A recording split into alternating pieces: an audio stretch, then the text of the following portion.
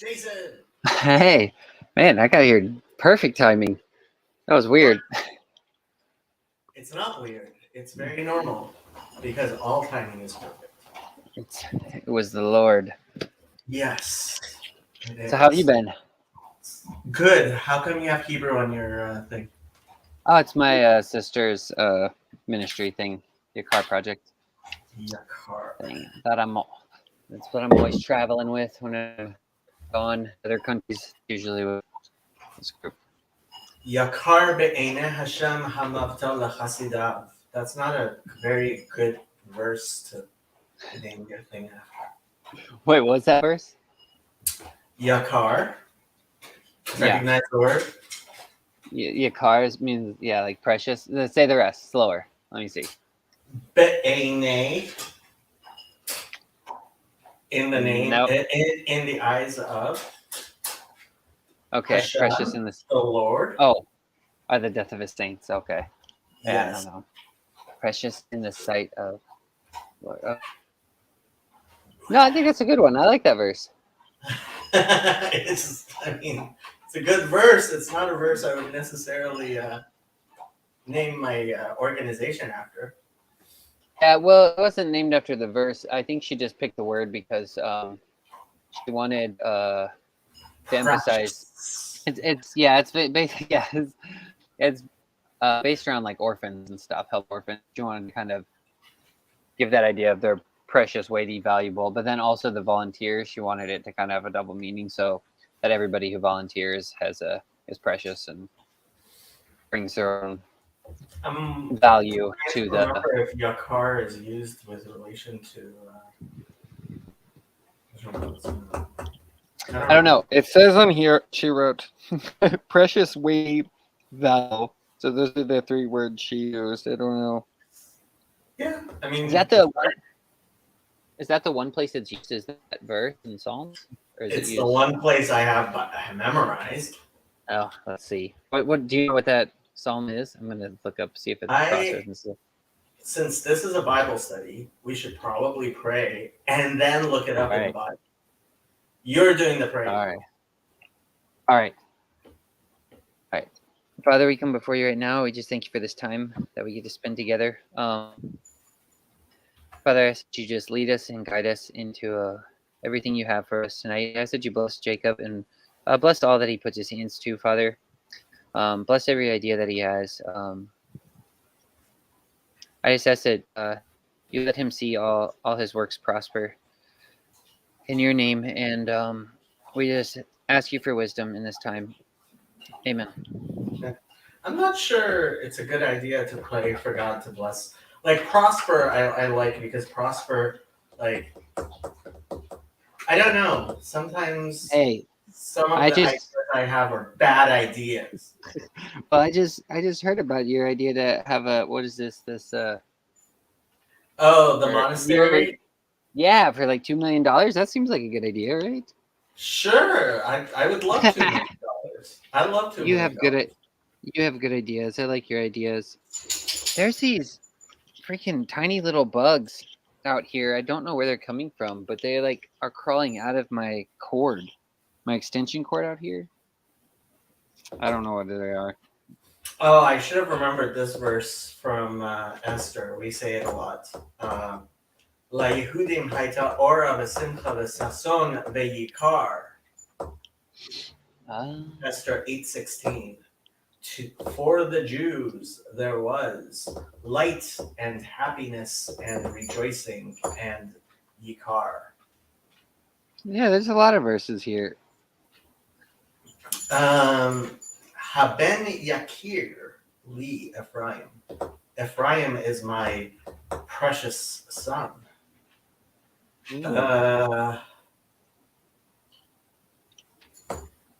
It's weird the different words it translates here. Like Wow, Zechariah, yeah, it's used a lot in Esther apparently. Yeah. huh? Like in Zechariah, it says, "It shall come to pass in that day that the light shall not be clear," and that word "clear" is supposed to be the same as precious. Sandy, Hey, Sandy. hey, I'm just in from work. Just. Nice. How was work? Hot. Tiring. How are your sons doing? I haven't spoken with the older ones since the weekend. I'll see him tomorrow. I usually go see him on Thursdays. But according to his group home staff, he was doing okay. And the younger one left yesterday for Timmins, and he was all right. Yeah, he could be better. But yeah. And yes, I am doing Bible study now because I have to be up at. So you have the early classes. yeah, 6 a.m. the ass crack of dawn. Huh. Mm-hmm. Why? Why do you have to be up so early? That's when the classes are, and it's 3 days in a row. I have to be up. I have classes at 6 a.m. It's like, are you kidding Yikes. me? Had a few of those when I was in school. Not fun. 6 a.m. classes? Are you kidding me? Yeah, that's really early that they start that early. I mean, Well, mine you have didn't to get start up at that 6 early. a.m. Mine was pre-online learning, so you had to actually get up, get out, and get there at so I had to leave at 6 a.m. for a 2-hour Well, ride for an 8 a.m. class. Yeah, that makes sense. So yours are 6 a.m., but you got to stay home. So everybody's going to be in their pajamas, I guess. Is that what we're saying? Well, Are no, you actually, gonna- we're actually getting graded on how professionally we dress. That's why. Are you gonna be hungover? Probably. What do you mean?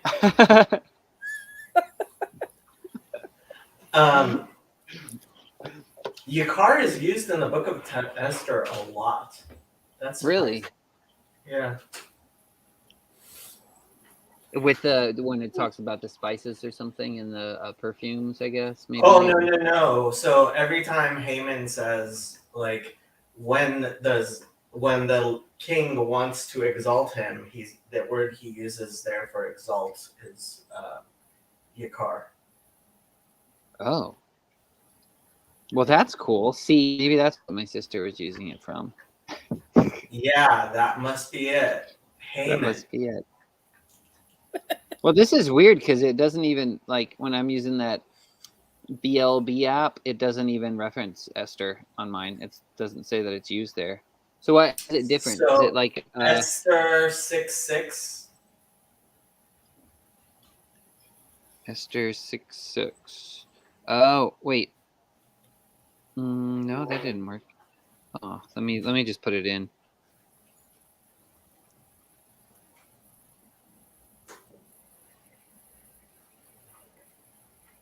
Esther 6:6, of course 6:6.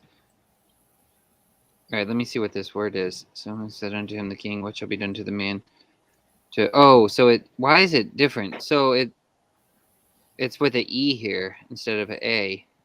So it's just the masculine form of it or something? What makes that different? No, here it's a so Chafetz B'Yikaro. Well, here it's actually used as a noun. Oh, I need to look Hebrew. Not an adjective.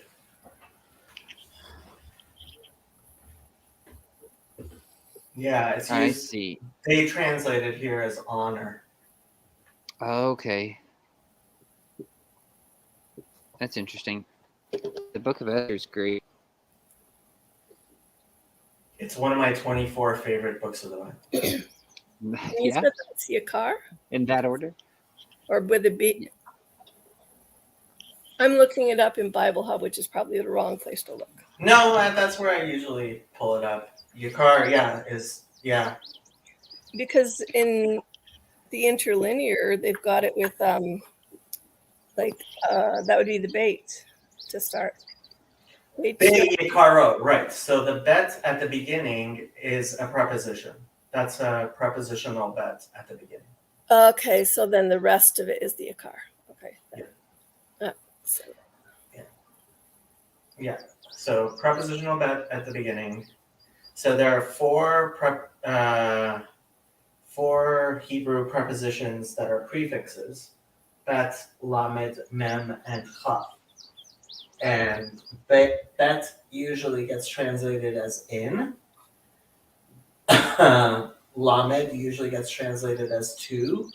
Mem usually gets translated as from, and chaf usually gets translated at like or as. So those are the four prepositional prefixes in Hebrew.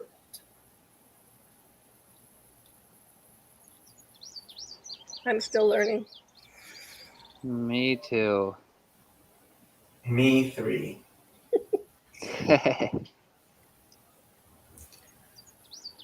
So what are we going to study today? Well, I'm not going to derail it. I actually had a question about Deuteronomy chapter 23, verse 1. I told him I would bring it up. Deuteronomy 23. Just Do you mind to see switching what. the views? Are you what? Do you mind switching the views? I'll do it. Oh. Too late. Oh, no. Which one did I click? Which one is it? Oh my god, this is embarrassing. There you go. There we go. לא ייקח איש את אשת אביו ולא יגן לכנף אביו. Ooh, that Wait, is this is. I don't know. This is what I was thinking of, but what is this? A man shall not take his father's wife nor uncover his father's skirt. So is that relating to Noah though? We could go with that verse. That wasn't the one I was thinking of. Let's see what Rashi has to say. 21:1. Why is it giving me Rashi in English? לא ייקח, אין לו בה לקוחן ואין קידושין תופסין בה ולא יגלה כנף אביו, שומרת יבם של אביו הראויה לאביו. והרי כבר הוזהר עליה משום ערוות אחי אביך. אלא לעבור על זו בשני לבן ולסמוך לה, לא יבוא ממזר.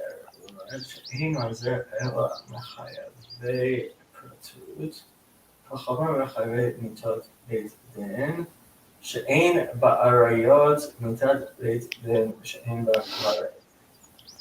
Okay, apparently the Talmud spends a lot of time explaining particularly why it says this,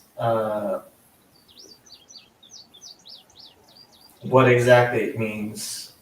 So, I mean, I guess we could go into the Talmud, but like this is difficult Talmud stuff. I'm down. What do you mean difficult? Like hard to translate? Talmud, sexual relations. There's like a whole thing in Leviticus, right? It's going through all that.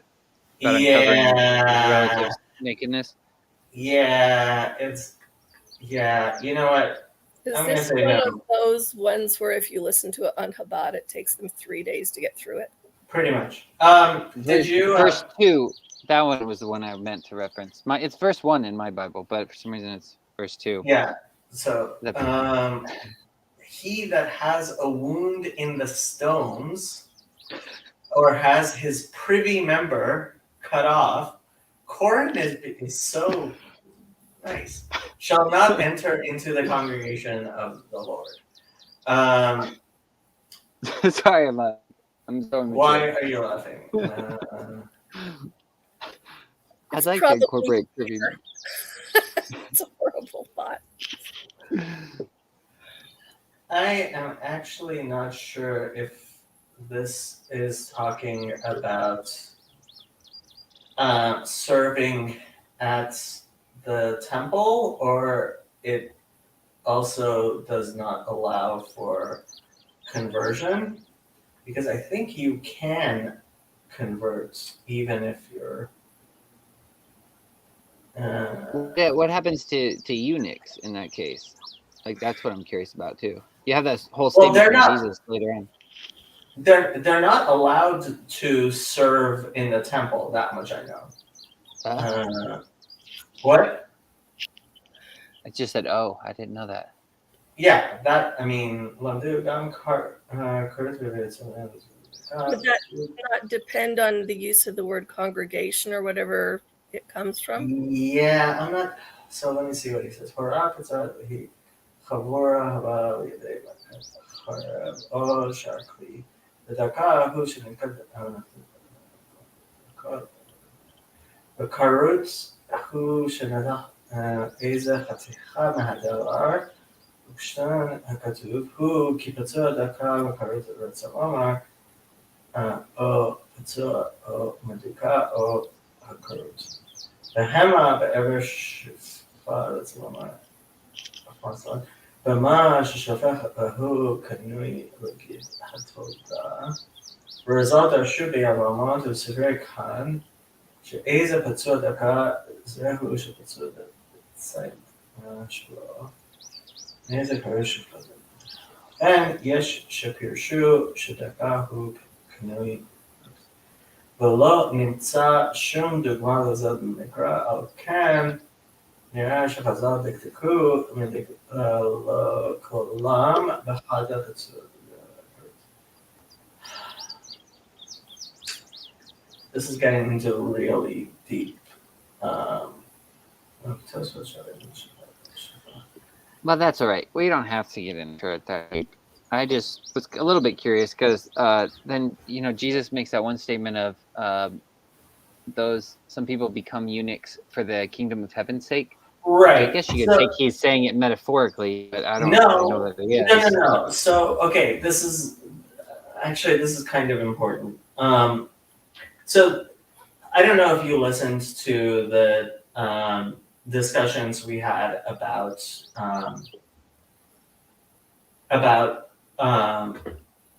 sex positivity or not.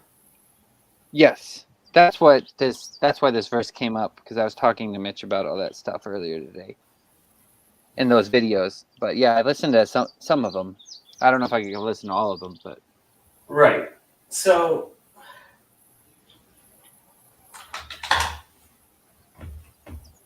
what I tried to explain, and actually in the Greek Bible study, when Father Stephen came on, we discussed it a little bit as well. So they're based on the very pro-reproduction Jewish, like the Hebrew Bible is very pro-children and having children, right? Very, very, very, very for having children. And based on that, there were Jewish groups who basically thought that if you didn't have children, you were a complete waste of humanity, and you were the worst of sinners, and you were the worst of people, and you were a horrible person.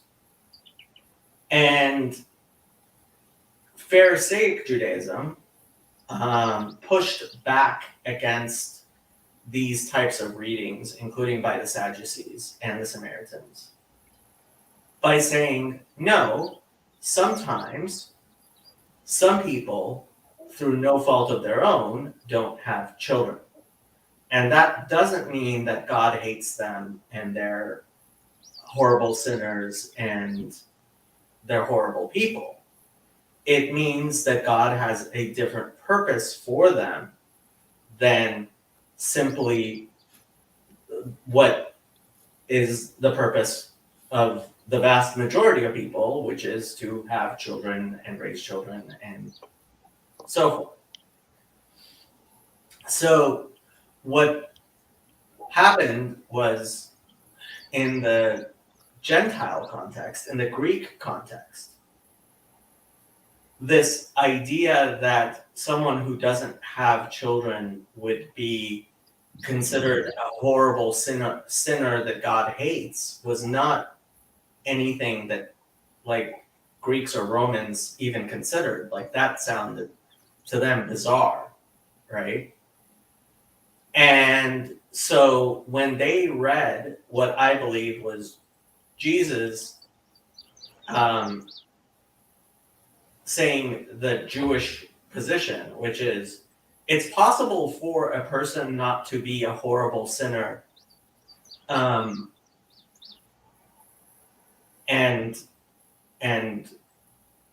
still not have children.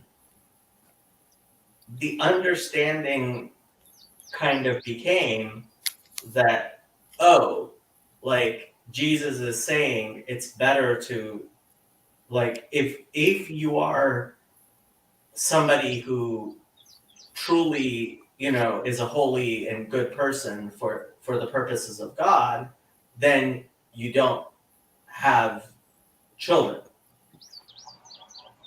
And that is so outside the Jewish context, we don't even understand it.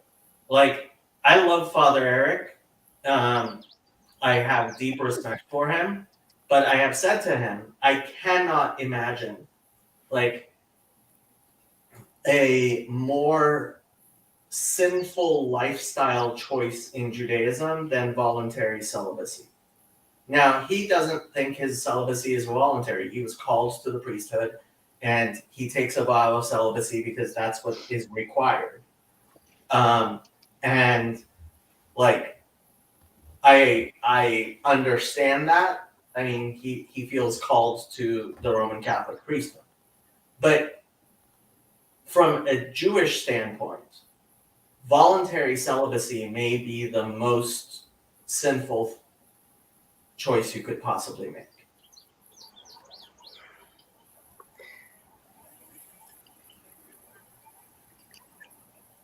What are you gonna say, Sandy? Go ahead. I'm waiting I for don't you know to what to say. No, I don't know what to say.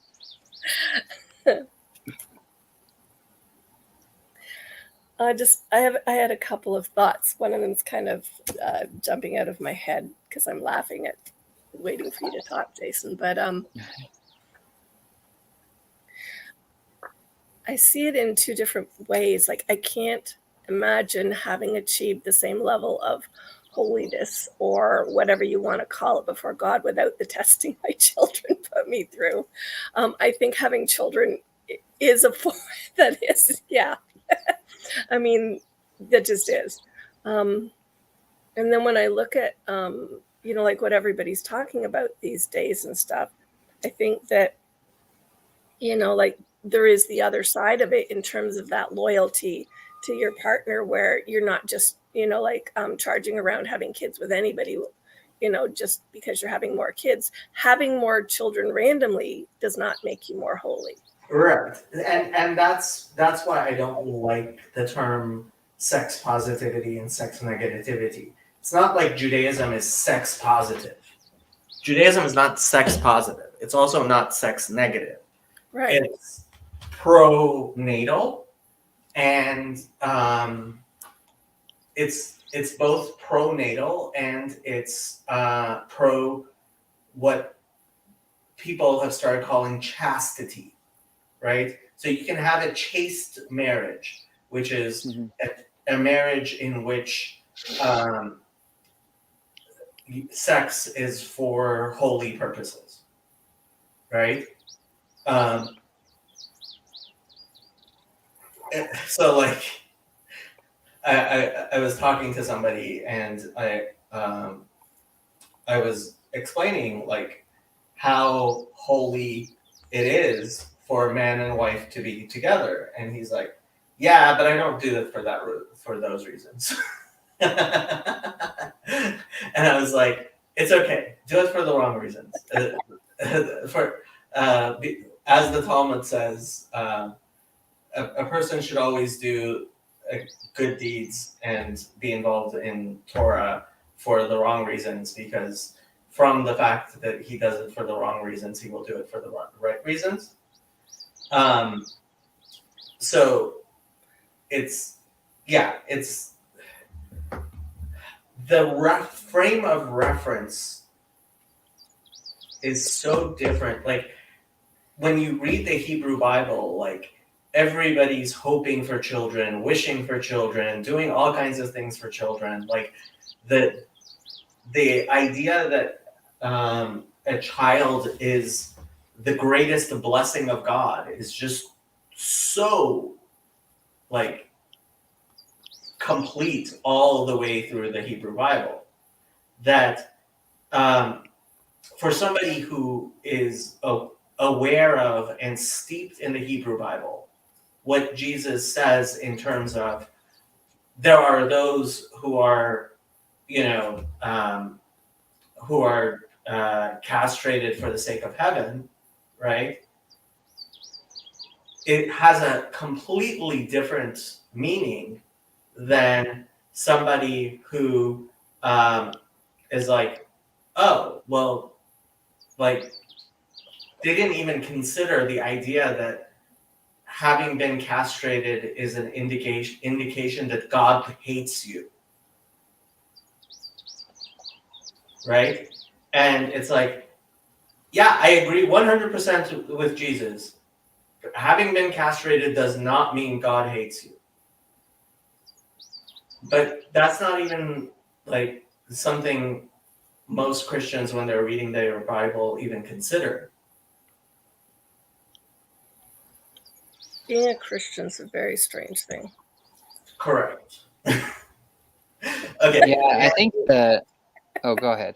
Yeah, we can take a turn onto this one. Question: in the beginning of Genesis, how was there light before the sun was created? Very easily. Sun. Jesus. There is light. Like the sun does not create light. Like light is something we get from the sun, but like there can be light without the sun. You made that question seem silly. I thought it was a good one. But the answer is so simple. It's silly. It's not silly if you're a modernist who like imagines the world. Like when you see causation, right? So there are all the various, which I'm not good at knowing all the different types of causation that like Socrates and Aristotle and stuff talk about. Final cause and formal cause and all those causes, right? We have brought in our modern understanding, cause means I think it's called the efficient cause. Is that correct? Hold on, let me I don't know. I I mean, it's really, I guess the way he when he specifically referenced the sun, but I mean, if you read the Genesis 4 passage, it says all the lights of the firmament were created on day 4. So, Well, I mean, if you are thinking from, I guess, like you said, modernist perspective, which I definitely have done that. how dare you? I would ask the same question. Like I remember asking that same question before when I would read through this. And then I guess if there are no lights in the firmament, then what sort of light is it talking about? Like a but okay, so I'm not a science person, but sometimes I'm interested in it because my son's interested. And I remember last year hearing some things, reading some things about what light is like in outer space. So even if I simply look up this something about, there's a physics site here. Most of the way down this small article, it says in space or on the moon, there's no atmosphere to scatter light. The light from that's from that one. Hang on, let me go back. what? Okay, so they said there in this one, even when they talk about the sun, right? We think we get light from the sun, but it says in space there's because there's no atmosphere to scatter light. Light from the sun travels a straight line without scattering. The colors stay together. Looking towards the sun, we see a brilliant white light, while looking away, we see only the darkness of outer space. And if you go down, then you look at other ones. Scientists have used a NASA probe way out in space. They measure visible light that's not connected to any known source. They're studying this. There is light in outer space. Yeah, but you're still thinking of what I think is called efficient causation. Okay, I so have no idea. Aristotle on causality. Causality is at the heart of Aristotle's scientific and philosophical enterprise. Each Aristotelian science consists in the causal investigation of a specific department of reality. If successful, such an investigation results in causal knowledge. That is, knowledge of the relevant or appropriate causes. The emphasis is on the concept of cause. Explains why Aristotle developed a theory of causality, which is commonly known as the doctrine of the four causes. For Aristotle, a firm grasp of what a cause is and how many kinds of causes there are is essential for a successful investigation of the world around us. Aristotle is committed to a form of causal pluralism. For Aristotle, causes are spoken of in more than one way. So more than one cause may be the non-coincidental cause of something. Aristotle's considered view is that there are four primary and irreducible kinds of causes. The focus of this entry is the systematic interrelations among them. So, where are the four causes? The four causes. Okay. In the posterior analytics, Aristotle places the following crucial condition on proper knowledge. We think we have knowledge of a thing only when we have grasped its cause. That proper knowledge is knowledge of the cause, repeated in the physics. We think we do not have knowledge of a thing until we have grasped its why, that is to say, its cause. Since Aristotle obviously conceives of a causal investigation as the search for an answer to a why question, and a why question is a request for an explanation, it can be useful to think of a cause as a certain type of explanation. No, stop elaborating so much. Okay, the four causes. Aristotle offers his general account of the four. This account is general in the sense that it applies to everything that requires an explanation, including artistic production and human action. Here, Aristotle recognizes four different explanatory roles that a thing can play. As a result, there are four different kinds of causes. The material cause, or that which is given in reply to the question, what is it made out of? What is singled out in the answer need not be being material objects such as bricks, stones, or planks. By Aristotle's lights, A and B are the material cause of the syllable ba, right? So the things that constitute something are its material cause. The formal cause, or that which is given in reply to the question, what is it? What is singled out in the answer is the essence, or the what it is to be something. The efficient cause, or that which is given in reply to the question, where does change or motion come from? What is singled out in the answer is the whence of change or motion. The final cause is that which is given in reply to the question, what is its good?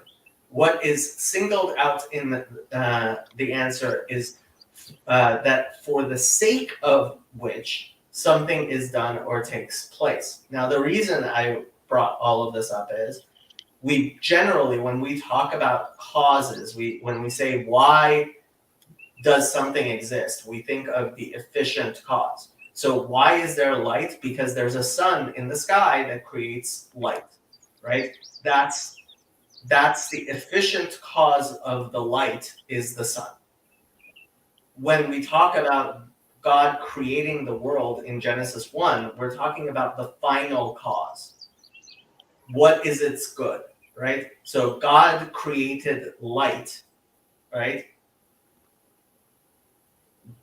God, the efficient cause, like how that light emanates or how it functions, that's not what Genesis 1 is concerned about. Genesis 1 is concerned about God created light and it is good.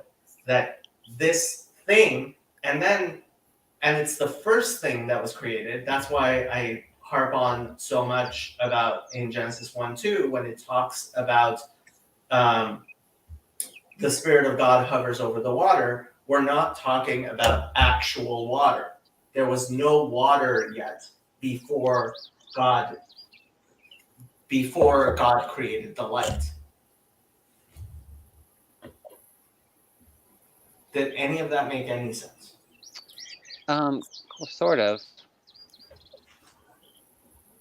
Were you gonna say something, Sandy? Do we know do we know anything about the other four causes in relation to light? Yeah, or have we? So, I mean, we could talk. So, I mean, I am not a great Aristotelian, but so like if we talk about the material cause of light, right? So we could say light is made out of photons, right? If we talk about the formal cause of light, what is it? I guess you could call it like I think it's an electromagnetic, something on the electromagnetic spectrum. I guess we call it that. I was going to ask where color comes in because they talk about the colors of the different and the light rods that pick up in your eyes that pick up different colors. Right. So now you're thinking of light in terms of the final cause of seeing, which makes a lot of sense, and it's not the efficient cause, which is what I think too many people focus on. But yeah, I mean, so light. So God created light. So in a way, He created seeing, right?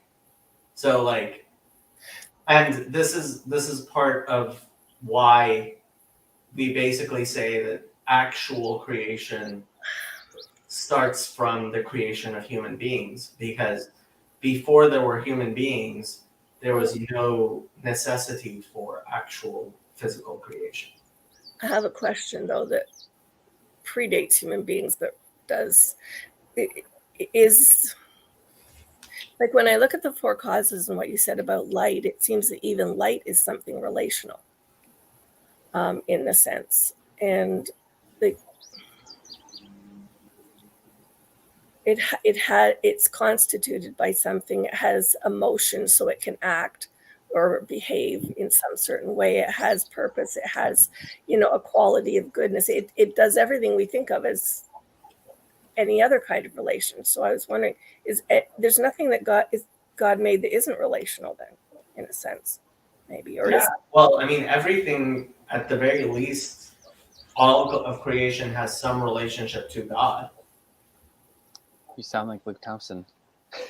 What? I don't know if you know Luke Thompson. Luke Thompson always says everything's original. I know Luke Thompson. I love that man. You do. Yes, You do. Nothing. Don't know well, but no, yeah. I've He met says him. that a lot. Yeah, you've met him. We've met him.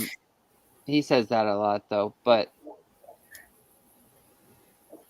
I actually went to his house and met his wife and kids. Nice. whoa, nice. That's cool. Wait, he's in. Minneapolis. How far is that from you? It's really far. It is very far. Long road trip. Yup. A very long road trip. So, what is the? I mean, I guess.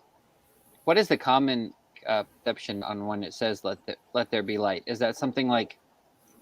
Is it something like revelation or hope or desire or something like that, or is it any of those things? It doesn't really matter.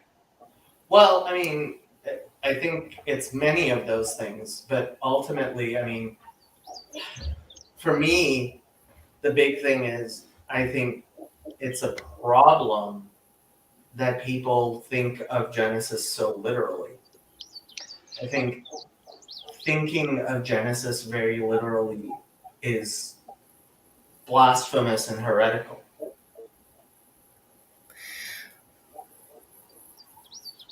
I'm sorry, I'm still thinking about relational, and is that God's initial statement that everything he is and everything he does, like he's a relational being and everything about him?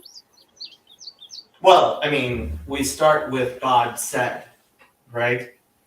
And what does it mean for God to say?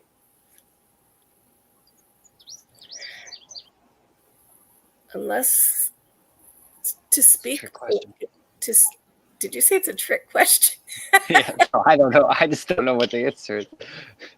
I don't know what the answer is either, but I think that what I hear in that is that God anticipates not necessarily an answer, but that you speak to give something, and listening is the receiving of it. Did you guys listen to when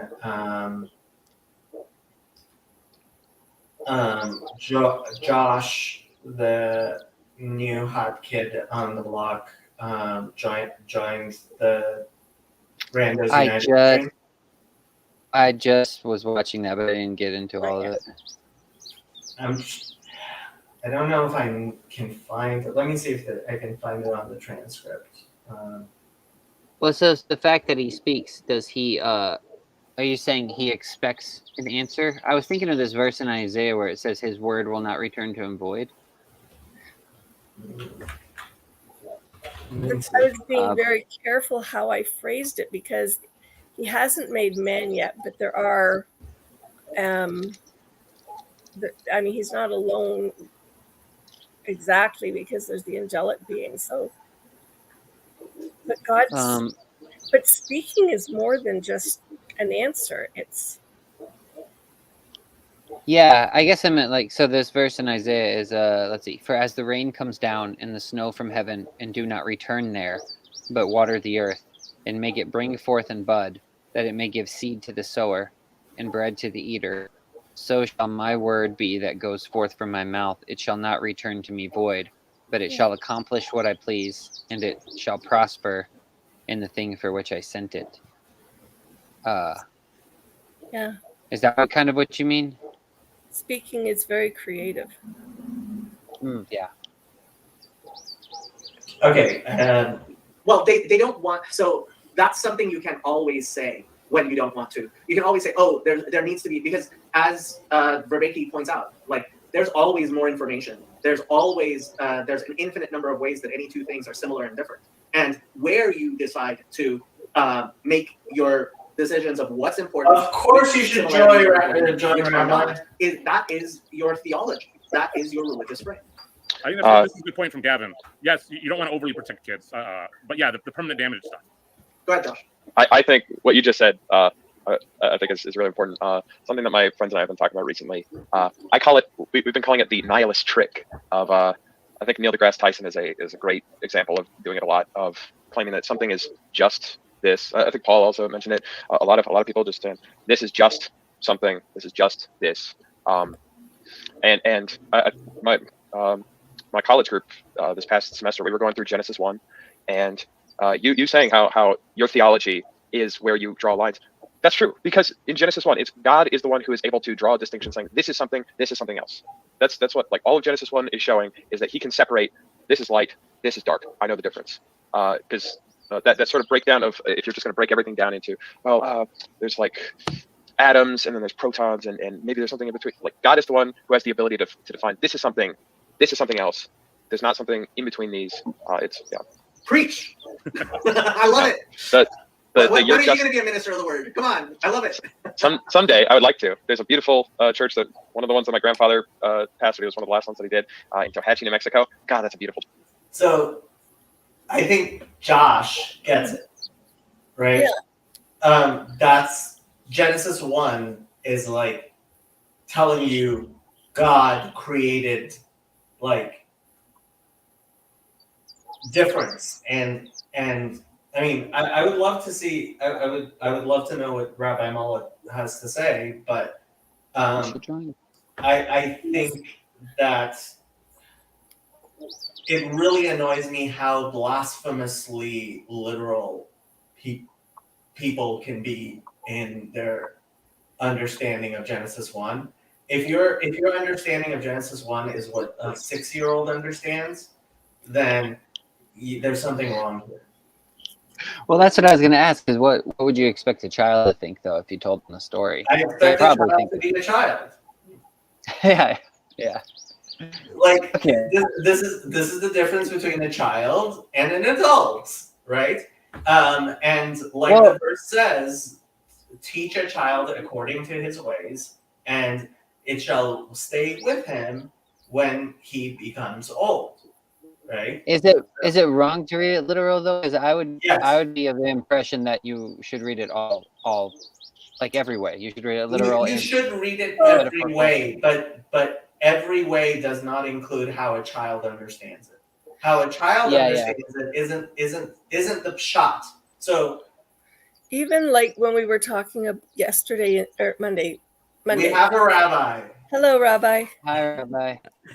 Shalom, everybody. Shalom, Sandy. How are you? I'm well, thank you. Shalom, Jason. Have you met Rabbi Mullet, Jason? I don't think we met Um, ever like on the I channel, have. Oh, but he's I seen thi- me I in think the I've seen him in the in the comments. chat comments. I think I had a bit of a lag for a second. I think I'm caught though. So So Rabbi Mullet, what are you doing for Gimel Tammuz? If you could educate me about the significance of Gimel Tammuz, I would be edified. Gimel Tammuz is the yahrzeit of the Rebbe. It's the anniversary of the passing of the seventh Lubavitcher Rebbe, and there are particular minhagim that Chabad Hasidim have there because of that, including tomorrow, Ben and I. Even though it's already going to be Dalet Tammuz by the time I do it, but tomorrow night we're going to be studying the Rebbe's last mimer at V'atat Tzaveh. So yes, it's yeah. So a yahrzeit is the anniversary of the death of someone. So I didn't realize that was on this date. I'm very happy to honor the memory of such a righteous person, although I did not have any special commemoration planned. Aha. So you might want to listen to V'atat Tzaveh. It's a beautiful mimer. we're gonna be learning it tomorrow night. So Okay. yeah. So I just wanted to use Rabbi Mullet joining as an excuse to mention that the Rebbe's the anniversary of his passing is coming up. But Rabbi, teach us about how we should read Genesis 1. Wow, that's a very open-ended question. let me ask you this: Do you have a specific question on Genesis 1? So what I have personally been ranting a lot about is I think there are a lot of people who take it more literally because there are people who want to turn it into a figurative, meaningless thing. People have taken a stance against that by understanding Genesis in a way that is so literal. I would say it's actually also heretical and wrong. Okay. And specifically, I mean, the second Rashi on the Torah regarding that you can only read this according to how our rabbis taught it, and you can't just come out with your own thing that says, oh, like this is an exact modern interpretation. Well, I mean, he wrote this 1,000 years ago, but he's like, you can't make your own little understanding of it, which is very literal. Well, I'll put it to you this way. My approach to Genesis 1 basically aligns with, and I say aligns, I don't mean like this person that I'm going to mention needs my alignment, needs my stempel, as we say, my seal of approval. Meaning, I find myself most moved by the view of Ramban Nachmanides, Rabbi Moses, son of Nachman, a 13th century philosopher, that who writes in his remarks to the first verse in Genesis, essentially that. And the question is, how much do you want me to talk? But I'll talk shorter unless you tell me to talk No, longer. no, Rabbi. We have you. I if I could afford to hire you, you would be full time on my channel. The only thing keeping you from being a full time rabbi on my channel is I can't afford to pay you. So speak donate as much of your time as you would like to the little channel I have here. All right. I just don't know how much people want to hear me drolling on. That's all. Well, how about they hear you tonight, and if they don't like, they don't have to go over to your channel. But I have to say, a lot of people on my channel end up going to your channel and liking it very much. And the discussion we've been having on my channel is Rahman al-Islam, God have mercy on our souls. There are a lot of people who are not fitting to even say your name, who call themselves rabbis on YouTube, that people, God have mercy on our souls, are calling rabbis, whereas there's somebody like you who actually is involved and is an actual rabbi. I appreciate your high estimation of me, but you know. Well, people who listen to my channel know I am very willing to cut people down. I don't flatter people. When I say what that and the reason why I don't flatter people is because when I do say something, I want people to understand I really mean it. Do you know what I have in my hand? I have always wondered that. Looks like a drink. So number one, It looks gross. it's water. Okay, this is a Oh. color changing cup. When you put cold Okay. water, it goes from orange to red. So this is ice water, but this is what I call Texan air conditioning. Okay, because it's so hot in Texas that with my air conditioner at full blast, it's in the high 70s in my house. Like we just can't bring the temperature down enough. So I do internal air cooling. I just sip ice water constantly. But you also wear your jacket because you're a yid. Okay, so if you watched, I just did an hour on Tanakh Talk just before this, Yeah. and I didn't wear my jacket. But the reason is because William has really good, I forgot what it's called. It's like the green screen software that if I'm wearing a white shirt, he could still make me look good against the green screen. I don't have that ability with the StreamYard studio. So if I take off this jacket, my shirt's going to start blending into the background. I think because the white shirt reflects some of the green and my shirt disappears. So I wear the black jacket just so that the green screen effect is more effective. And you only have white shirts. And I only have a white shirt. That's true. You're so from Rabbi. Anyway, let me comment on that. Well, the color of your shirt does not make you frum. Frum, for those people who don't know, frum basically means religiously committed. The color of your shirt does not determine your religiosity. And the people who think that are in very big trouble.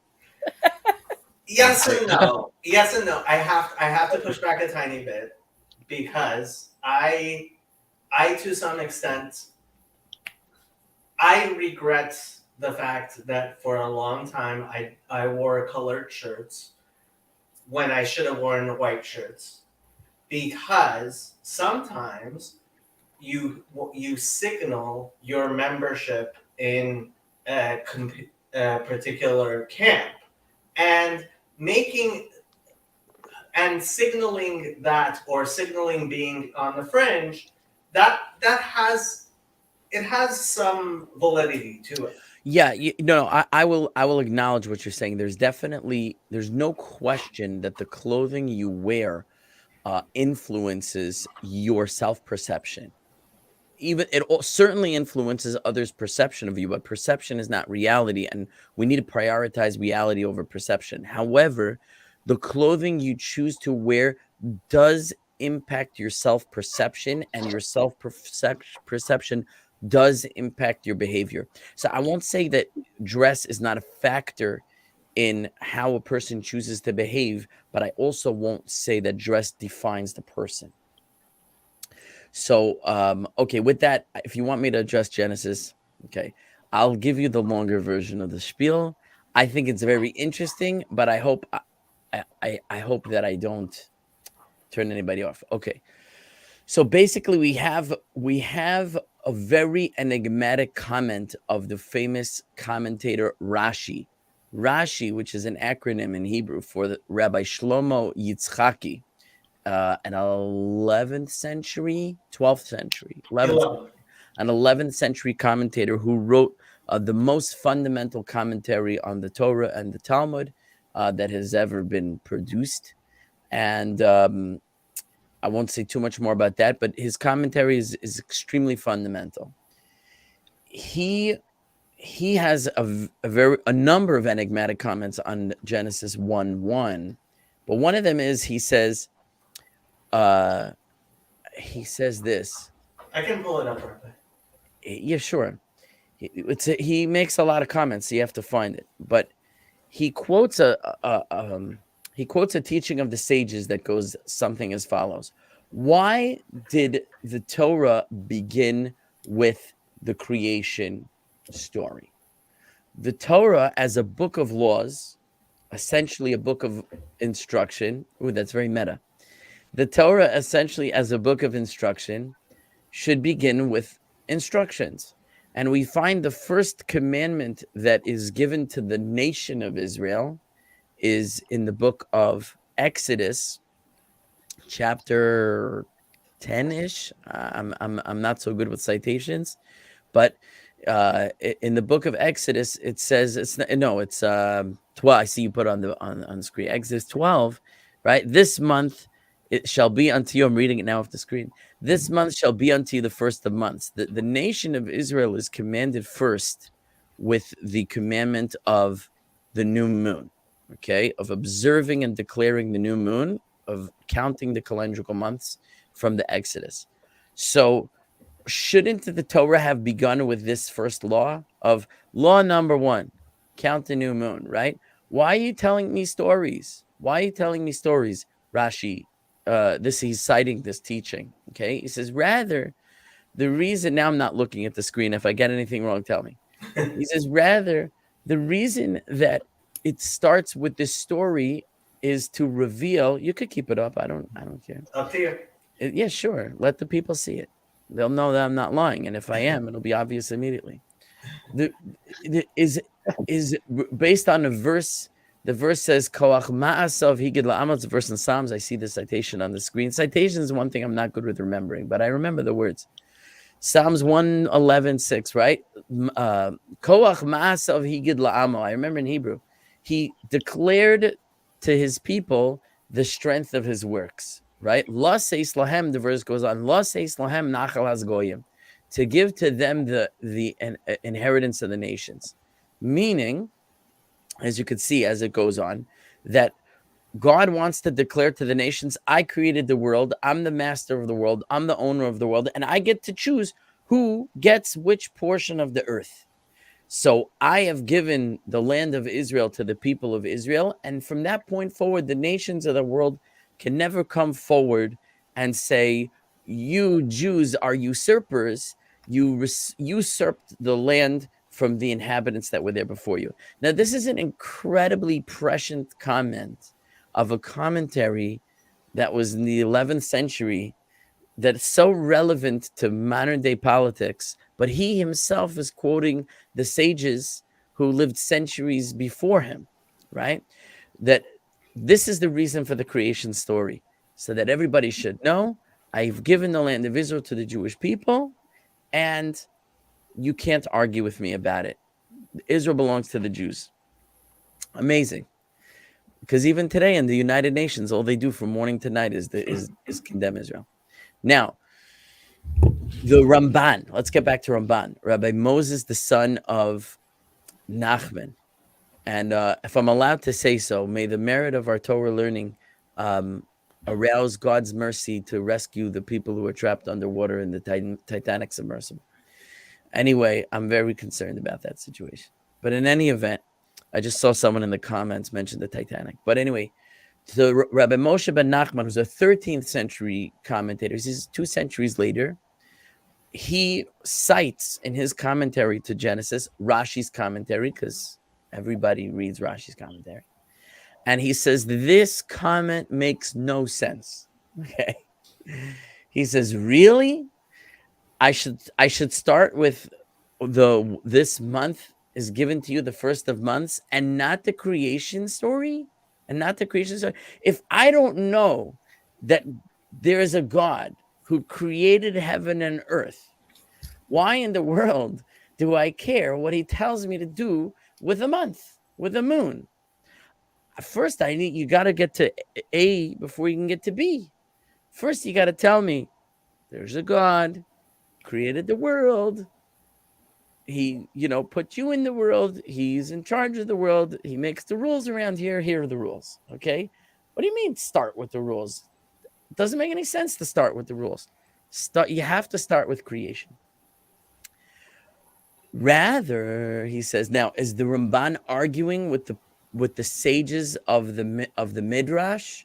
Certainly not. And for your viewers who don't know, that's an illegal move. That's an illegal move in the chess game of Torah analysis.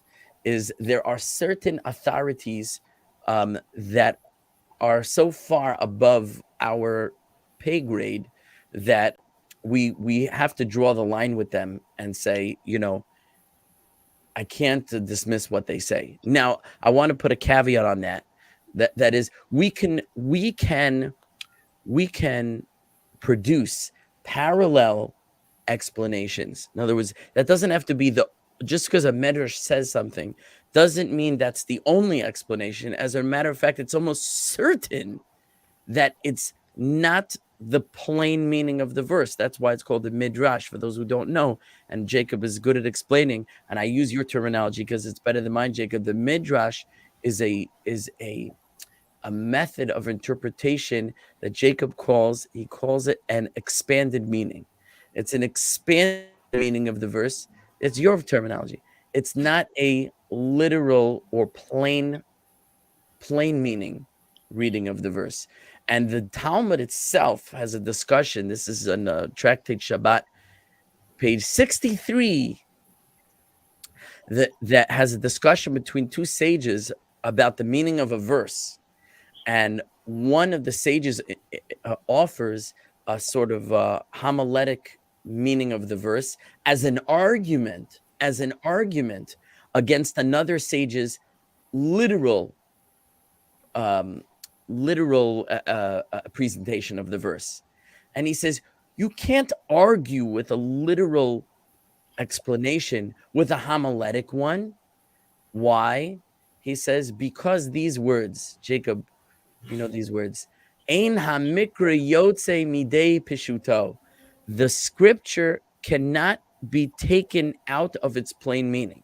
That means we always have to reckon with the plain meaning of the verse, even though there are assuredly multiple layers of meaning, because this is a work from a divine mind. It's unlimited in its depth.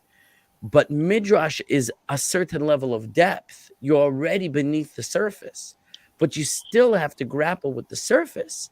And the other sage responds to him, and he says, I learned all of the oral law when I was 18 years old, and I never knew that the scripture may not be taken out of its literal meaning. Meaning and who points this out? The Rashbam, who's a grandson of Rashi, points this out in his commentary to Genesis chapter 37, verse 2, I think. Wow, you learned the Rashbam on Genesis. Not all of it. Not all of it. This is one of the ones that I know. You know why? Because I'm going on so many tangents, I'm never going to get back where I started. Because there's an excellent set of books that's probably totally out of print and impossible to find. But I found a number of volumes in the used bookstore on Rehov Mea Sha'arim. On Mea Sha'arim Street in Jerusalem, there's a used bookstore. And I used to pass it every day on my way to Kollel, on my way to study. And he would always put on a bookcase outside the door some tantalizing volumes of old tracts. And I remember passing by and seeing these old tattered books. It said the Encyclopedia of Biblical Interpretation. Now, Jacob, I challenge you. Have you ever heard of the Encyclopedia of Biblical? Now, the Encyclopedia of Biblical Interpretation is the English version of a classic Hebrew work. I challenge you to guess what it is. Encyclopedia of Biblical Hebrew. I'll give you a hint. The Hebrew title does not match the English title. I didn't think it would. I can't imagine what encyclopedia. What? Okay, now I'm going to tell you the author, and maybe it'll. I'm guessing it's a Sorry, Chidah. It sounds like it's something from the Chidah. But It's by Menachem Kasher. Oh. What encyclopedic work? In Hebrew, it's not called an encyclopedia. What encyclopedic work? You walk into any base medrash, any study hall, and you'll see 20-something volumes across the shelf. An encyclopedic work by Menachem Kasher. I'm gonna kick myself, but what You are is going to it? kick yourself. Yeah. Torah Shlema. Mm. Torah Shlema. Now, what Torah Shlema is, the Hebrew title means the perfect Torah or the complete Torah. Mm. Torah Shlema is the whole 5 books of Moses, broken up into 23 volumes, and the originals, which I found the original in the. Okay. Oh. Rabbi, I have to tell you, Elijah, the clan of Babylon, is the most Haredi Noahide you have ever met. We need more of those. He knows, like, he sits and he steigs. He's a masmid like you wouldn't believe. Keep on telling him, get married. You won't be as much of a masmid anymore. But he's shouldn't the discourage starkest. He He's says the he's not a starkest Moabite. masmid in the. Oh, you're not? Okay.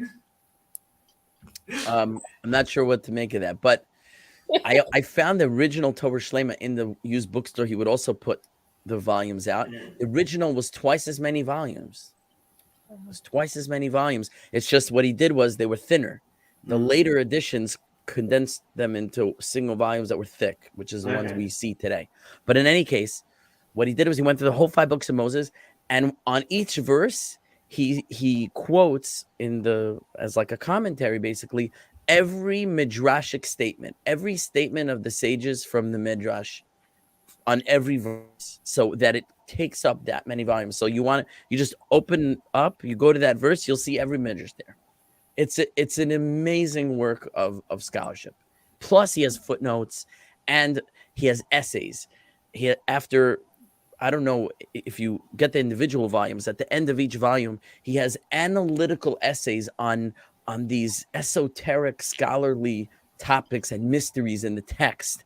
And he's scholarly, he knows so much, and he brings so many sources together to solve these textual mysteries. It's like chef's kiss, delicious. Now, the Encyclopedia of Biblical Interpretation is the English version of that. And I bought these volumes. Who translated it? I'm not sure. I could look at it's in another room. Yeah. And then later, when I was in a shul in West Orange, New Jersey, congregation AABJ&D, Ahavas Achim B'nai Jacob and David. It's the longest name of a synagogue you'll ever find. Okay, except for in Seattle, we had Bikur Cholam Machzikei Adas. Anyway, go figure. So they had in the library they were getting rid of books. You know, every once in a while, the library, they get rid of books. So they had the free giveaway books were were those volumes, and I got some more of them for the set because either way, it's an incomplete set. I still don't have the full set, but I have a few of them. Anyway, his volume on Genesis, you go to the back, and he has this phenomenal essay refuting evolution, based on Okay. science and scripture. In other words, he says not just scripture, science and sources of Jewish tradition. So he says even scientifically it falls on its face, and he says, and those traditional Jews who want to try to make evolution work with our tradition, he says you'd be very hard pressed to do so because of the following reasons. And he goes source after source that do not tolerate an interpretation that accepts evolution. But the very end, he says there are some obscure sources from Chazal, from the sages of yore, that could lend themselves to be understood as evolution. One of them, very interestingly, is as the Gemara. It's the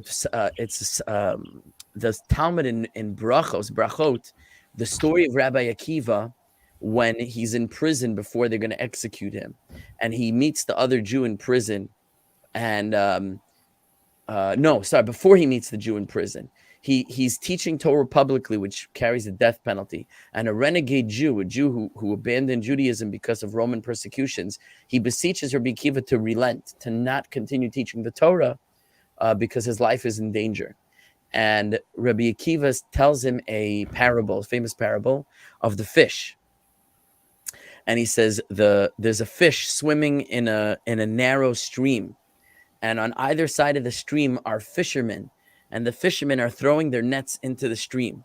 And as he goes down the stream with his fellow fishies, many of them are getting caught in the nets, and a few of them are managing to escape through the gauntlet of fishermen. As he's going downstream, a fox begins talking to him from the side of the stream, from the riverbank. And he says, "Fishy, fishy, I have a way to save you." He says, "In the water, your life is in danger." He says, "Up on the land, no one's going to look for you." He says, "You flop yourself up onto the land. I'll flop you onto my back, and then I'll carry you into the forest to dwell together with you like our ancestors dwelled together in the forest." Isn't that a very interesting comment? Now, the story goes, the fish responds to him. He says, "No, I'm going to stay in the water." He says, "Fox, they said about you, you're the slyest of all creatures, but I see you're really a fool." He says, "Because in the water, my life is in danger, but outside of the water, I don't have a chance." So Rabbi Akiva says, the water is the Torah, and the fish is the Jewish people. If we remain attached to the Torah, it's true there are those who are persecuting us, and there are those who are putting us in danger. But the Torah is our only hope for survival. Once we abandon the Torah, the Jewish people's finished. We're finished. We don't have a chance. But that's a beautiful parable. However, just rewind. It's a very strange statement that the fox makes. Let me take you into the forest where our ancestors used to dwell together. Right? So now, according to evolution, life began in the water. So it's really the opposite. Although there are aquatic creatures that they say came from a dog-like animal, something like a fox. So it really would go the other way if it was like not a fish, but a dolphin or something like that. So then the cetaceans, right? Is that what they're called? Cetaceans? The cetaceans, that's right. The dolphins and whales.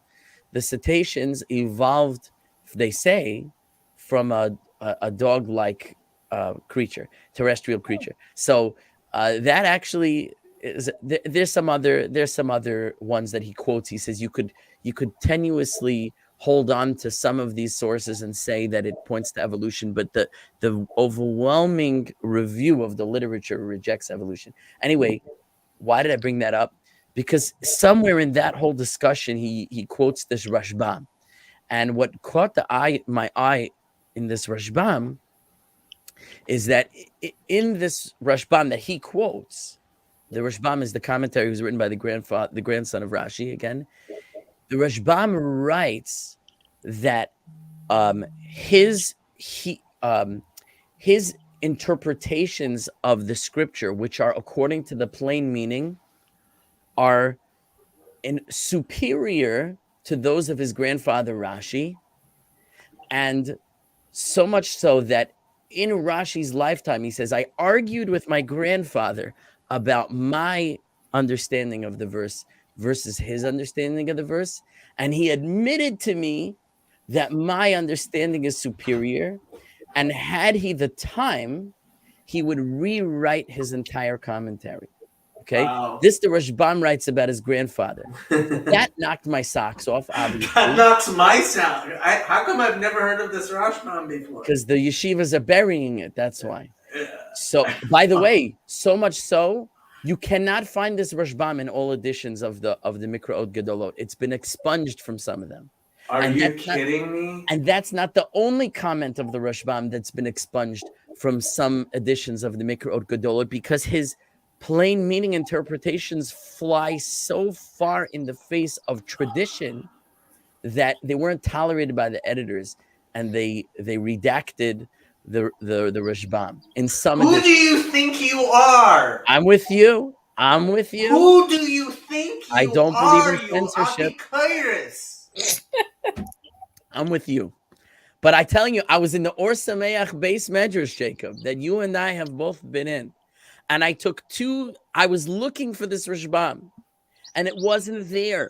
And I said, how can this be? Because one time I found it, and then when I wanted to show it to someone, and I took another Chumash off the shelf, and I opened it up, it was not there. And I said, I just saw it in here. And it was the same publisher, and it was an identical volume, except it was 2 different years of publication. So I went back to the shelf, and I looked at another one, and I found it in there. And I saw in some publications they censored it, and in some they didn't. The same publisher, the same cover, everything. There are only 2 very prominent rabbis that I've spent a good amount of time listening to and trying to understand. Rabbi Wein and Rabbi Breitowitz, both from Or Sameach, and both of them speak very, very harshly about people who do stuff like that. Against censorship. It's true. But Rabbi Breitowitz himself mentioned that he argued with the Rosh Yeshiva, Rabbi Weinbach, about how transparent a Rebbe ought to be with his students, specifically in Or Sameach, regarding certain opinions in our Masorah. If those opinions would confuse this individual as to how to proceed and potentially cause them to falter in their spiritual path. He says, he said, Rabbi Breitowitz said about Rabbi Weinbach that he told him, for a beginner, and there's a lot of truth to this. And this is why certain rabbis that I don't want to say their names, although I ought to, who are very popular on YouTube, are so popular is because they're extremely simplistic. They have a very one-note, easy to digest message, and for those who are simple-minded and can't understand the nuance, it's very comforting to get I just need to do this and I'm fine, right? And the reality is not like that. But Rabbi Weinbach said, for a beginner, if you give them too many different views, they get very confused and they can't move forward. You, in the beginning, to get their footing on the proper spiritual path, you need to give them a simple understanding. And that means you have to shave away nuance and obscure it for the time being. And when the person has stronger foundations and broader shoulders, then you can start adding in more complexity. So Rabbi Breitowitz, there's a lot of truth to that. I'm telling you that I believe that's one of the reasons that I have let's say like a channel like mine is so small, is because what I present is not simple. Even though it's true and it's meaningful and it's deep and it's beautiful, it requires too much thinking, and people just want simplicity. So the quacks and the wackos and the crackpots get all the followers because they have a crackpotted wacko quacky, simple message. And people who are seeking simplicity. So Rabbi Weinbach had a point there. He says, if what you're telling them is true, it's okay to be simplistic at a certain stage in a person's growth. So Rabbi Breidewitz's response to that was, he feels more strongly that transparency and openness and honesty is a higher priority. Can I ask you both? And they didn't agree on that. Wait, you're saying something, Sandy? I'd like to ask you and Jacob a question there. When we started, we were talking about how hard it is for Christians to understand some things because of looking. Yeah, simplicity is that word where I think we get stuck. So much of teaching and the way that things come at it in the context I'm used to pulls things down for the least common denominator. You speak to the person who knows the least in so many of our study groups. But when you are both speaking to, what was the word? Now I'm losing the word. Plain language. Simplicity and plain speaking are not the same thing. And I'm curious about that. Well, okay, so Rabbi Mullet, I don't know if I'm pretty sure I did send you the video. I doubt you had an attempt time to listen to it. Rabbi Skobach, about 10 years ago, gave a speech about Christianity and Judaism, and in it he said some very, very shocking things. And both at the beginning and at the end, he said, I don't know if I'm doing the right thing by saying what I'm saying. I could be giving a very different speech that would be a more expected speech. But we live in a time when we can no longer say different things to different people, especially because of recordings. And so what I have, and based on the fact that he said that, I've been saying we live in a time where everything you say is befarhesia. Everything you say, and this word farhesia, which has come into halacha, is also an important word. They call it parhesia because it comes from the Greek. And it literally means, par means free, and hesia means speech. Parhesia means free speech.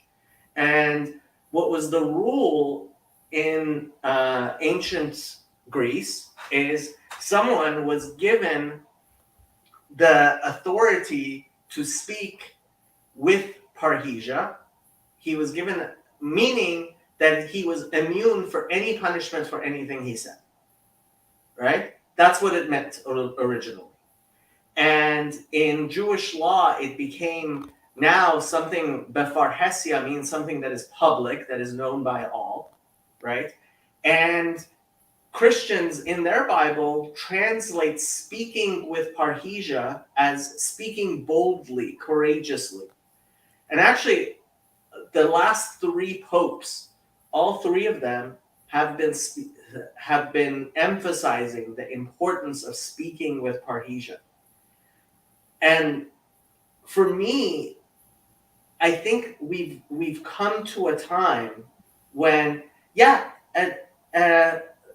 a wise person, especially, I mean, you teach children, and a wise person knows that you teach a child according to their capacity to understand, right?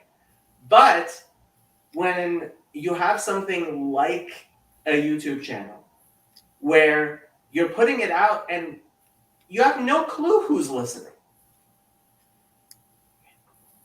sometimes you want to speak things in such a way that it speaks to, like Sandy said, the lowest common denominator. so that the least of these doesn't misunderstand. But you have to be, I think, and that was Rabbi Skovac's point about the speech he was giving about how we as Jews should be thinking specifically about actually Jesus. Like he said he could have given a speech that would have been much more along the expected lines. I mean, he's a rabbi at Jews for Judaism. His whole job is to stop people, Jews who have gone to be converting into to Christianity, right? So there's this way of thinking, which is, oh, like if somebody has a something they believe about Jesus, which is derogatory, which isn't exactly 100% kahalacha, right? It's not my job as a Jew to be saying, oh, no, you shouldn't say such harsh things about Jesus, or you shouldn't, right? But he felt that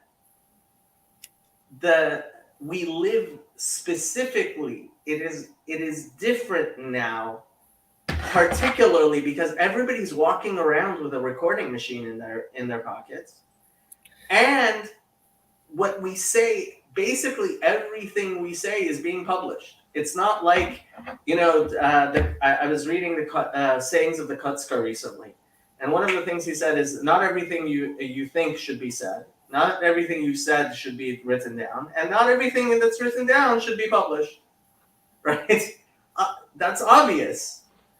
But we live in a time where those lines have just, like, if you say it, it's almost certainly, even in this little Bible study, like you say something and it's like, all over the internet.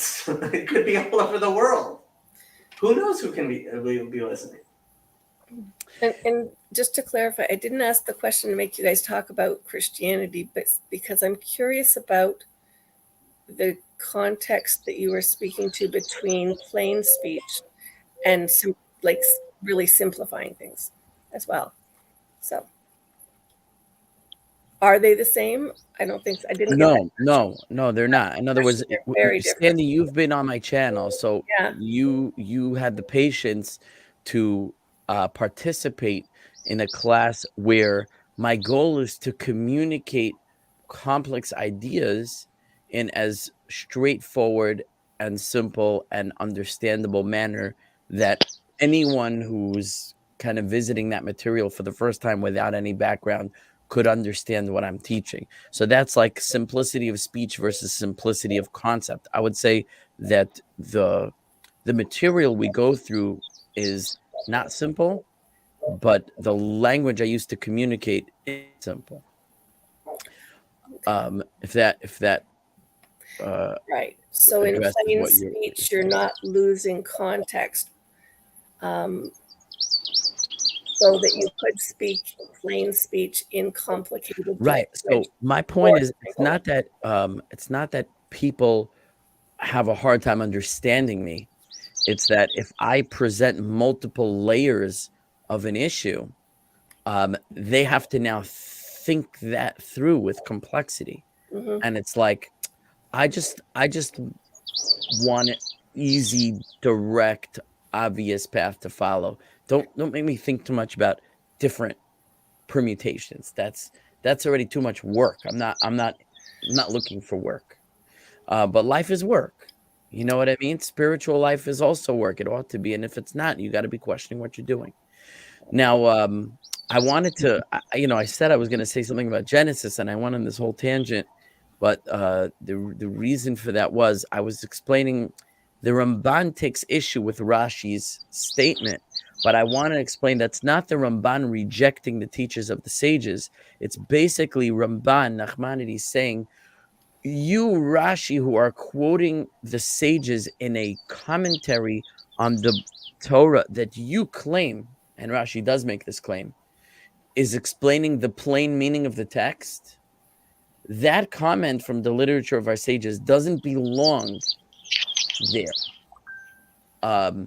At least not the way that you're explaining it, Rashi. And in fact, the way that you are presenting it, Rashi, it doesn't make any logical sense at all. So rather, Ramban is not saying that he disagrees with the teaching of the sages that Rashi's quoting. Ramban is saying that it's being misapplied. So he says, let me explain what it really means. Okay? And here, Ramban says something I think is absolutely remarkable. He says, of course, we need to begin with God created the world. There's no question about that. He said, however, this is what he says. I hear a very loud bird chirping sound. Is that you, Jason? Are you chirping like a bird? I hope not. I'll mute myself, though. birds. There are definitely birds in the background of Jason. Yes. Yeah, it's oh yeah, it's probably here. You- It's raining you- right now, so I didn't think there would be, but It's beautiful. He says a very interesting thing. He says the challenge of Rabbi Yitzchak. Rabbi Yitzchak is the authority being quoted from the literature of the sages. The challenge of Rabbi Yitzchak is that why does the Torah begin with this lengthy story when it's actually impossible to discern from the literal reading of the narrative what actually happened? In other words, the Ramban's immediate position is the actual way that the universe came into being is so mysterious that to think that it's encapsulated in the literal meaning of the verses here is inconceivable. Inconceivable. Okay? As a Sicilian once said, played by a Jewish actor. He says, therefore, we find in, for example, the Ten Commandments, when God commands regarding the Sabbath, he says, Ki sheishet yamim asa Hashem et hashamayim ve'et haaretz. For God created the heaven and the earth in 6 days, right? And he rested on the seventh day. So that one verse summarized the whole creation story.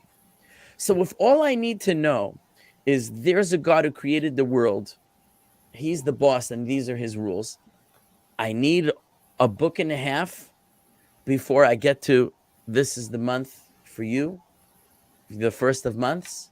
Just tell me, God created the world in 6 days, he rested on the seventh day. Law number one, right? In other words, it's preposterous to think that the Torah shouldn't have begun with an introduction to God himself, the lawgiver. But it could have been much more brief, because not only do we find such summaries in other places in the Torah, but even the expanded version that we find in the chapters of Genesis do not instruct us on what actually took place. This is what Nachmanides says. This is rather the true unfolding of the universe is a great secret. And he says, and my knowledge in this area is like a drop of water in the ocean. That's how much I know about it. And by the way, then he goes on to write quite a bit in his commentary. But he says, what I know is a drop, right? He says, so since anyway, clearly the purpose of this text is not to reveal to us how the universe actually came into being, then what is it doing here? And that's what Rabbi Yitzchak meant when he said, just get to the laws already. Why are you telling me the story? Rather, answers Rabbi Yitzchak in the Medrash, Koach Masav Higid La'amo. God is revealing the strength of his deeds to his nation. La seis lahem nachal as goyim, to give them the inheritance of the nation, means that first God is explaining to us the why. He's explaining to us the methodology, the way it works, which is as follows. By telling us the story of Adam and the garden, this is what we get. God created a universe. In this universe, he separated out a perfect portion, it was the Garden of Eden. And he created a perfect being, so to speak, as perfect as a creation could be before he messed it up. And this is Adam. And what did he do with his perfect being? He put it in the perfect portion. He said, you are perfect. You go together with perfection. That means that God is telling us the purpose of this world is for human beings to be righteous, and in their righteousness, they shall inherit a perfect reward. And with that sort of mission statement, we can now be motivated to fulfill that goal. In other words, you put the goal first. You put the goal first, and then you tell us how to get to the goal. So what happens? Adam is perfect. He goes in the garden. He sins. He's out of the garden. Mankind is on planet Earth. They sinned. Mankind is gone from planet Earth. Who remains? Noah, because it says Noah was righteous in the eyes of God. Noah was a righteous man. Oh, and God saves him, and he inherits the earth. So what do you see? The righteous inherit the earth.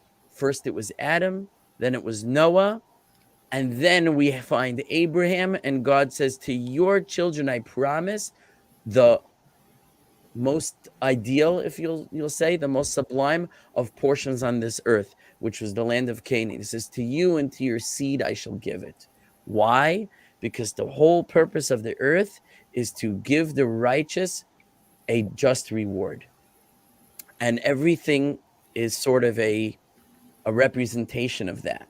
So therefore, the nations of the world will say, what are you doing in this land? Will say, we merited it because of our relationship with the Almighty, right? So in other words, first I tell you the purpose of creation, then I can give you the instructions how to get there. And that is the reason for the elaboration of the story of creation, the story of Adam in the garden, the story of Noah and the flood. Now, the question that arises out of that, it's profound and I love it. I'm very moved by it. But the question that arises out of that, many, many questions, and we get back to your original question of how elastic is this narrative? How non-literal is it? Okay, that's number one.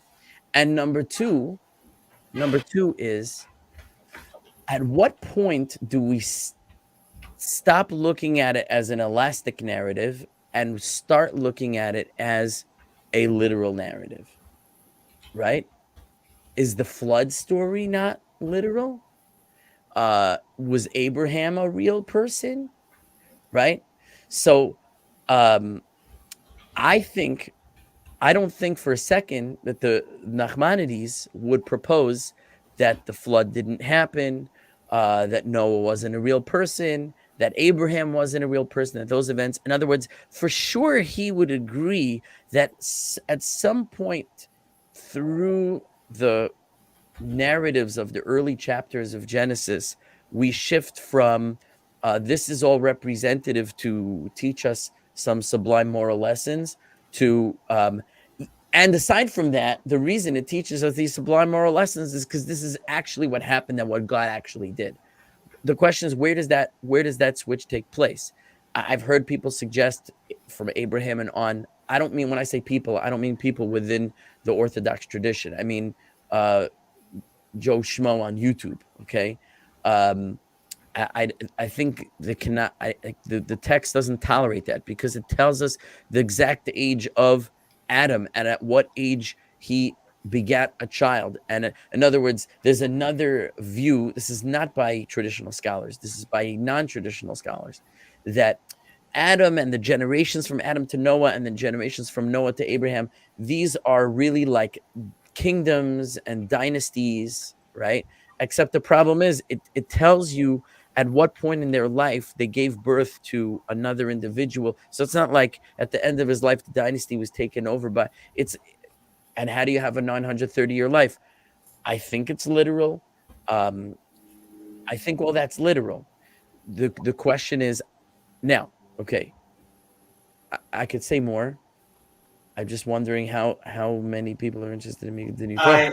I want to introduce you to Donnie Lerman, Rabbi. So Daniel Shalom went to Ner Yisrael, and he spent 4 years learning in yeshiva in Eretz Yisrael. And Rahman al-Aslan, I met him at an event, and I called a rabbi to come and put tefillin on Donnie. So Rabbi Herlich drove all the way to Rahman Aslan, the base of the Zara we were meeting at, and put tefillin on Donnie for us, and invited us Friday night. Sandy, Ben, and I and Donnie went for Shabbos dinner. And that's why Donnie is commenting, because Donnie was telling me rabbis don't say these things and don't speak like these galachs we've been listening to. And I've been trying to tell him, no, Donnie, we have rabbis like Rabbi Mullet in this world. You don't need to go to a church to hear somebody explain the Torah for you.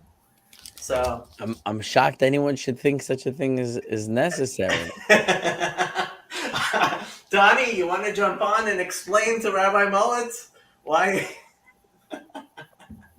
I am kind of needling him. I'm shocked we don't find this at home. It's like the story of Itzakel or whatever, that he had a dream that there would be a great treasure across a bridge, under a bridge somewhere, and he travels many days to get there, and there's this soldier guarding the bridge, and he's afraid to show himself to the soldier. He waits like 3 evenings, and finally he sees the soldier's not there. He goes to the bridge, and the soldier catches him, and he says, "Aha, Jew, I've been seeing you hiding in the woods over there for 3 nights. So I hid from you, and I caught you in the act. What are you doing here?" He says, "Well, I had this dream that there's a treasure under this bridge that you're guarding, and I wanted to find the treasure." And the guy says, "You believe in dreams? You think there's a treasure under this bridge?" He says, "If I believed in dreams, I would go to the home of this fellow named Itzakel who lives in the shtetl of Schmutzigeville, and I had a dream that underneath his house is a treasure. So don't follow ridiculous dreams." So the guy says, "Thank you very much." He goes home, he digs under his own house, and he finds a great treasure. And this is probably one of these Maggid of Dubno parables, but the parable is, the Jew is looking everywhere for meaning. He's looking everywhere for purpose. He's looking everywhere for the truth. Sometimes you got to dig underneath your own house. Now, it's not exactly fair, because Donnie went for 4 years in yeshiva. I'm saddened that he did not find what he was looking for there. But to be honest, Rabbi Breitowitz just addressed this. Someone asked him in the Q&A this week, or that was published this week. They said, "What do you think are the biggest problems addressing the Jewish community today?" And he said one of them is that he calls it the Mir Apikoros. And he said, "I mean no disrespect to the yeshiva of Mir. I'm just using it as an example." And he says, and yes, there are Apikoros in the Mir, but they're not only in the Mir. The Mir is one of the great yeshivas today, one of the great Torah institutions. He says that the boys grow up their whole life learning text, Talmud, classical, legalistic literature, whatever it is. And what's ignored altogether in the education is the fundamentals of Jewish faith. And you walk into Or Sameach, which was a yeshiva for Balei Tshuva, returnees to Judaism, people who came from secular backgrounds. And in every classroom, they're discussing, the existence of God and great philosophical issues and all kinds of foundations of faith, and building a foundation for this person. And on top of that, he could build an observant Torah lifestyle. But for the yeshiva student who grew up in the observant environment, we skipped that step. We said, no, he's already religious. He doesn't need to learn that stuff. Let's just teach him Gemara. Let's teach him the Talmud, right? But then when the boys reach a certain point of of intellectual maturity and curiosity and development. They're asking questions, and they think the Torah has no answers because they say, if I've been doing this for 20 something years and I haven't heard the answers yet, it must be that there aren't any. But the truth is, it's just because our education system is doing such a poor job of teaching the kids. And I'll tell you why. And it's written almost openly in a book by Rav Chaim Kanievsky, of blessed memory, called Chaye Olam. You'd like this book, Jacob, Chaye Olam, where Chaye Olam it's a book about Emunah. It is a book about belief in God. And what he does is he goes through many, many chapters of different topics of faith and belief within Judaism, and he substantiates it with many sources within tradition, plus life experience of the common man, and how life verifies what the Torah teaches us, right?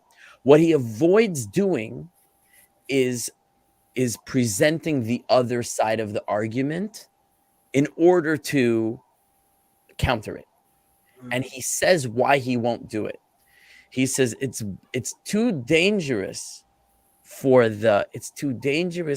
to present our community with the challenges to our faith, to then go and answer them, because they may like the questions more than they like the answers. Or, say differently, they may understand the questions better than they understand the answers. So it's not that the answers aren't good answers, but you need to be of a certain intellect to grasp the answer. You grasp the question, you don't grasp the answer, that's it. Now you're an apikoros. You're a heretic. So rather than turn our people into heretics, we avoid the issue. Rabbi Breidowitz brought this up also in the newer, I never saw this, but he talks about, there's like a newer translation of the Chovot HaLevavot, the so-called duties of the heart. I have it. Yeah, it's an incredible book of Jewish philosophy. Every human being should read this book. The translation, though, is so good. Which one? To Hebrew. It's a translation to Hebrew. Oh, that's right. It's written in Arabic. It's translated to Hebrew. I can't read Arabic. I don't know how good the translation is. No. So, yeah, there's the translation of Chacham Ibn Tibban that everybody has. Right. And then I started no. Well, anyway, no, there's a new translation. So the new translation is Kappa. Well, no? Let me get it. Rebbe, I just have to mute for a minute because someone's trying to call me. If I could figure out how to do it. There's a little, yeah. He just, phone.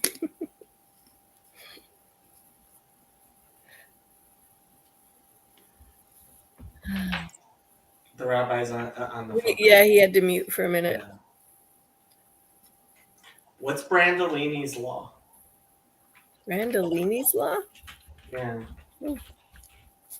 I don't know what that is. Brandolini's, also known as the BS asymmetry principle, is an internet adage. The amount of energy needed to refute BS is an order of magnitude bigger than needed to produce. Could you start over? Because I missed it. Also, in about 15 minutes or less, I'm going to have to go. I have to leave as well at 6, actually. Yeah. 6 my time, which is at the top of the So hour. to be continued about Genesis, but go ahead. So Brandolini's law, Donnie said, is apparently it's an internet law that the amount of information, the amount of time you need to spend refuting BS is an order of magnitude larger than the amount of time necessary to propagate it. I agree with that, by the way, which is why I don't make response videos. Someone sent me a set of books, which are on a certain topic within Judaism. I'll tell you what the topic is. Has to do with the Noahide movement. I don't want to identify the books because I don't like fighting with people. But there is a certain, there are some books in this genre written by people who are charlatans. They are not scholars. They are very dishonest. And they've written books to promote a certain deviant ideology regarding the concept of the Noahide. Interesting. that they concocted all themselves and attempt to prove is the true original Noahide concept by both fabricating sources and manipulating sources, and the reader, who's going to be a Noahide, is not equipped to discern the falsehood, unfortunately. Now, Are you sure you don't want to say who this is, Rabbi? I am Because- sure, because I don't want to get into fights with people. If Well- someone wants to know, they'll contact me privately. I will contact you privately because Now, wait, what I want to say about that is someone sent me the books and asked me to refute them. And initially I said, okay. And then I realized sitting down, going through the books and, putting together the material to show the dishonesty in the books is extremely time consuming and will kill my productivity. So that and many other attempts to refute nonsense in the name of Judaism, I come to the conclusion that if I want to be productive, I just have to ignore it and move on. So this is Chovot Levavot, which I bought back when I was in yeshiva and I never read it, which was 23 years ago now. And I only recently picked it up again. But so it has the translation everybody has of Rabbi Ibn Tibbon. There is a newer translation from the Judeo-Arabic to Hebrew. Right, Kapach, I think. By Karpa. But this is a Rabbi Lieberman who made a Pirush Lev Tov, which really it's a translation to Hebrew. And as I was reading it, I realized, you know what? My first time through, I really need to read the Lev Tov instead because it's so much clearer. Okay, so it's like a Pirush, but it's a translation. It's Right. so good. Lev Tov by Rabbi Lieberman. So I think this is what Rabbi Breitowitz spoke about. So you'll confirm whether or not this is true. I didn't remember the name of it. It might have been Lev Tov, but he said that he skips the first several chapters or He sections. does of Deot Emunot, yeah. I think Yes, it doesn't which is have it. proving the existence of God, Yeah. and that God is singular and uncorporeal and all those things with logical proofs, which is absolutely brilliant.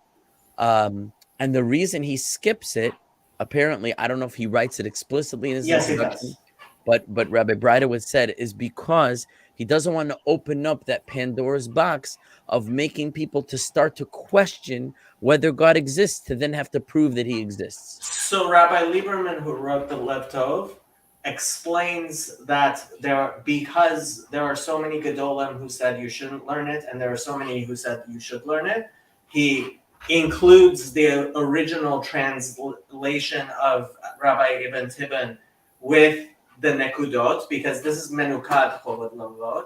Yeah. But he didn't do his own Lev Tov Pirush on those chapters because he didn't feel that he was ra'ui to do such thing. But after reading the translation, I have become a big fan of Rabbi Lieberman. I don't know who he is, but like I started reading this, and that's why I bought the English one. So this is in 2 volumes. I had somebody I gave the second volume to, I don't even remember who it was, and I said to him, okay, once I get to the first volume, I'll come and ask you for the second volume back, because I knew I would. I'm one of these book addicts that buys a lot of books and never ends up studying them. Yeah, I just saw a meme on that. It says book buying is a very different exercise from book reading. But yeah, so I usually I don't like even reading translations to English because you lose so much. But this is the Lev Tov on Chovot Levavot. Yeah, Rabbi Breitowitz likes it. And Geschmack. if Rabbi Breitowitz puts his stamp of approval on it, then Yeah. there's nothing more I can add to the conversation. But yeah, maybe I don't remember if I for sure left a lot of threads hanging. Do you want me to say like a final word about the Genesis thing and then? Go ahead. Okay, so where I left it off was what's literal, what's non-literal. So here's what I think, and I'm going to suggest something. There is a book called Da'at Tivunot. In English, it's been translated as The Knowing Heart. It was translated by Feldheim Publishers in their Torah Classics library as The Knowing Heart. There is a newer edition. It could be a totally new translation with, I think, a commentary as well. It's titled Knowing God's Plan or something like that. Knowing God's Plan. But Da'at Tivunot is a book by Ramchal, Rabbi Moshe Chaim Luzzatto, another great philosopher, classic Jewish philosopher and Kabbalist and logician, who the book is written as a conversation between the intellect and the soul. The intellect and the soul are talking to one another, and one is asking the other, I forgot which is asking which, to help him comprehend some of the fundamentals of Maimonides' fundamentals of faith, which he says, I believe in them, but I find them difficult to justify like intellectually, right? So in this back and forth, he goes through these fundamentals and explains all of them logically, okay? One of the things he talks about at some point in the book, he talks about what went on in the Garden of Eden, what was the state of man before the sin, etc., etc. And what he says there, he says a mind-blowing thing. Again, I could talk longer, I could talk short. My time is short, so I'm going to talk short. You're going to have to be suspenseful what it means. I suggest everyone buys the book and reads it because it's amazing. So he says this. He says that in creating the Garden of Eden, and Rabbi Breitowitz spoke a little bit about this, but not the way I'm going to in his recent class, that on the topic of Para Aduma, the red heifer, where it's just supposed to be like a bit. No, it wasn't Rabbi Breitowitz. It was Rabbi Gottlieb, David Gottlieb, in his recent Q&A. Maybe someone was asking him, "What's the big mystery about the red heifer?" Jacob knows what I'm talking about, and he quotes a medrash that talks about how God causes purity to emerge from impurity. Is sort of the pattern of creation. You see, God begins with something impure, and then he refines it till purity emerges from it. Very, very interesting passage. I don't have time to go into specifically, but essentially he says that part of the passage is that God makes the world to come out of this world. It's a very surprising statement. You would think the world to come, which is a spiritual world, it sort of pre-exists this world, and then the physical world is either an afterthought or a secondary step or a byproduct, right? It's like a downgrading. But it says, no, the world to come emerges out of the physical world. And what that means in depth, we'll have to talk about another time. But essentially, the Ramchal elaborates on this, where he says that first God makes the world. And then what he does is he refined and elevated a portion of the world and sublimated it till it transformed from a physical essence to a spiritual essence. So, I don't know what that means because none of us can conceive of what's spiritual since our senses can only detect what's physical. But just transforming a portion of the earth from its physicality into a spiritual equivalent with animals and trees and plants, but they're spiritual animals and spiritual trees and spiritual plants, whatever that means. And remember, he takes dust from the earth and he forms it into man. He elevated this portion of the earth to become a spiritual being, and that was man. That Adam Harishon, the first man, was a spiritual being that was transformed out of physical matter, but sublimated till it transformed into spiritual substance. Now, I'll elaborate a little bit more because it will totally blow your mind. This is the Ramchal writes.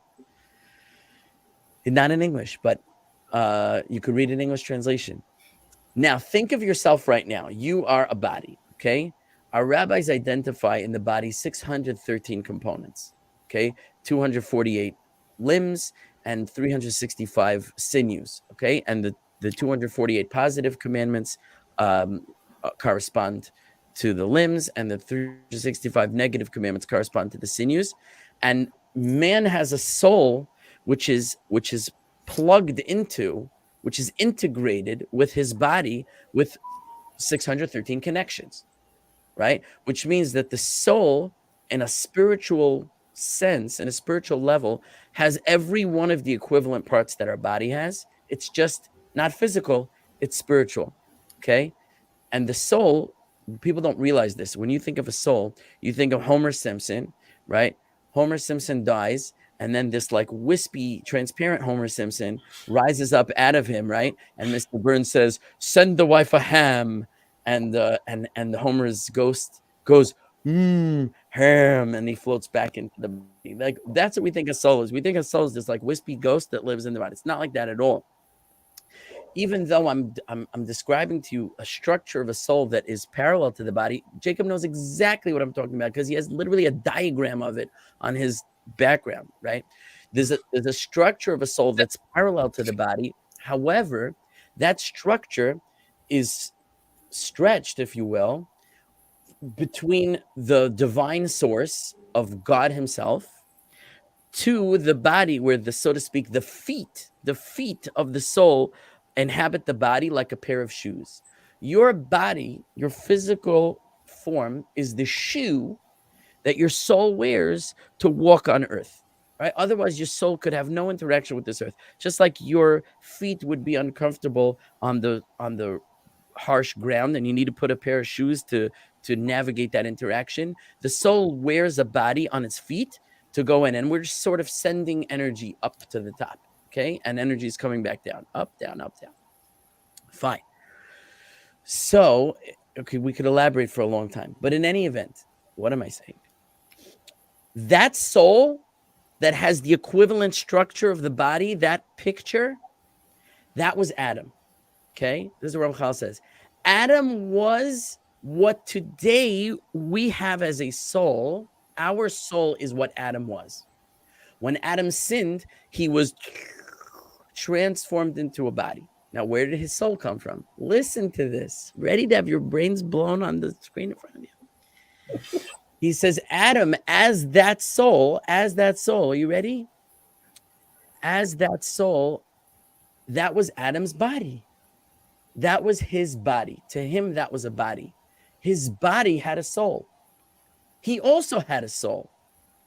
But that soul was of an even more refined, even more sublime substance, but was analogously equivalent to our body, to our soul, what his body was to his soul, except that his body was what our soul is, and his soul was something even higher.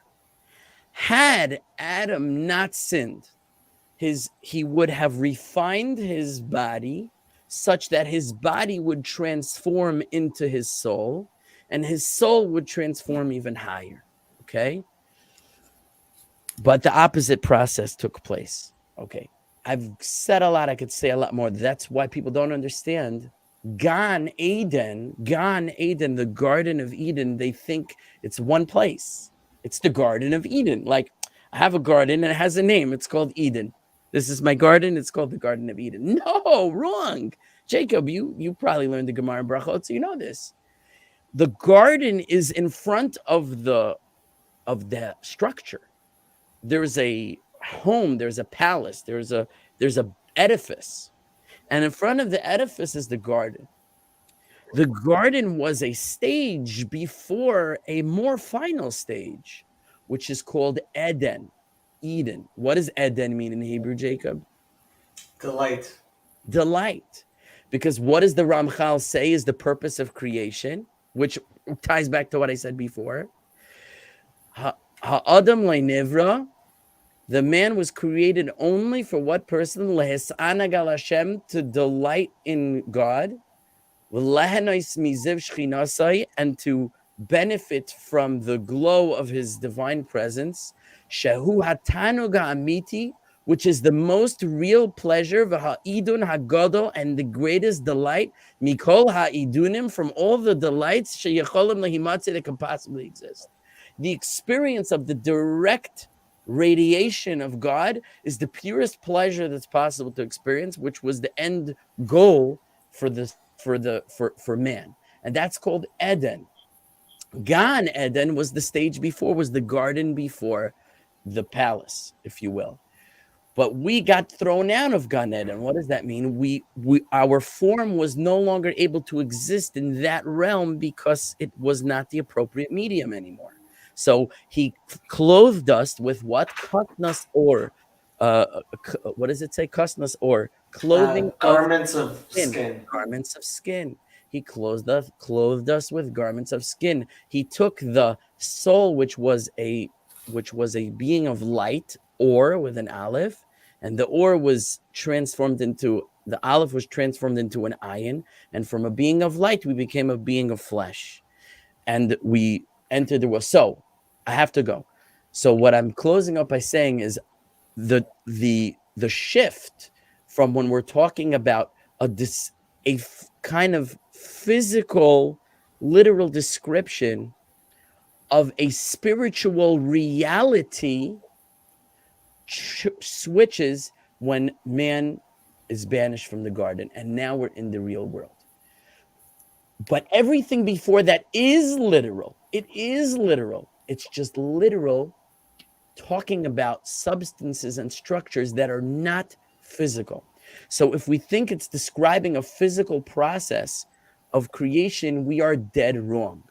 It is describing something inconceivable to us because it's spiritual, and it's using words that are familiar to us to encapsulate it in, if you will, a symbolic form. But that being the case, says the Talmud, that symbolic form of the words still has literal meaning, and therefore we have to read the stories literally and learn from whatever they are literally trying to teach us, with the understanding that we do not grasp what actually happened because we're incapable of it. Yashikaya. Okay, that's all for me. I have to go. Thank you, Rabbi. Bye. Thank you Bye. for coming, Rabbi. Bye. So Elijah earlier said, you know that Rabbi Mullet is a real rabbi because of his finger movements. And it's not the finger movements, it's the song when he sat, like, that's such a yeshivish song. I mean, it's like you hear the song and then, like, of the Shakal and Tarya, it's called. The literally picking up and putting down of like verses and ideas, right? Shakal and Tarya. I have to go too, but we don't have to end. Jason can keep this going for as long as he likes. We should say a prayer before I go, though. And I think I'm going to say it myself. Eloheinu v'Elahei Avotenu, our God and the God of our fathers.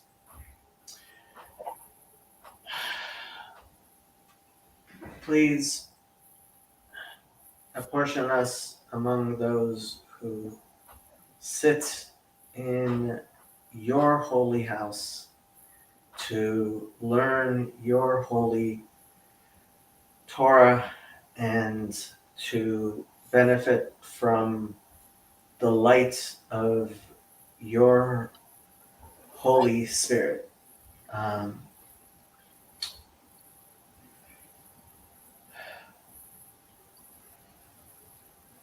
Please.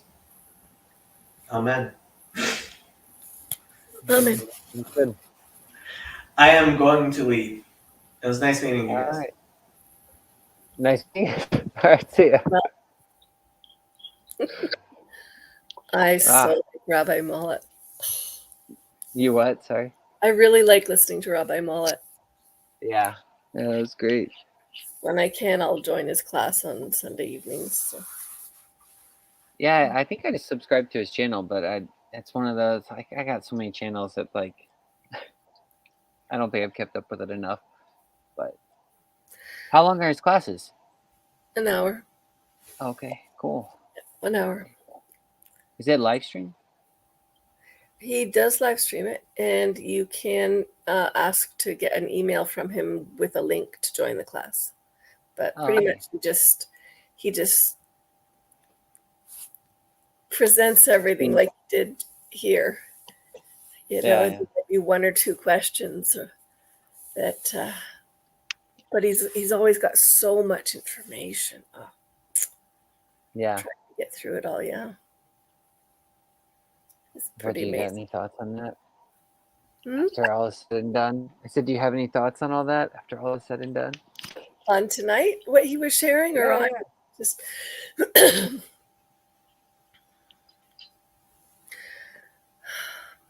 I could sit. Does that My my first thought is I could sit and listen to him talk about that for another 2-3 hours. Yeah, I really like listening to him talk. That was very interesting what he was saying at the end too about you know, God making garments of skin for us. You know, and thinking that that there was no, that we were something different. what a weird space to go from talking about evolution to talking about that, because that's not even. Yeah. What was your favorite part of what? Did you have a favorite? I'm assuming you have a favorite.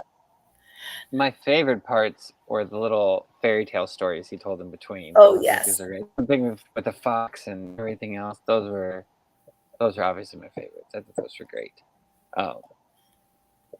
Yeah, I don't know. I thought it was really good. I'm still on the fence about it being literal. I'm one of the people that kind of pushes against Jacob a little bit, I guess, when it comes to that, because I like the physicality of it, and I guess there's no. You get more into trouble with those things when you get into the Book of Revelation more than you do Genesis, I think, but maybe not. I'm going at some point to go back and listen to the books that were recommended, that they were talking about. And I'm not sure. One of the things I'm really enjoying since hanging out here is there's a difference in some of the language between how things have been presented in the Christian church and context and the Jewish, which is much more, has a lot more like the poetry and the mysticism and the it's a little bit more malleable in some ways, but I don't mean changeable. I don't mean that it's weak in any sense, but I just mean that when they talk about literal, what is the literal portion and what is the non-literal portion, it's not an either or. And I suspect that if Rabbi Mallet was to talk more about that, literal isn't that, I don't think it's that same way that we talk about literal. You know, like my ex would say, it isn't exactly 6 days, it is this, it is this, it is. And I'm like, I'd love to hear more, because I don't know that literal means that kind of what we think of as literal in a Christian context. I'm going to go back and listen to that part of it again. Makes me think of things. Makes me think of a lot of things from life when I'm listening to him. Yeah, I caught myself reflecting on my son, how long it took to work on his language, and that place where I would say in some respects there was a literal promise of God to me about Jacob's language.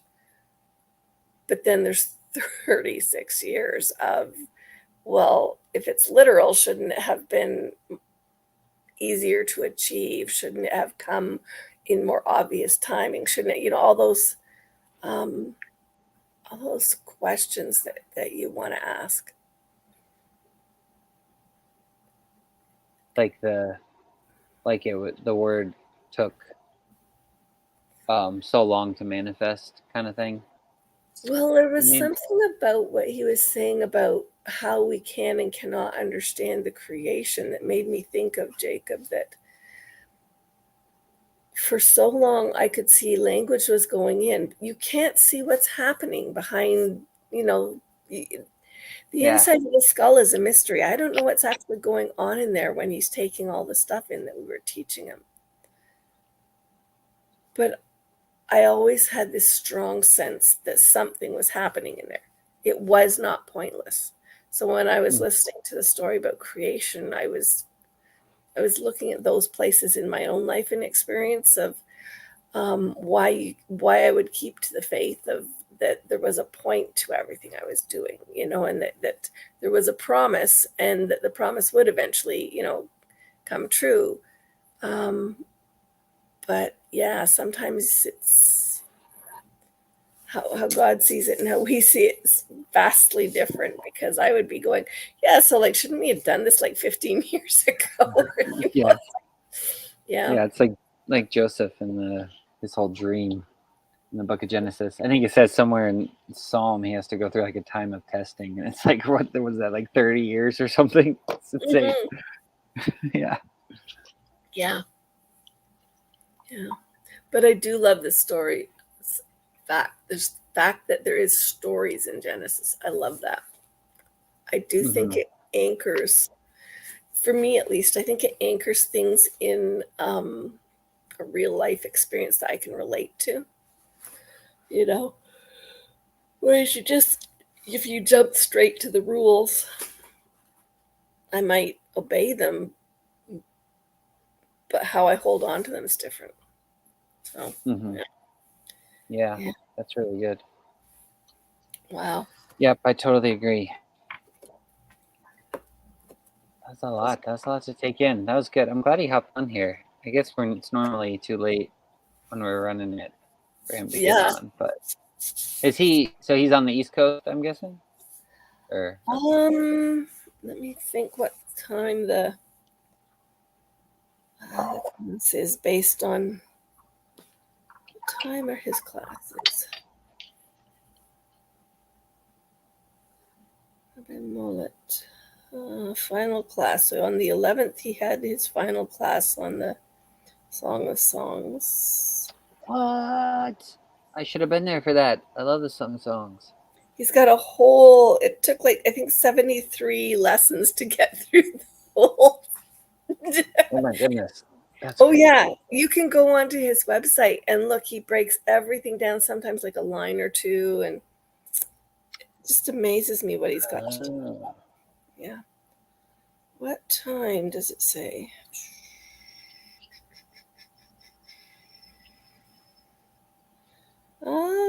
He's in Houston.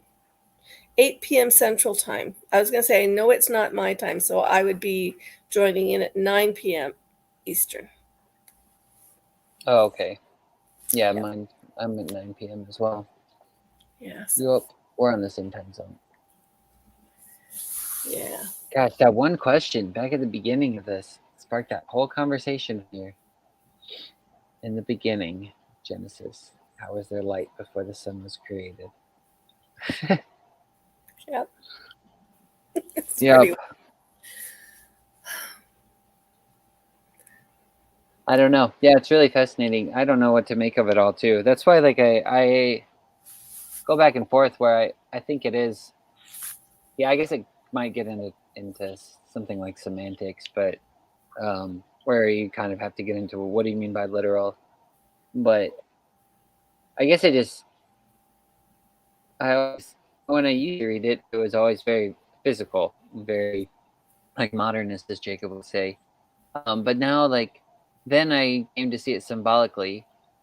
But now that I've seen it symbolically, it like kind of loops back around, and I'm like, well, it's physical again. Like it's both of them, and because it's symbolic and it works fractally, like I don't know how to necessarily get rid of them. And then if I want to say, oh, it's not literal 6 days. It's hard to say it is literal 6 days because you have the days. You don't even have the creation of the sun until the 4th day, and that's what we go off our day. But then it's like, I'm like, I don't know. I'm always torn in this place where, like, I would probably say, "Oh, it's not 6 days," and then God would just prove me a fool somehow or something like that. I feel the same way about the dragon in Revelation. I'm like, I'm gonna say, "Oh, it's not a literal dragon," and someone's gonna invent a dragon or something, or Jurassic Park's gonna really happen, and I'm gonna be like, "Oh, okay, thanks God." Now I'm wrong again. But I don't know. I just yeah, the symbolic nature of it seems to loop back around, and then I don't even know what to do with the whole way it corresponds to even just a new, because it seems to have the way that at least the days work in the creation story in Genesis. I'm 7 days, and then it's kind of like here's the Garden of Eden, and then you have like every child that's born, it's after the 7th day they're circumcised, and it's almost like then there's a new creation or something. So I don't know if it even lines up to every child that's born, like the whole 6-day creation story somehow lines up symbolically in the development of a child. I'm like, I have no idea. I'm not a scientist, as you said earlier. No, it doesn't bother me things that I don't know, because there's always going to be things I don't know. I like being curious and getting an opportunity to ask questions and listen into things. People talk about things, and yeah, it's a lot of Same pleasure. here. Yep, I agree. So do you spend a lot of time talking to people about the things that you're reading? You were talking about conversation with Mitch. You're still talking to Mitch about some stuff? Oh gosh, I mean, and Mitch talk all Okay. the time. We've been this streams to my channel as well, which like the only thing I've done this year on my channel have been these Bible studies that I think most people have missed, and because it shows up not in my videos, but it shows up in my live stream, and it doesn't go to my podcast. I used to have a podcast before I even started my YouTube channel, and it used to be mostly Mitch and my friend Craig. We just kind of do these 3-way phone conversations and talk about all sorts of stuff. So me and Mitch have been talking for a long time. Going back, we argue sometimes. We've missed recording all the conversations. Like, well, usually it's me yelling at him. Like, he usually doesn't yell at me, but sometimes I've even hung up the phone on him before. I'm like, why am I talking to you? And I'm like, some point we need to get one of those on conversation. I just start smashing the button. I'm out of here. But yeah, we were talking about it was actually the whole sexuality kind of concept again in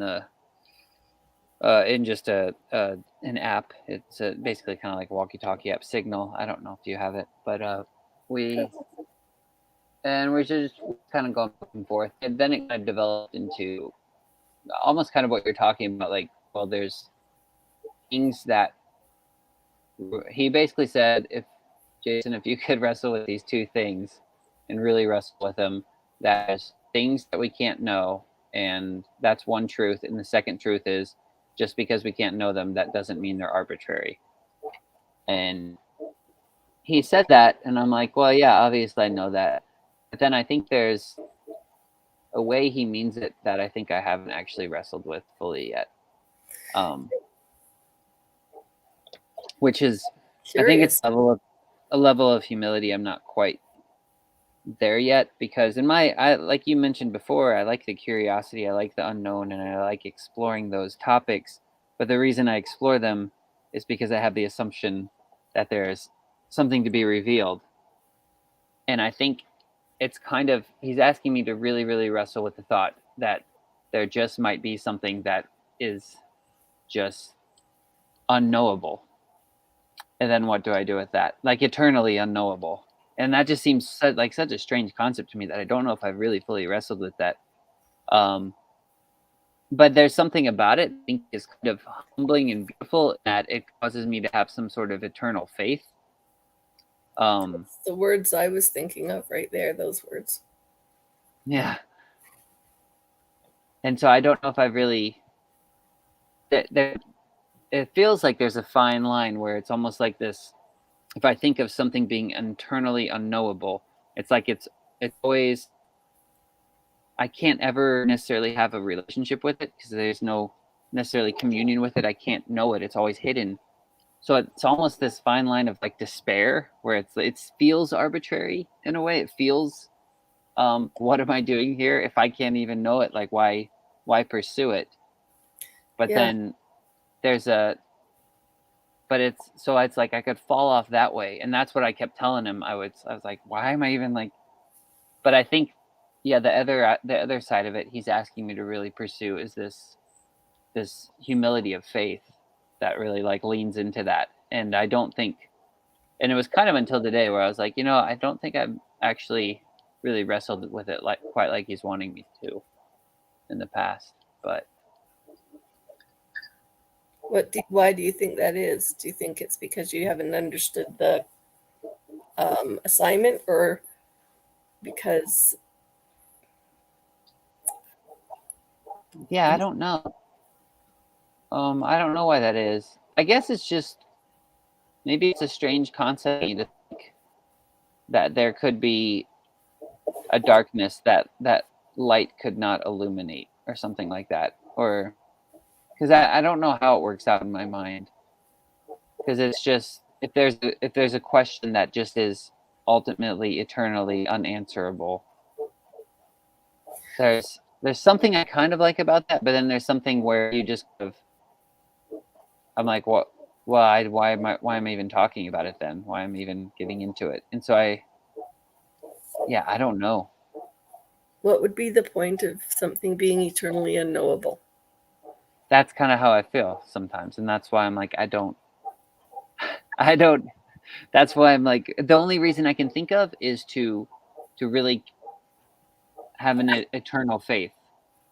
That's the only thing I can conclude, is like there's this thing that I'm never gonna know, so I always have to keep trusting and trusting and being like, I never get there.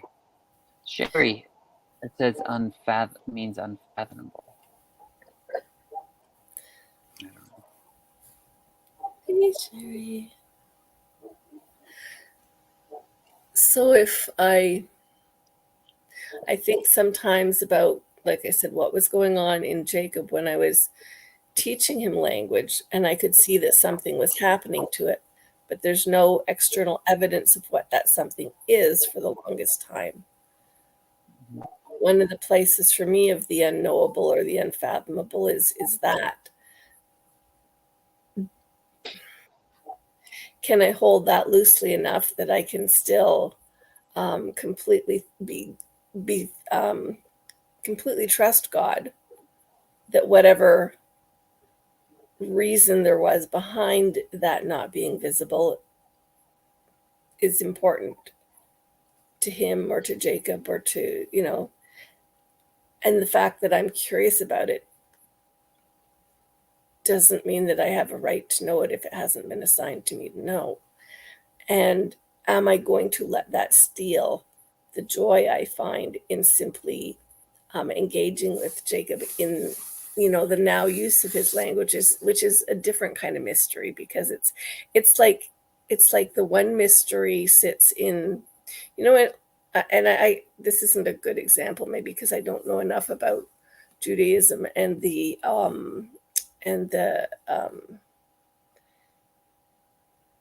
what is and the nothingness. If I have to make everything into something tangible, something, touchable, achievable, something that I can somehow have or participate in, I'm nullifying the nothingness or the importance of it. If Jacob's language was sitting somewhere in the middle of whatever, space God designated for it, maybe one day he can tell me something about that. I mean, my son, not God. I mean, God obviously could. But if he can't, do I lose more by insisting on knowing, or do I lose more? Because if I focus on the knowing at the expense of the enjoying of, what I can see, what has been revealed, that to me is a big deal. It's kind of, that's probably confusing. I don't know if I've explained it well, but I get to hold two things. I did put all this hard work into teaching him language, and I can't see what's happening with all that work. And at the same time, now at the back end of everything, I still don't get to see all the whatever was happening, but I am enjoying watching, language blossom in him. And just, so I'm like, am I prepared to give that up so that I can fight for what was in the middle? No. Yeah. So Yeah. I think that makes sense. Yeah. it's going to hold it loosely. That's one of the answers I find in those kind of questions. And I don't know if that's Yeah. what he's wanting, when you talk about humility. You'd have to ask him, what is there more to this you're trying to get me to see? Yeah. I think there's, hopefully, I at least hope that I tend to do that as well, to hold it loosely. And what I previously think is like that you can always know a thing and you only ever know in part.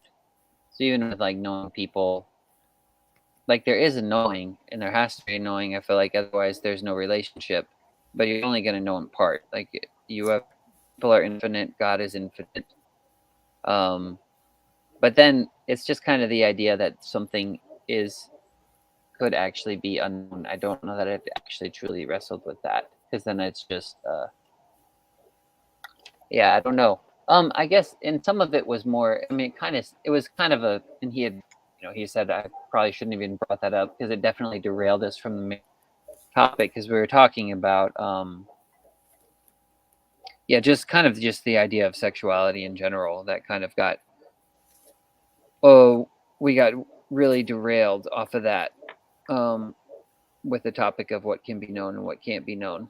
And that kind of goes back to our beginning conversation here, where I think it's more, even that whole topic, I think, is somewhat a little bit more clear to Jacob and maybe Judaism, because he says they do have a pro children viewpoint on the outset.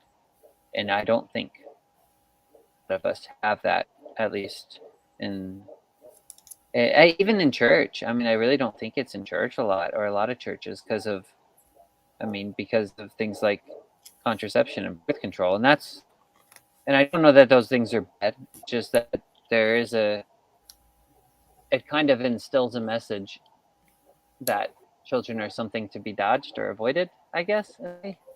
But maybe not. I mean, maybe not. Maybe I'm wrong in saying that.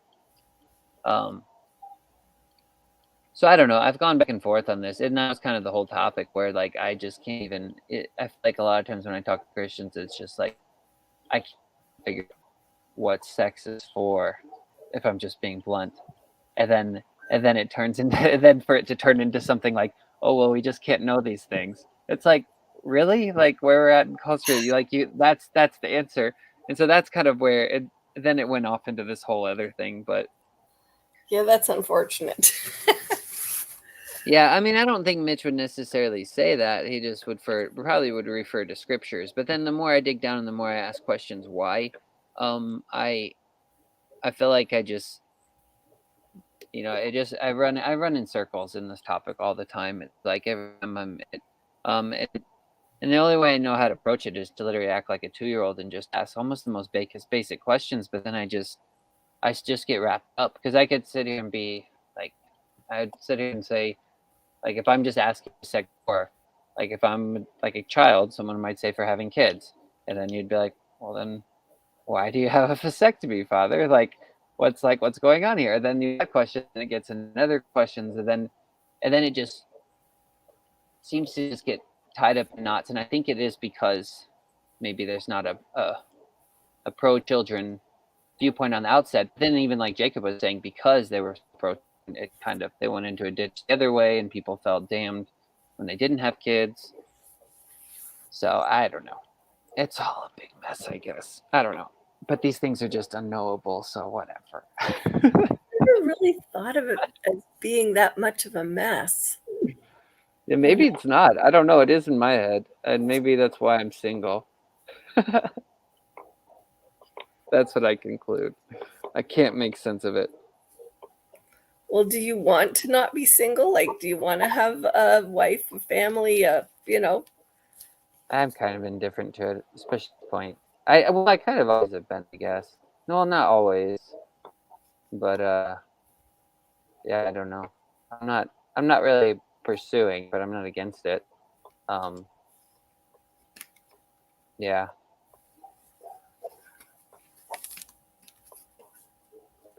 I don't know.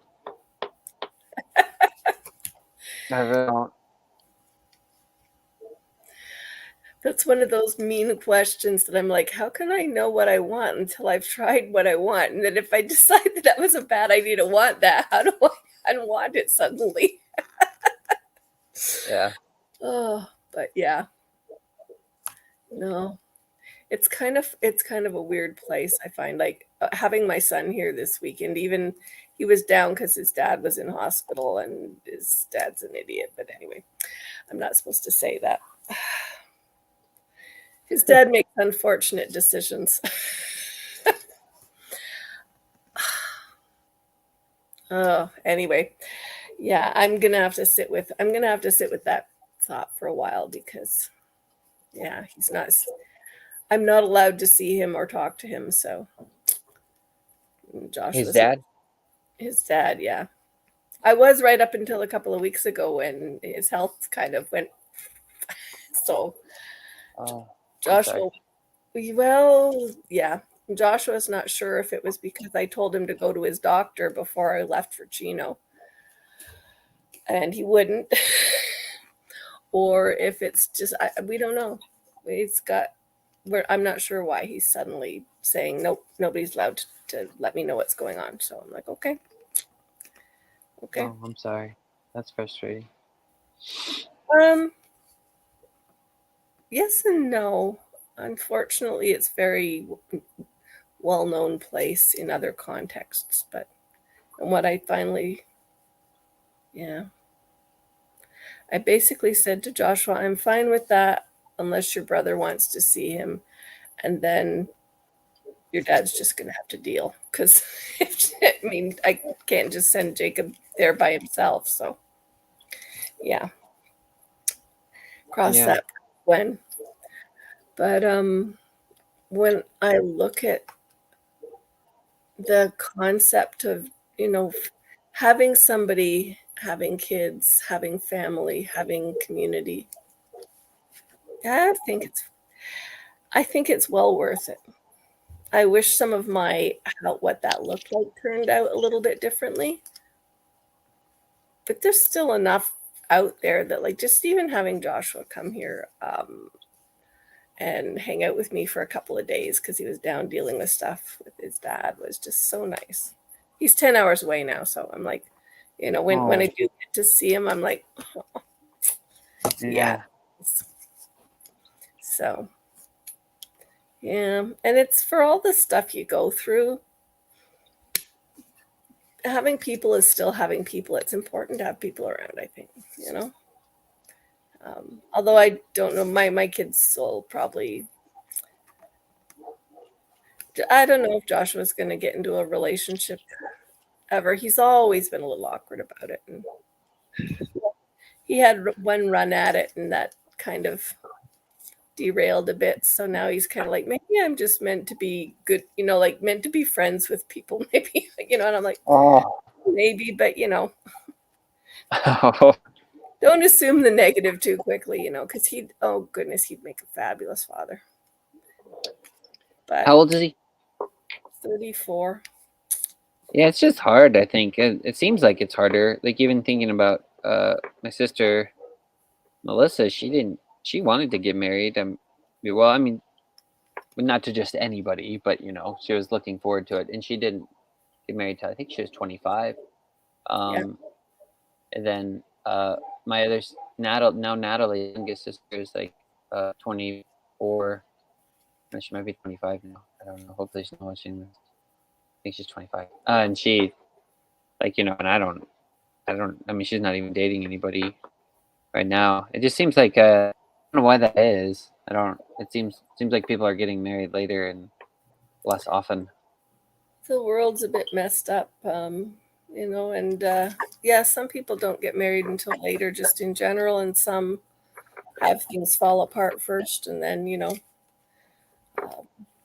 and then they find there's somebody in there, they're just really good. I have a couple of cousins that were in that kind of position where midlife, suddenly they're, suddenly way late in the game, they're with somebody and been happy now for 20, 30 years or something. I don't know. It's like, Yeah. So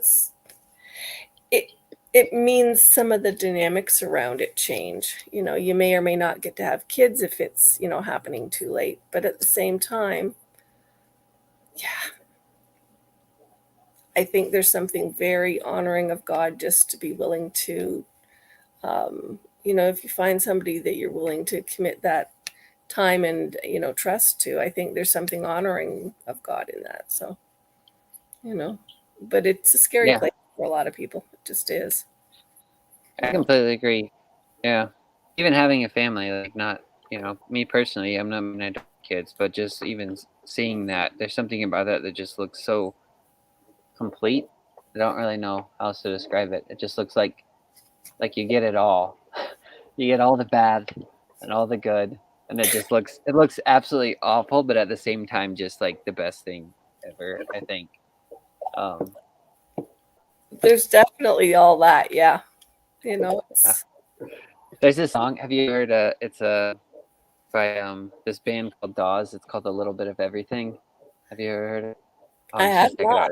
It's probably the best I've heard. And I'm not even kidding. Like I really think it's one of the best songs written.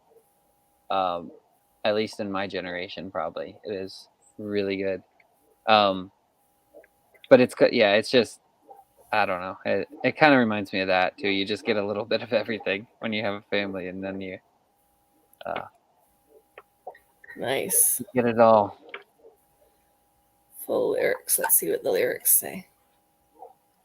Yeah, I would play it on here, but then I would probably get in trouble with some copyright or something.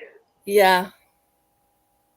Because I think there's a version on YouTube where he's playing it live with just an acoustic guitar, and I thought it was really good. On the recorded version, he plays the piano, and my friend Abram, who I'm in a band with now, he does a really good cover of it.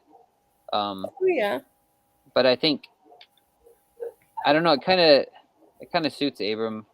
Abram's got, I don't know if I should even say that. He's got some really, really good songs. One of them's called Grist Mill, and it's kind of something similar as the chorus. It's like, we take the bad, we take the good. It's all just grist for the mill. Yeah. But he's been through it a lot. Him and his wife had like a lot of miscarriages and stuff. He lost his dad, and so he's had the bad and the good, and so he's lived it for sure. Yeah. I was writing a song about family generations, and about something that the grandmother had said, and it was like that about you take the just taking everything, you just take it all kind of thing. But I don't play any instruments, so I don't actually do anything with anything like that. I just enjoy. But That's cool.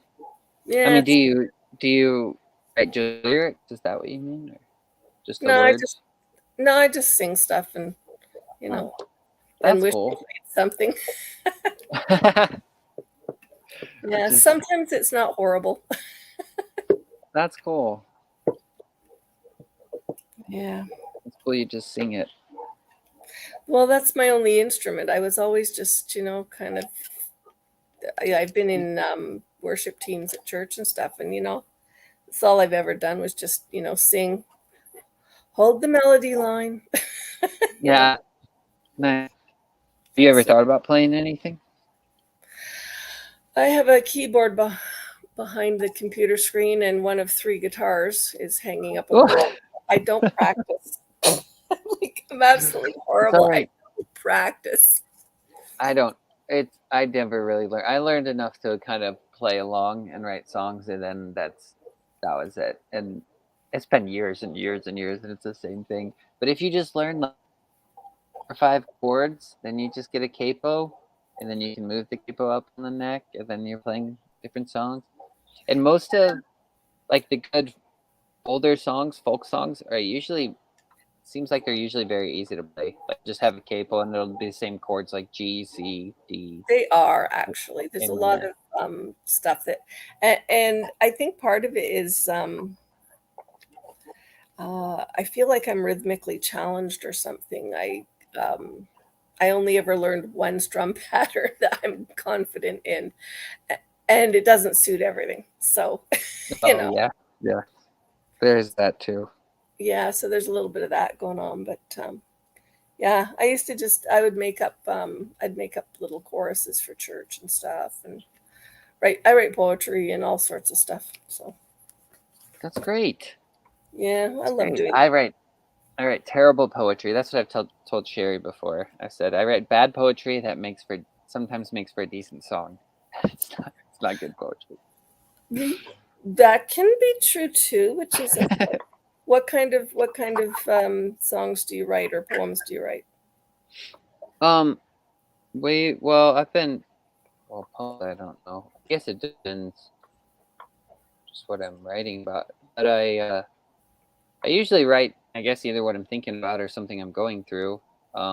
Sometimes I don't even know what I'm writing about, honestly, until later. Where I don't happen to me a lot where I'll write lyrics to a song and then it's like they kind of unfold later after I have them, and then I'm like, oh, this was about this and I didn't even know. But it's kind of like I guess people in the past would call that something about the muse or something, where you're kind of like getting it from somewhere else. But we mostly play, as far as playing music goes, me and Abram and my sister Melissa play together in a folk band now. And my sister Natalie went to it, but she just moved. But I play banjo, Abram plays guitar, and Melissa plays violin. Wow, So, good. Wow. Nice. Yeah, Melissa's amazing. She's played since she was 4 years old. So. Oh, that's really good. It's just I'm always, so how do people do that? Yeah. So I don't know. I mean, I sometimes, there's some songs I have where I wrote them and just I was kind of going through stuff. And then one in particular that kind of actually, where I mentioned it kind of just kept unfolding for me later.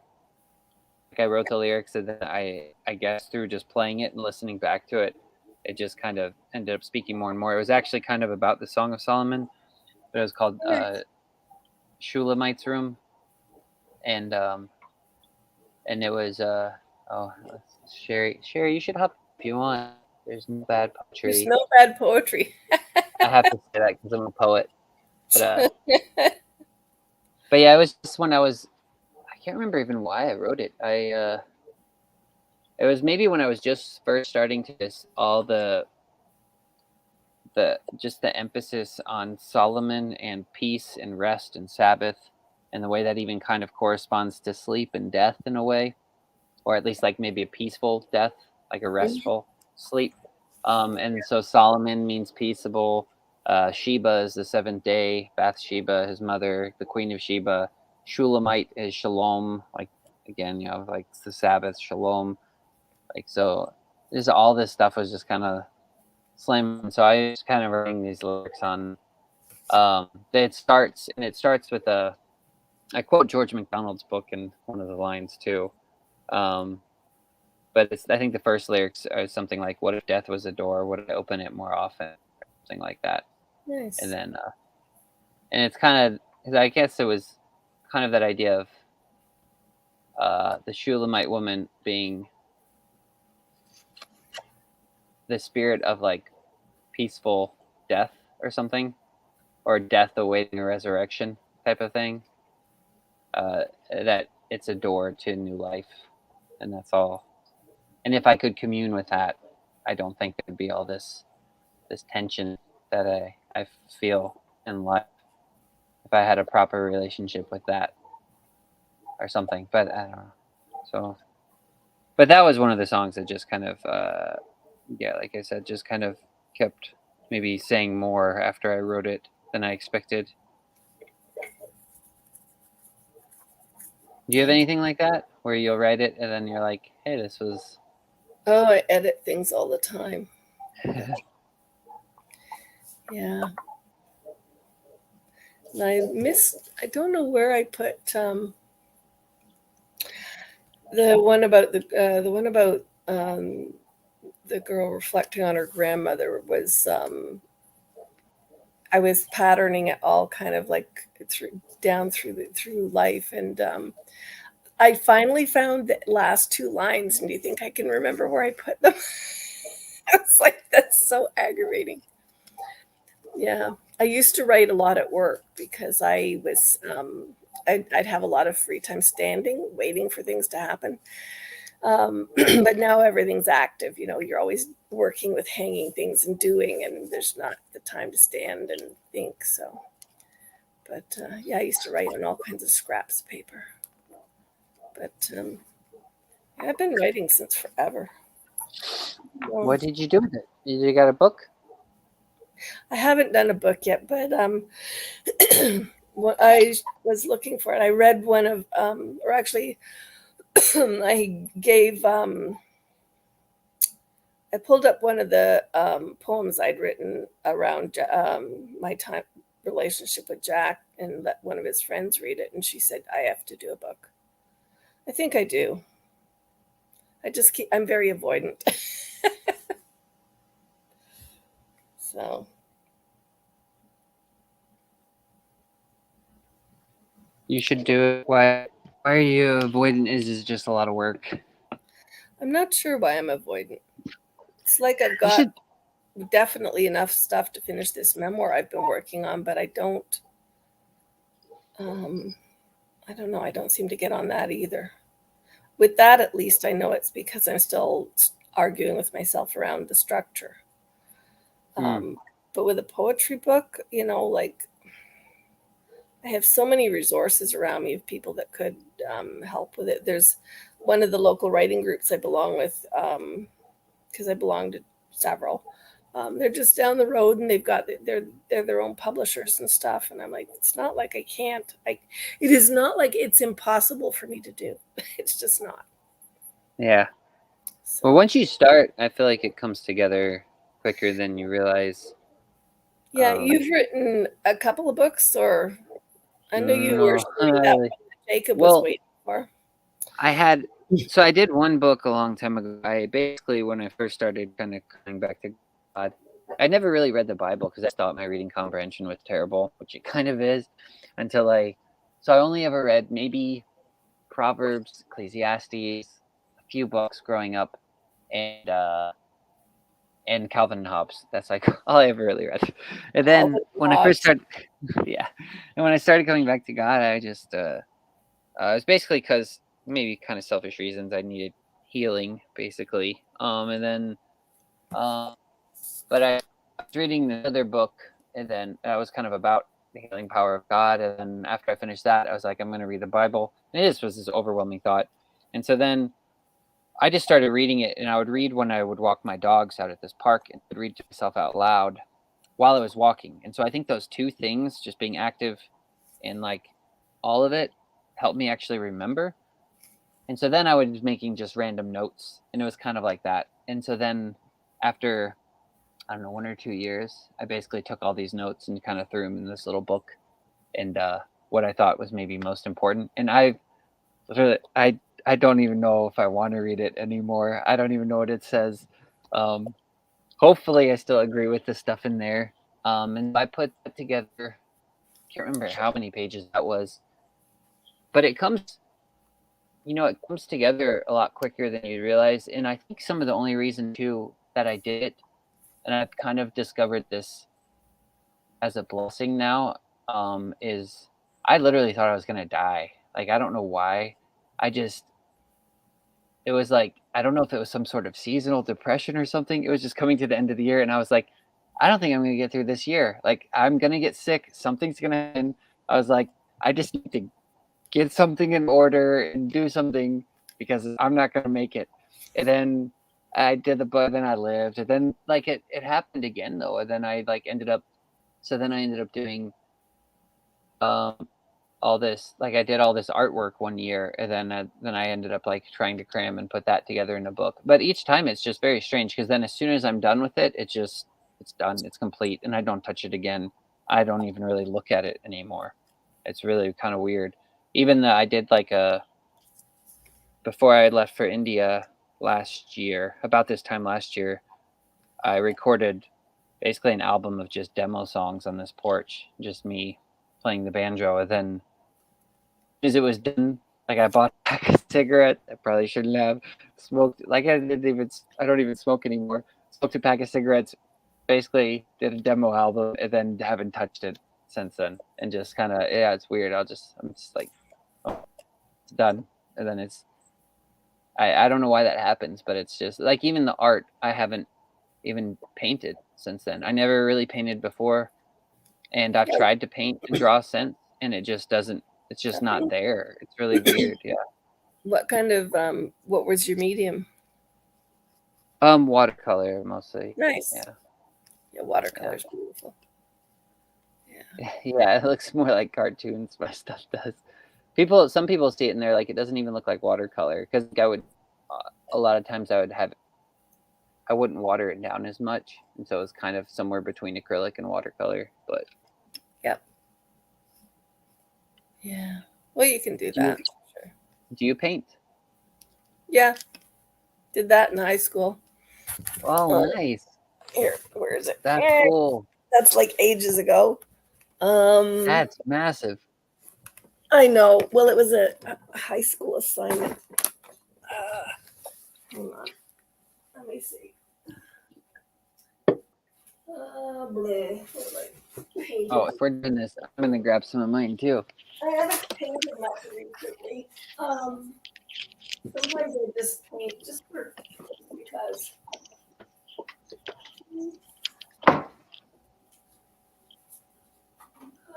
But okay.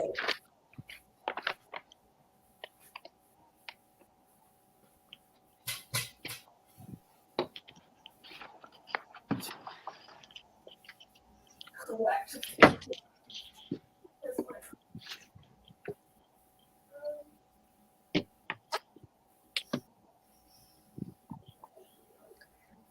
Andrew, what's up?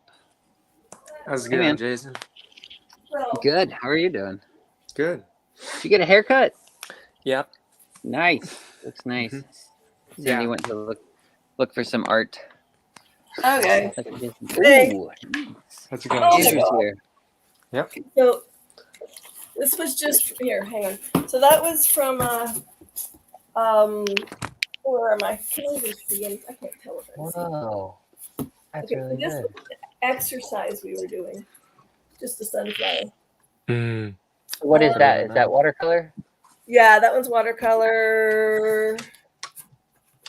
I feel so good about myself that I guess that, if I'm being honest. This is bad lighting. Hang on. Let me see if I don't know.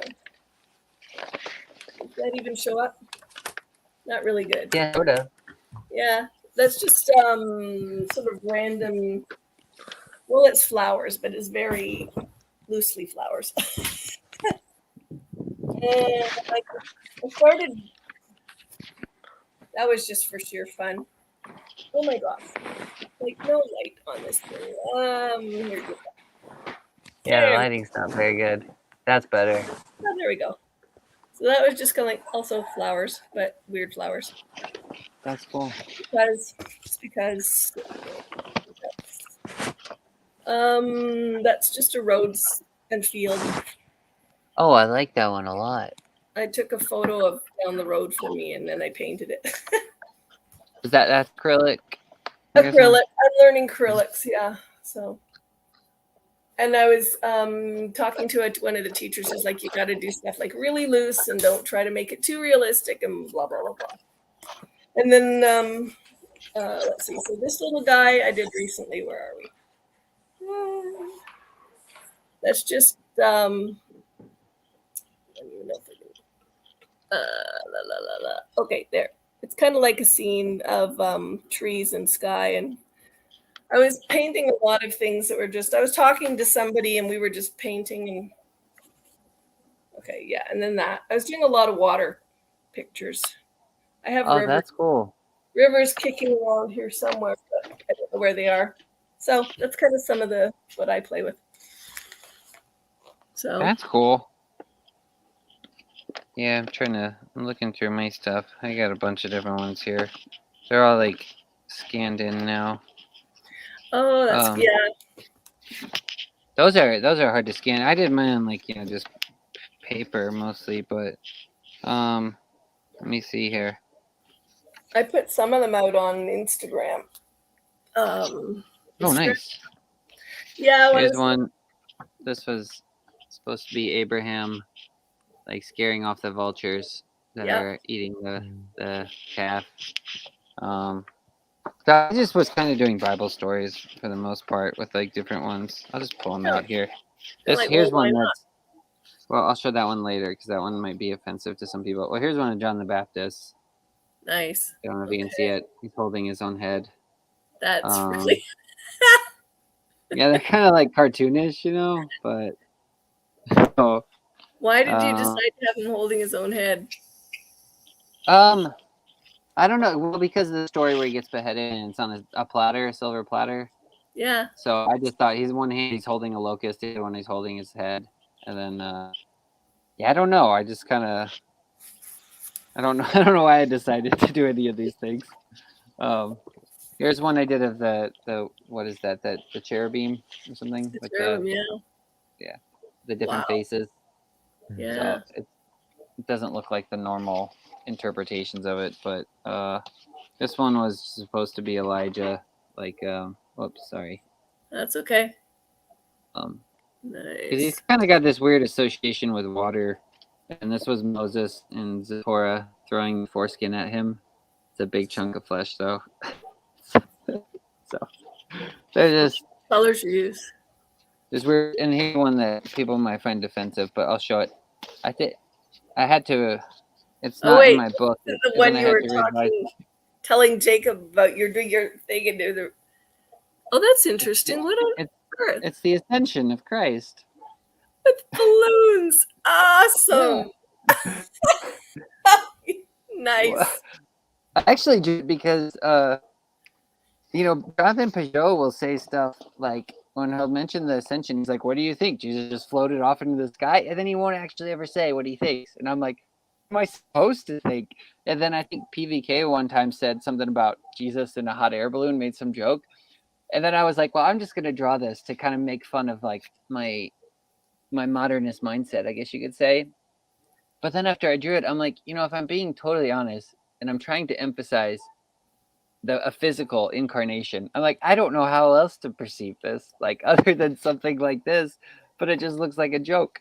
But I'm like, No, if it's he awesome. wasn't a It's physical, great. if he's a physical body, he had to, like, I don't know. I don't really want to throw away the physicality of it. I still don't know what on earth the ascension looked like. I'm sure it probably didn't look like that. Some Pooh Bear balloon I don't thing. think but- they had balloons back then. Yeah, probably not. Probably But that's wild. not. So that's some of the art, but I liked art class in high school though. I just never really got into it as much as I should have. Oh well, my mom told me like several decades after the fact that my art teacher made her promise to get me into the Ontario College of Art and Design, which she did not. So yes, I did not go there. It's like rat. Yeah, but I don't know. I still have all kinds of like paints and stuff just kicking around, and and I know people that I count to be real artists because they're actually putting their art out places. They're doing things that indicate that they're not just hiding out in their in their living room or somewhere in the corner painting things and then putting them away. You should put together art and poetry book. That would be great. I've thought about it. Yeah. That'd be great. I like the one behind you too. That's one of my favorites. Yeah. That was a hard one because the assignment was to practice doing things where the foreground and background kind of went, like this. So you weren't just sitting something on top of a background. There was some intersection. And I wasn't getting it, so I had to redo some of it. So Yeah, Yeah. that's what you're saying. and but it turned out nice, yeah. Kept it for quite a while.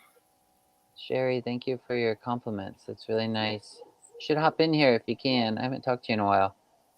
And you should try it. Try painting and drawing. It's fun. It's really like it's kind of weird too because my mom would definitely say she's not an artist at all.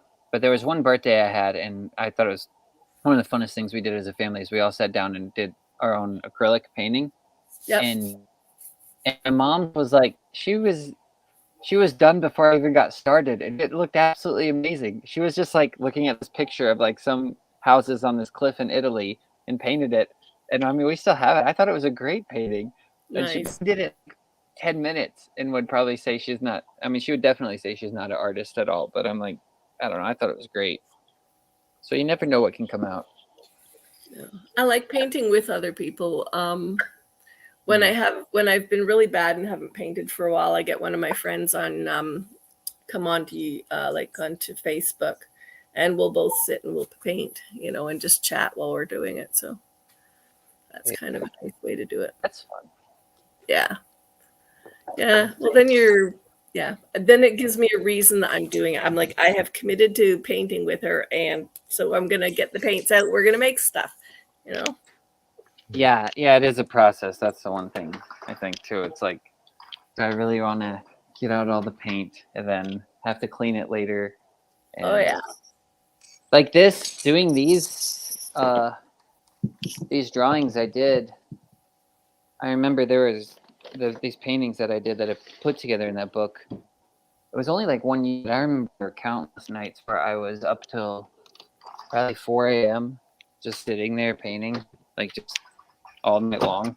Because I would work during the day, and so it's incredibly time consuming. But if you kind of in the zone, you don't really notice it. And then I'd look and I'd be like, oh man, I've been sitting here for like 3 hours straight, just painting. No wonder I'm so freaking tired and my eyes hurt.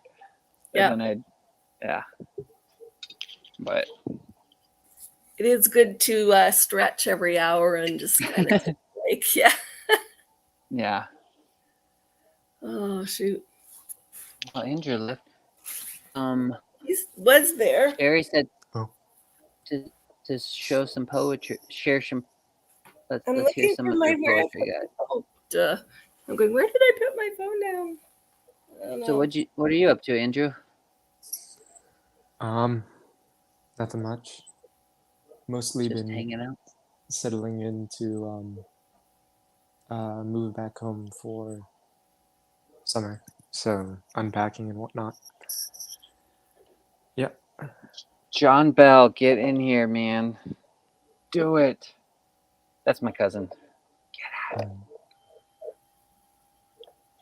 So do you say you're back home? Is that what you said? Or you said, how is that? Are you enjoying it? It's only been like 3 days. So we'll see. Good. Yep. You'll see. We'll see. Yeah, we'll see. The Well, I dog's live still- at home now. I've lived at home with my parents for the past like 2 years now. So Huh? it is different. Yeah, I've been trying to fix my sleep schedule, Oh, but it hasn't been working too effectively. Do you need to, or you just want to? Kind of both. Like, Yeah. if you go into school with a bad sleep schedule, you're kind of just like doomed,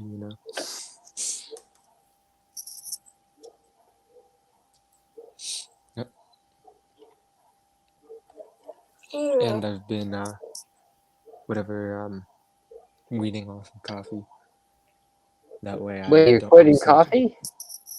Well, Or just for the summer, because that way I don't have such a tolerance when I go back into school. You know. So I had a splitting headache yesterday, but we got through it. oh, that sounds awful.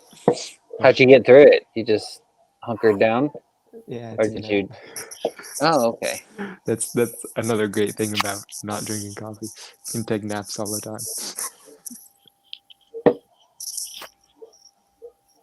Yeah, I guess I should probably take a nap as well. Well, you know, I've got a Bible question, but it's for Yeah, the let's hear Jewish it. people. Um, Oh, well, I can't yeah, answer it. Well, give it to me yeah. anyway. Let's see what we can Okay. do. Jacob seems to think that the idea that like Jesus will be the Messiah is coherent. So is that like a transmigration of souls thing, or like how's that gonna happen? You know?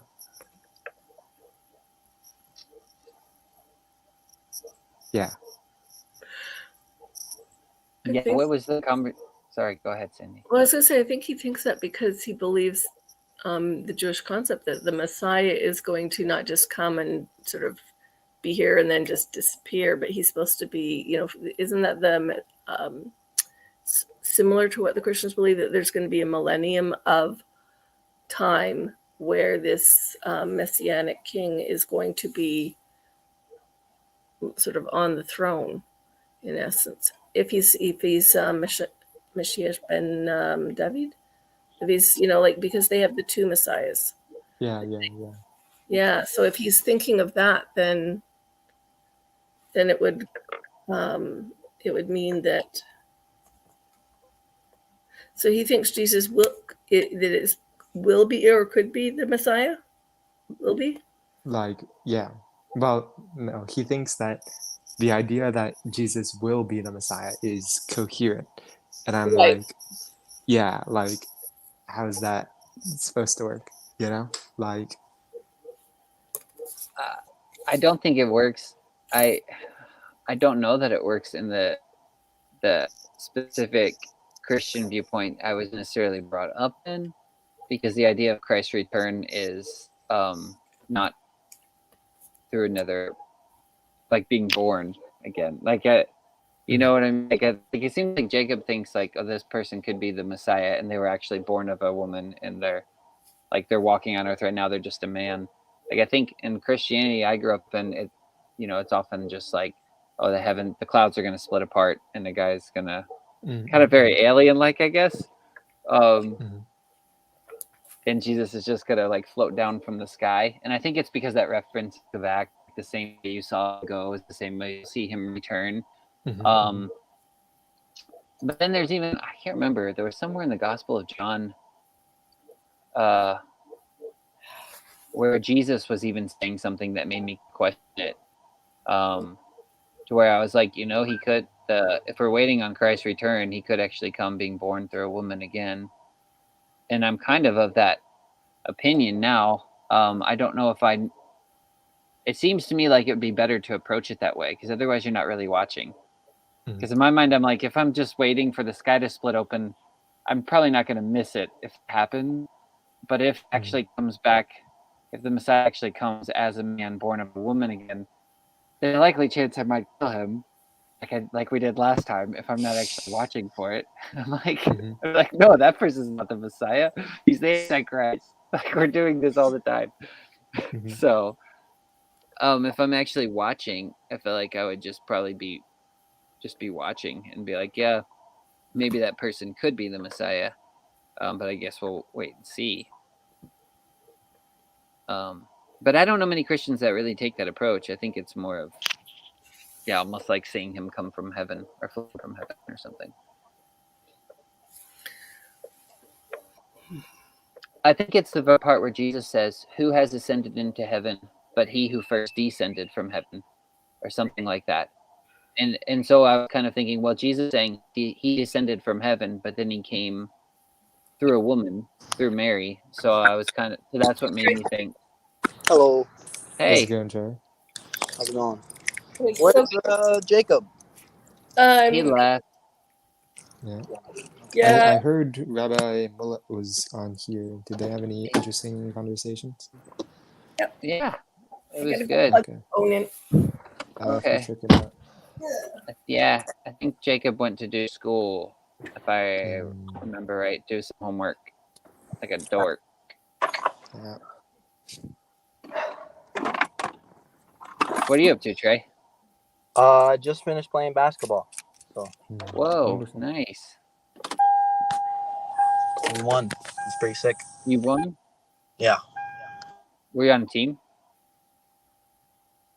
Oh, you're muted. Yeah, I was. Okay. Pretty sick. What are you guys talking about? We're talking about what the transmigration of souls and how Jesus might come back. Oh. If he comes back as the return of the Messiah or the second Messiah or Messiah ben David. Oh. Those ideas. Are you familiar with those ideas, Jacob? Referring to those Messiah ben Yosef, Messiah ben David. No, I've never heard of that in my life. Oh, okay. Well, there's the idea that there's like the spring Messiah. Put it simply, it's like Messiah. In Judaism, I guess there's an idea of the Messiah ben Joseph or Yosef, is what they'd say. Messiah, son of Joseph, and that's kind of the suffering Messiah. So could be seen as Christ, since we have the suffering image of Christ. And then there's the Davidic Messiah, or the Messiah ben David, Messiah, son of David, which is kind of like what you would think of as maybe something like Christ is described in the book of Revelation, like the returning king kind of Messiah, the son of David. Solomon, the Solomon, the son of David, establishes the kingdom. So it would be the Messiah who comes and establishes the kingdom. Yeah, I just don't think that unless I just feel like we're gonna have Jews don't really accept Christ, so it's kind of like if there was another guy that was normal, the odds are we just get another religion, right? It's a good point. That might happen. Well, you know, Jacob seems to believe that, like, when the Messiah comes, everyone from Islam and Christianity would like recognize him because of Islam and Christianity. Yeah. Why does it say that they will be united? Like, I'm a little confused about that. Say that they will be what? Why does that's the most? I guess Jacob should be here, but the more I think about it, that's like the most optimistic thing I could ever think, where you'd have three of the major world religions agreeing on one thing. Like, that never happens. Dude, everything's crazy when like we talk about the Messiah coming, you know? But he's getting it from Maimonides, so. Trying to think. I mean, doesn't Isaiah say that, like, from what I understand, like, when the Messiah really comes, like, everything's restored? Am I wrong? That's the point Jacob makes about Jesus, where he'll say, if Jesus was the Messiah, why is everything like it is? And Christians be like, well, we're waiting on his return. And so Jacob's saying, well, then he's not the Messiah. He's not the Davidic Messiah, is what Jacob would say. Like, he might have been the Joseph Messiah, but not the Davidic one. I'm like, touche. Seems fair. But I don't know. I guess, the weird thing is with all three of those, well, I don't know about Islam, but I know in Christianity, it seems like people, for the most part, believe when the Messiah or Jesus does return, they will know him right away. I'm always terrified I won't. I'm like scared to death I won't. Well, Muslims believe that Jesus will come back. They do. Yeah, they do. Do they think they'll know him and recognize him?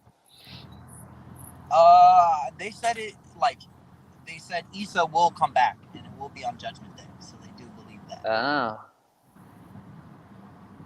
I just imagine, I guess it's just because of certain scriptures and the way, maybe it's some of the way I was brought up too, where I do really think the scriptures are living, I guess you could say, and so they're keep happening or tend to keep happening, like almost like in a pattern or repetitious way.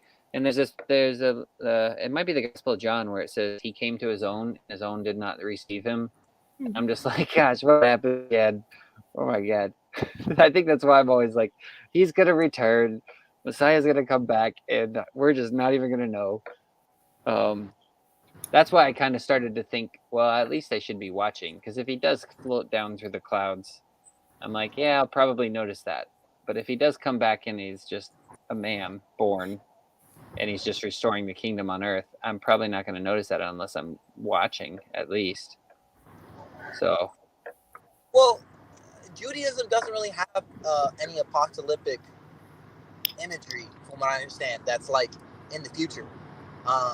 Like, I'm trying to think, what would be an example of apocalyptic imagery that is believed to happen in the future? Because I'm going to guess, because I've never, or maybe I'm wrong, but Daniel's prophecy is usually the one that everyone points to, but I don't think Jews accept that. Ezekiel is about Coming out Israel. firing. And then, yeah, like, what else? Like, oh we have, yeah, like, Ezekiel Revelation. might be the only one, right? Gog and Magog and Ezekiel. I don't know what else there is. but Gog and Magog. Isn't that in Revelation? Am I Yeah, wrong? it's in Ezekiel as well. Yeah. But correct me if I'm wrong. All of Ezekiel is pretty much about like stuff that's already happened with Israel. Like it's Ezekiel's talking about how the temple will be destroyed the second time. I think from what I've heard, and I could be wrong in this, is that I've heard that the stuff prophesied at the end of the book of Ezekiel, and when he's describing that never actually happened. They're still waiting on that, because I think certain dimensions, it's extremely massive temple, and when the temple was rebuilt after Babylon, it did not, I guess, live up to those prophecies, you could say, or something, is what I've heard. I don't know if that's true. So the stuff in Ezekiel they're still waiting on that fulfillment. But I don't quote me on that though. But that's what I've heard before. Gotcha. Because am I wrong in saying that Daniel's prophecy of like the chopping of the tree and everything like that has already taken place with Nebuchadnezzar? I think so. I mean, I think it's taken place. I think it's yeah, I mean, I definitely think it's taken place, but and this is just how I see it, but Nebuchadnezzar, or at least even the kingdom of Babylon, kind of stands as a symbol, or in my mind, it's kind of like the nation of, I guess you could say, pride or something. I don't really know. Self-exaltation. So it could apply to lots of different things. And so you have the king of Babylon, Lucifer. How you have fallen from heaven, O Lucifer, son of, or day star, son of the morning. Yeah. Have you talked to Jacob about prophecy, Trey? No, but I'm going to guess my idea of prophecy is probably pretty wrong.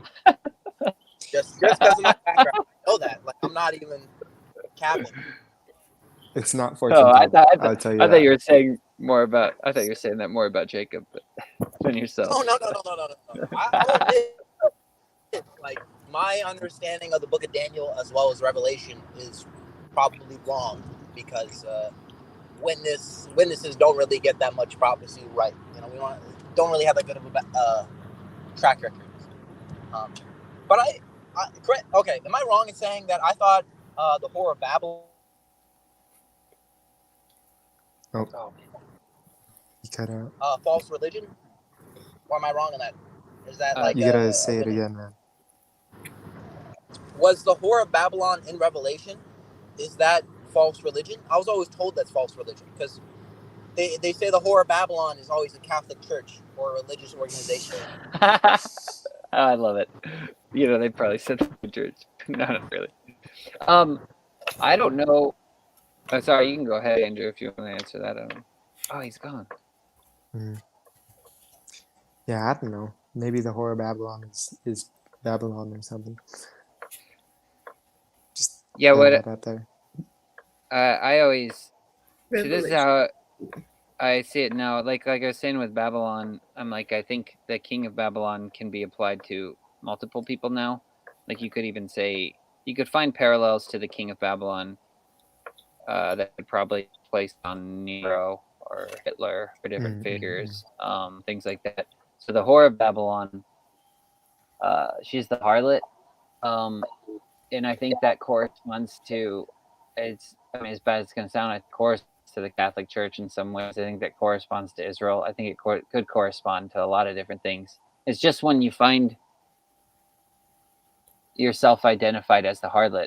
So you have in Ezekiel chapter 16 goes through the whole story of Israel, and God says, I found you as this child, this virgin, and then I raised you up, gave you all this clothing, all this jewelry, all these fine ornaments, and then basically saw these Babylonians and you lusted after them, and then God says, how degenerate your heart, you're a harlot, and basically calls her the harlot.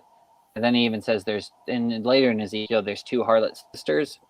And it's like this just, I don't know why, it just works this way. So you have like Samaria and Judah, basically, or I think, right?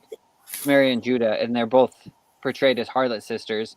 But then even still, then like later on the church comes and, you know, is developed as a new, and then we've played the harlot so many times by falling into different into all those different things. So I think you look at it maybe as like even with nations, but even different religions as well. But I would say just anybody that is the harlot. The harlot's just the harlot. You know, it's kind of like an archetypal figure or something. Kind of like the virgin. The virgin's just the virgin's the virgin. But the harlot controls is riding on top of Babylon. Mm-hmm. So I don't think I'm gonna be honest. I don't think Revelation is meant to be understood. If I'm being honest. Sounds like my friend Mitch. No, I'm just kidding. See, Sherry says, Whore of Babylon having mode versus being. See Lilith in her closed fist. Yeah, I would think that if you read George MacDonald's book of Lilith, it's like Lilith in that book is basically the harlot of Babylon.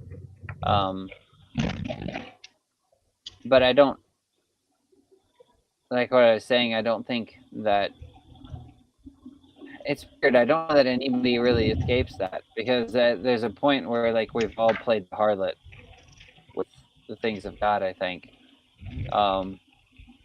Maybe every religion has kind of gone off course. I don't know. I guess I don't know if I could say that definitively, but yeah, don't say that, okay? Because then you're giving some people some fuel. Okay. For what? For against Christianity? No. Well, I don't know. When people say that, it makes me nervous. Oh, really? I don't know. It doesn't. Yeah, I guess you missed the part where. Go ahead. Well, I think that if you say that, like, that's gone off track, I think you're giving a lot of fuel to sort of restoration movements, I think. Again, I don't think that's correct. Fuel to what movements? Restorationist movements, like Seventh-day Adventists and Jehovah's Witnesses, I think. Oh, to say that the church has played the harlot?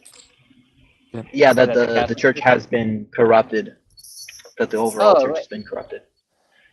Yeah, I don't know. I don't necessarily have a problem with it, because it seems like the harlot is restored back to virginity.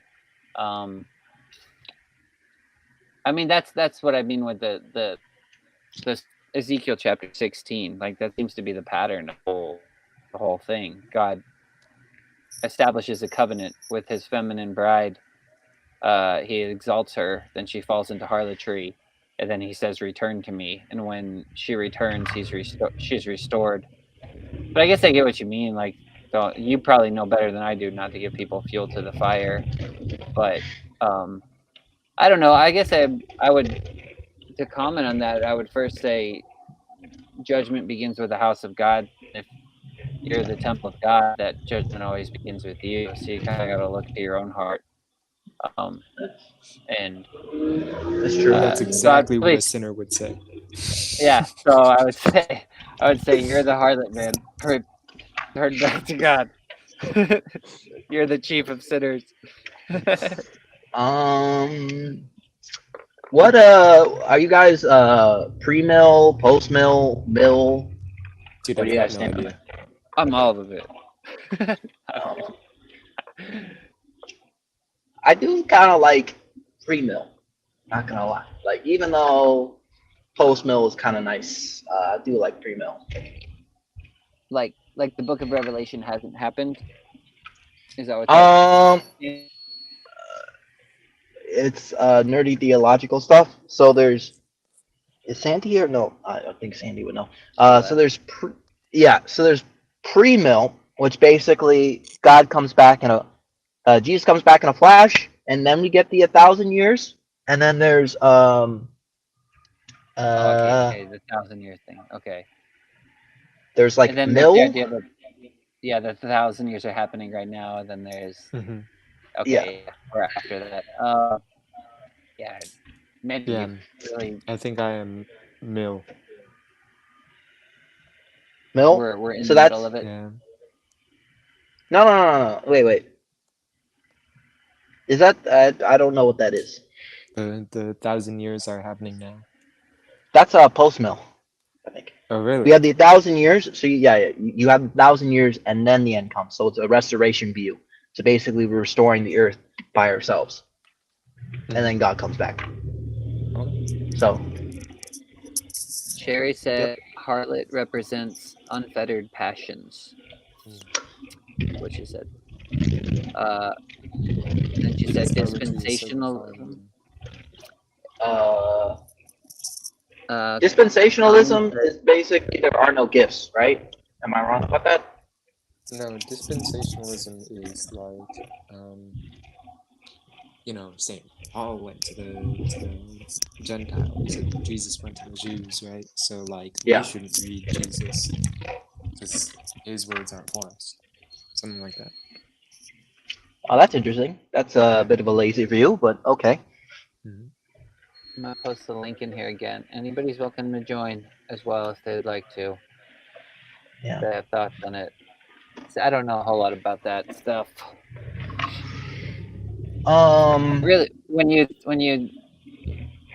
really focus on that 1,000 years, I'm not quite sure what to do with it. Whether that's I'm surprised they take that literally. Because like witnesses get made of. Yeah, like witnesses get made fun of for talking about the 144,000 as literal, but you guys are taking 1,000 years as literal. That's weird. If you don't ask me. Yeah, Revelation is extremely weird in that sense. It's like when people try to teach on it, half of it's literal and half of it's not, and they seem to just kind of oscillate back and forth between one and the other.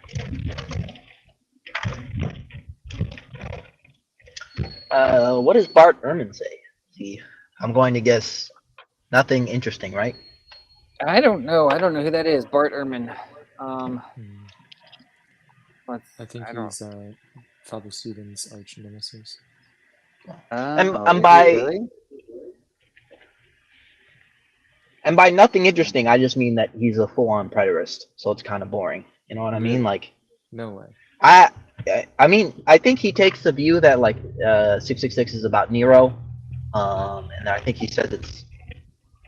Yeah, well, here's where I guess I was kind of mentioning that where I brought up the King of Babylon is because I don't think it's not about Nero. Like, I think 666 is about. I mean, it's just the number of man. It's the self-exaltation of man. 666, I think, and at least in my head, is the King of Babylon, it is Nero, it is Hitler. It's a man sitting on the throne proclaiming he is God type thing. It's Adam in the garden even. If you look at the Isaiah 14 passage where it's talking about Lucifer and the king of Babylon falling from heaven, it uses the same language of when Adam takes of the fruit in the garden. It's taking the knowledge of good and evil for yourself rather than giving it up to God. It's saying, I know good and evil. I'm king. I'm God type thing. I'm judge of the earth type thing. And that's how it seems to me. And so that would correspond to Nero, I think. I wouldn't. Correct me if I'm And yeah, Nero. Sorry, go ahead. correct me if I'm wrong, but I think that 666 is just one of the manuscripts. There's some that also do like 676 or 667. No, 616. 616. It could be. I don't know. It doesn't. I don't know. Well, all I I'm saying mean, is not all the manuscripts agree that it's 666, and that was Yeah, a yeah. point that some people have brought up, at least. Yeah. Yeah. I guess I'm just what I guess I'm getting at is I don't know that it inherently matters to me. Like it just say 6, even or it could just say the number of man. Like I don't need it necessarily even has to, because it just. What's that part in Thessalonians? It says, the number of man. It's 6. It's never reaching the 7th day. It's never reaching the Sabbath, and so it's all man, and man being God, and man striving to take the throne of God. What is this? In Thessalonians it says, "Let no one deceive you by any means, for that day will not come unless the falling away comes first, and the man of sin is revealed, the son of perdition, who opposes himself above all that is called God or all that is worshipped, so that he sits as God in the temple of God, showing himself that he is God." So I would think that's kind of like that would be Hitler, or that would be Nero, but that doesn't really end with him, And it's also like I think probably Herod. Also, there's a part in Acts where he's basically sitting there before he gets stricken with worms or something, where he's pretending to be God, basically, on the throne. I don't know. That's just kind of how I've come to see it. Is the 666 is just kind of the a reference to man exalting himself to the throne of God, to the Most High. Okay. Does that make sense? No. Yep. Take it or leave it. Take it or leave it. I don't know. I like you're probably right. You're probably right. All my understandings of Revelation are probably going to be wrong. I'm going to be 100% honest. Oh, don't say that. Don't say that, man. No. I mean, I can explain. Andrew, like there's you have to understand. I came from I came from technically the Seventh-day Adventist. So like, I don't trust anything I've learned from Revelation, if I'm being honest. Well, yeah, I kind of was the same way when I started getting into it and reading it, because it gets most of the stuff I ever heard taught about it was very, I don't know, it's really hard to even describe, and it was almost taught very linear too. A lot of times, like they'd go through the letters to the churches, and then right at chapter 4, they'd be like, "Here's the rapture," because all of a sudden they're not, the churches aren't being spoken to anymore. It was something really strange. It was like very, very linear in its approach. And then the most books they would reference seemed to be Daniel and, gosh, there was one other Old Testament one. And it didn't seem to be all that inclusive. When the book of Revelation, if you actually read the rest of the Bible, it's referencing the entirety of the Bible throughout the whole thing. I don't know what Clown of Babylon meant. You guys are talking real smack about my family. You get I get it. Was non-denom, right? Yeah. Should hop on here. Is that his family? His non-denom church? Yeah. I don't know. I have no idea. Say more. I'm not meaning to talk smack. I'm still in a non-denom church, by the way, so I don't mean to talk smack about it. No. Because his name is Clown of Babylon. and we're talking about Babylon. Oh, I see. Babylon. The Whore of Babylon. I see. Yeah. Okay, that makes more sense.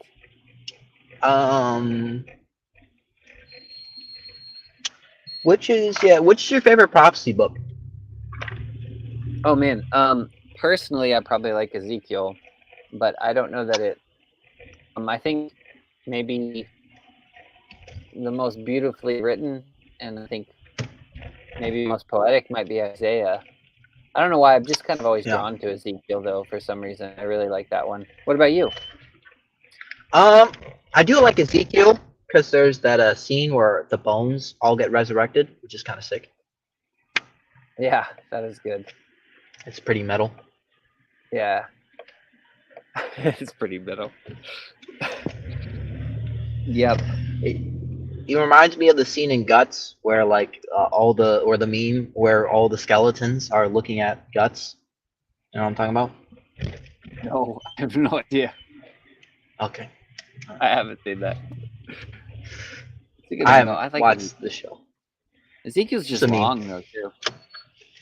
Yeah, it's interesting because we had an Ezekiel book, and so for church, what we would do is we would go through the Ezekiel book, which is fun. But I think is like different than most churches. Like you guys usually just have the sermon, but for us, there was a lot of like deep focus on going in on like each individual book, and so we would all. Because I didn't tell you, Jason. Yeah, I used to be a Jehovah's Witness, so we would have to have answers, and we'd have to study each point. So, you know. Dang. Yeah, I think I heard in passing you were like on a different chat or something. You mentioned you were a Jehovah's Witness. Yeah. But you said So you it's said you would go to the book rather than have a sermon and just like do a Bible study sort of, or what? Yeah. So basically, there's 2 sessions per week. There's one on Sunday, right? Where basically we have a 30-minute sermon, and then we have an hour-long watchtower where we'll cover a subject, and then you have questions, and then people in the crowd will answer the questions. And then on Thursday, you'll do a Bible reading, so you'll go through a part of the Bible, and you'll have questions about it. And then you'll have a book, and the book will be on a specific topic. So like Ezekiel, Jesus' life, and then you'll go through the book made by the witnesses and write answers for it. Do you find that helpful? Like now that where you are now? Like as in giving you Bible knowledge or something like that? Yeah, definitely. I mean, you definitely like learn more about the Bible, and because like each person is really expected to sort of like take part in church. Like no one can really be a bystander. Yeah, that's cool. Oh, Clown of Babylon asks, what type of church do you go to now? Non-denominational. Yeah. Do you like it? It's pretty good. Like I don't know. I've been there for about 2 months, so it's good. Yeah. I want to get my landlord on here. He's a professor in New Testament studies. So really, dang. Yeah, That's he cool. introduced me to this church. So pretty sick. Oh, that's fun. Yeah. Yeah, I was just curious because, like, even when you're talking about like the way you guys study the Bible, I think that would probably actually do a lot of people a lot of good. Even it's kind of weird because even the non-denominational background that I was brought up in, like, I think it's any place, maybe you're any group you're brought up in, you kind of get to see the bad in it, so you end up kind of throwing stones in it in a way, but at the same time, there's so much good to take from it that can easily be overlooked. And so, yeah, I'm actually really appreciative of a lot of stuff that I grew up with for sure. I wish I would have kind of maybe even taken more advantage of it, but I don't know. What stuff All did of you you have? are Baptist then. Well, I grew up in Word of Faith. I don't know if you're familiar with that term. Let's see, there's a Rhema Bible College out in Oklahoma. It was established by Kenneth Hagin, and it's basically like all these churches, Rhema churches branch from that. I kind of grew up in one of those, and it's very focused on, you would say, the health, wealth, and prosperity gospel type thing, which is kind of Gotcha. Yeah. gone off the, you could say it's gone off the rails now. But like all those people kind of, a lot of the televangelist preachers too that you think of now are involved in that. But at the same time, like I am grateful for what I learned, because even, gosh, man, there's some crazy stuff that just even happens with those healing movements. Because even the healing movements that Kenneth Hagin Sr. was involved in when it started, like back in the 80s, when all these was beginning to start. I mean, there was all sorts of stuff going on back then. And there's a lot of truth to what they say most of the time, and I think it is true. I feel like it's very one-sided, or they're just seeing one facet of the diamond and then almost like discarding the rest, to where they would say something like, wants you to be, gosh, I hate even saying the other option. Like, God wants you to be prosperous, or he wants you to have all this money or something, then anything that's not like blessings is not from God. And I think ultimately that's true. Like on a final level, like when you look at the age to come, like you would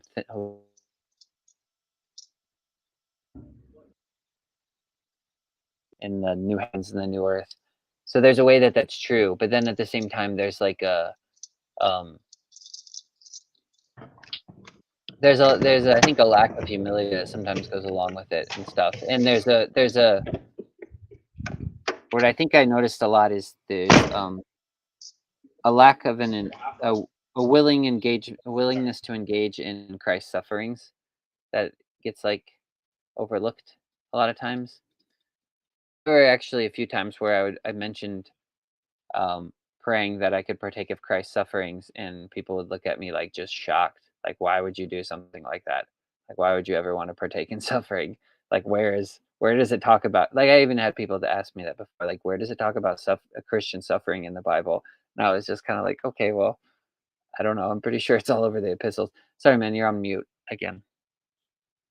Oh, I don't know if you mean to be, but so that's yeah, so that's kind of what I grew up in. But at the same time, like I said, I'm still grateful for it, because I think ultimately there's a truth in what they're saying. I think it's just missing a lot, or only looking at it from one side, and then it gets so rigid and so hard lined and so black and white to where it just, I think, begins to fracture.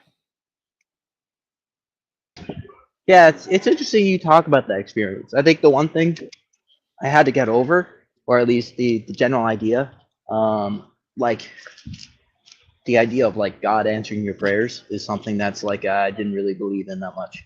Like I thought God could sort of help you, but the idea of like you getting like, I don't know, like praying for like a backpack and then getting a backpack. I never thought that wasn't really what was taught, or getting healed. Like the idea of getting healed was never going to happen. So it's always interesting that you guys actually like believe that it can happen. Oh yeah. I mean, I still do. Like, I'll pray for people all the time. Like that's one of the, I briefly mentioned at this Sandy earlier. That was one of the reasons I like kind of selfishly came back to God, because I needed to be healed, and he healed me even through my selfishness. It's like I can't ever deny, personally, I can't ever deny that fact, that God heals. And then, even with like getting things, I think that's where sometimes it goes off the rails, because the idea of sowing and reaping, like I do think is true, because it says in the Bible, like, if you give, like it'll be given back to you. But I don't think it's like some mathematical formula like they often make it out to be, like give your tithes and offerings, and then God will give you, or if you sow, $100, God will give you 1,000 or something like that. Like, it's not how it works. But I think it's more like, first you'll reap in blessings of just like having blessed else, and that'll give you spiritual blessings. And it's not even about material things. But I do think God will take care of your needs. But do you But then again, what Okay. do you need? If you're actually being humble, like you only need is God, and then you don't really need anything. Like, especially if you start to actually engage in fastings and things like that, you're like, oh, I really do kind of only need God. But do I what? Well, like, do you think that, because something I always thought is saying like God will only sort of give you comfort rather than like answer your prayers. I think that sort of eliminates a lot of the problem of evil. Because don't you think a little bit, just a little bit, that like the idea of like God answers your prayers creates another problem of evil? If I Like, say that God answers your prayers, it creates another problem. Oh, because then what do you do with the evil in the world? Is that what you no, mean? like like why is it that some prayers get answered and others don't? Oh, yeah. I mean, I don't know. I don't know why that is. I think maybe some prayers are out of place. I don't know. Uh, I feel like if I just approach everything with humility and even approach my prayers with humility, um, I'm not really seeking something for myself. So I'm not. Yeah, it becomes even less focused on a specific outcome of my prayer, and it's just more um, just just following God or existing in life with God, and it's less focused on I need this backpack. It's just kind of. Does that even make sense? I'm not even sure if that makes sense. So my prayer wouldn't be so much about getting a backpack, but more about just getting through the day with God or something like that. And then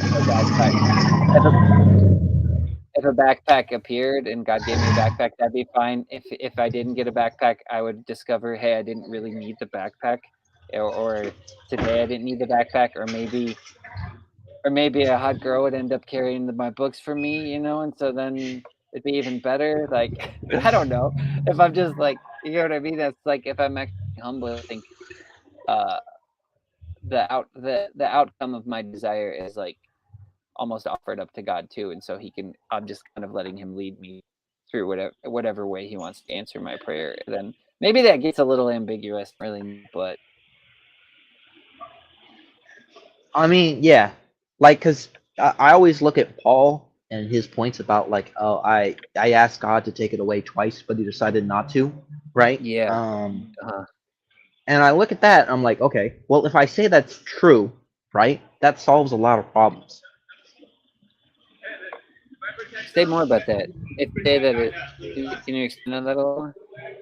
Yeah, so like, okay, so basically, it's still like, okay, for example, if you look at experiments, right, praying for people, um, like does not, like in studies, does not cure the illness, which we can say what you want about that, but what it does do is that they're more comforted, and people who pray and do all that stuff are more willing to make it out of um, surgery and everything like that.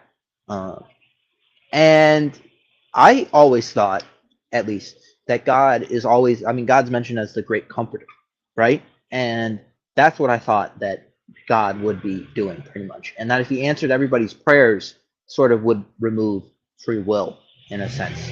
So having it so that God just comforts people rather than answer their prayers makes it so that we don't have to ask the question of like, well, you prayed for this, but this person like Uganda lost their eye. Like it doesn't really make that much sense. Or this person died. You know what I mean? Yeah, that's a good way of looking at it. I kind of like that. And it also stops the prosperity gospel in its tracks, and you can have like, Yeah. Well, yeah, it's really strange. I mean, it's hard for me to get into because like I said, I actually was healed by God, and if I wasn't, if that came back to me, I don't know what I would do. I basically had like a I don't even know if it was nerve damage. I would honestly just call it a demon at this point. I don't know what it was. it would come and go almost like seasons, and it was just this excruciating pain in the right side of my face. The worst pain I've ever felt, like I've literally felt. I used to cut myself in high school. Like this was just, I can't even describe it. And it got to the point where, like, after dealing with it with 9 years, I even told my mom. I said, I don't know what to do. I've been going to doctors for 9 years. No one can tell me what to do. I'm just gonna have to kill myself, because I just couldn't. It was like being tortured. I was like, I'd rather just be dead than be tortured my whole life. And so, if that came back, I would probably, like, I don't know what I would do either. But then at the same time, uh, it's hard for me to get at because, like, God actually healed me. I remember believing and believing for healing, and it wasn't until I got to this point where the pain just kept getting worse and worse and would last longer and longer throughout the day. And I finally got to this point where I was just so broken. And I was like, God, you're not even here. Like, what am I doing? Like, there's no point. Like, I don't even know where you are, God. And then I read this one scripture verse in Isaiah, and I was in it, like, the pain was still there, everything. And I was just like, oh, there you are, God. And then I was just kind of this point of just like, all right, if I got to deal with this pain every second for the rest of my life, every day, as long as you'll just be here with me, I'll be fine. And so it was kind of this weird moment, kind of like you're talking about, where it was, I almost felt this comfort of God. And it was just kind of like, okay, if you'll just be here to comfort me, then I'll trust you that I can live with this pain for as long as you want me to live for it. And then after that, it wasn't immediately after that, but slowly after that, it just started to go away. And then it never, well, it came back, I think, like once shortly. And then I haven't ever had a problem with it again. And I don't know what it was. Like, I really don't know what it was other than some sort of weird spiritual affliction. But I think it was something maybe kind of like what you're talking about, where it was kind of getting this place of comfort or shalom God was trying to establish, even in the midst of all the pain and turmoil and sickness or whatever else it wants to be. And as far as the prosperity gospel goes, that's just a weird emphasis on material things that I feel like is misplaced. But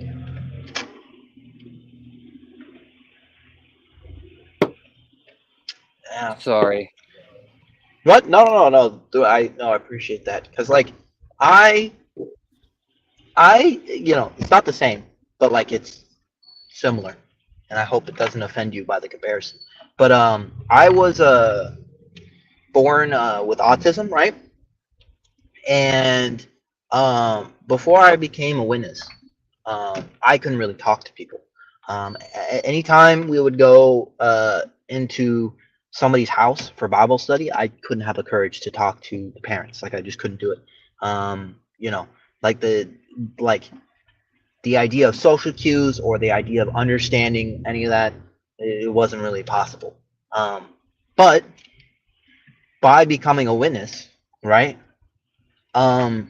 Complete change, complete redo. Like, I'm able to talk, I'm able to have friends, I'm able to talk to strangers, and you can, like, you can say pretty much that, well, it's just because you knocked on doors and it was just because you had to make comments. But it's like, okay, I guess I could look at it that way, but it's also like, well, I don't know where else I would have gotten that from. Yeah. So it's Yeah. I really don't know how to do it. Yeah. I guess, but it does get a little confusing because it's like, well, it's a miracle from what I would say would be a harmful, Oh, I see. a harmful religion. Like, it would be something where it's like being healed by, like, it's like being healed by the Pharisees. You know what I mean? It's a little hard to sort of, how do you square that circle? You know? Yeah, I kind of get what you're saying. There's, I think, a weird in one of the Gospels where it says this: they come to Jesus and they're like, "This man is casting out demons and he doesn't follow us," and Jesus is like, "Let him alone, for he who does a good work cannot so quickly speak evil of us," or something like that. I don't really know. I think of that sometimes. There's, yeah, it is really strange because even with these big healing ministries, you could say they're all charlatan, whatever. But I think a lot of times, a lot of it's legit. And then you see you're like, oh, the pastor was sleeping around with this girl and that girl and all this stuff, and it's like, what do you do with that? Other than I think God maybe sees the individual's heart, like as in him seeing your individual heart. And even if it was a kind of a corrupt religion or a corrupt preacher or pastor or whatever, he's still able to somehow go through that vessel and get to you and help you with your own troubles. So I don't know. I mean, actually, that's a good point. There's a good video by Inspiring Philosophy on Samuel. Samuel? Am I talking Yeah. about the right guy? The guy who lost his eye and who ripped Oh, open Samson? a lion? Samson, Samson, yeah. yeah. Yeah. But Samson's kind of a bad guy, you know? Yeah. He Right? gets that But rep. Yeah, he gets that rep. but God uses him pretty much.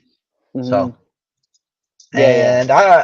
and he made the point of like Rabbi Zacharias, where like Rabbi Zacharias kind of a bad guy, but God still used him, you know? Yeah. Yeah. Yeah, that was Okay. a bit of a travesty there with Rabbi Zacharias. I used to like listening to him though. I thought he had some good teachings. He was a good teacher. Like I thought he had some good sermons too. But yeah, all that stuff in the background in the dark was just incredibly tragic. Hi, Hezzy. Yeah. Hezzy says Hezzy. hello. Hop One in on the here if you Hezzy. want, man.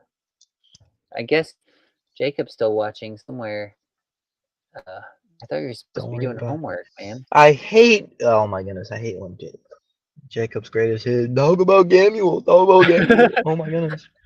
Yeah, it's just the one thing I don't like is when like personally I feel that if you don't even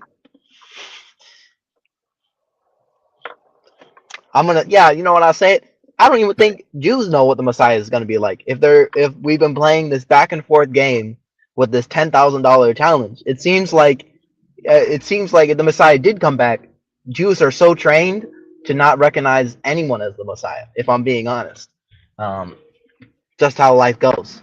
But hey, that's a bit of a hot take. I'll say that's a bit of a hot take. I finished homework eating dinner. Good night, Jacob.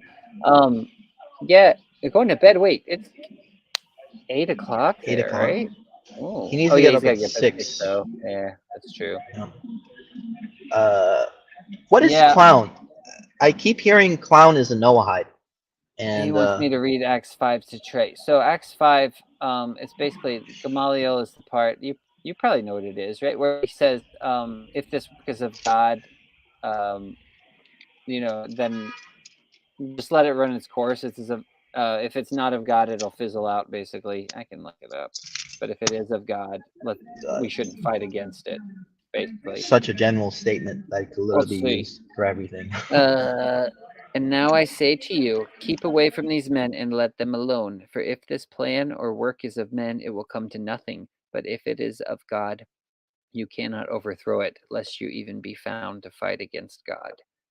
So I guess that's what he's saying in terms of like watching for the Messiah.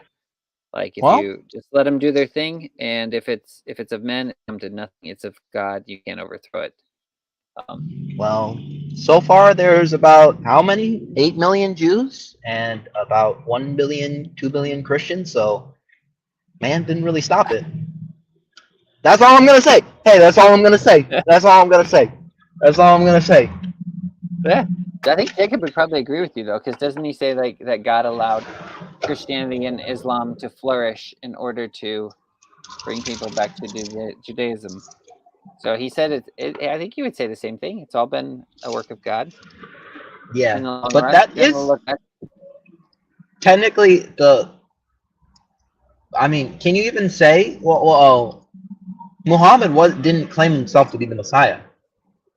No, I don't think he did. I think it's just a prophet, right?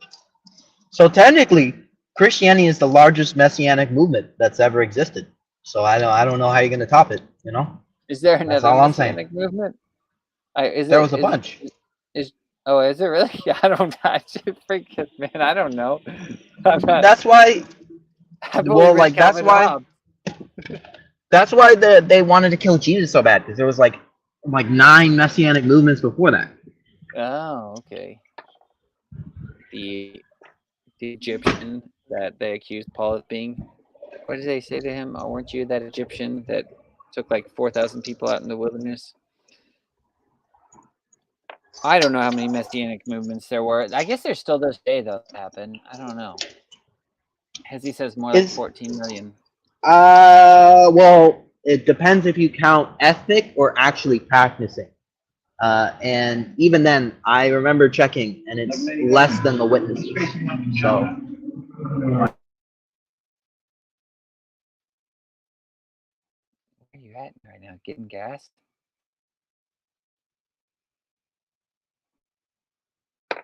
I don't know, man.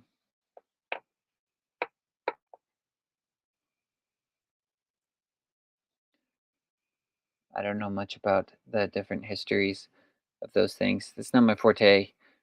I don't know what my forte is. I just sit here and listen. Listen to Jacob's greatest hits.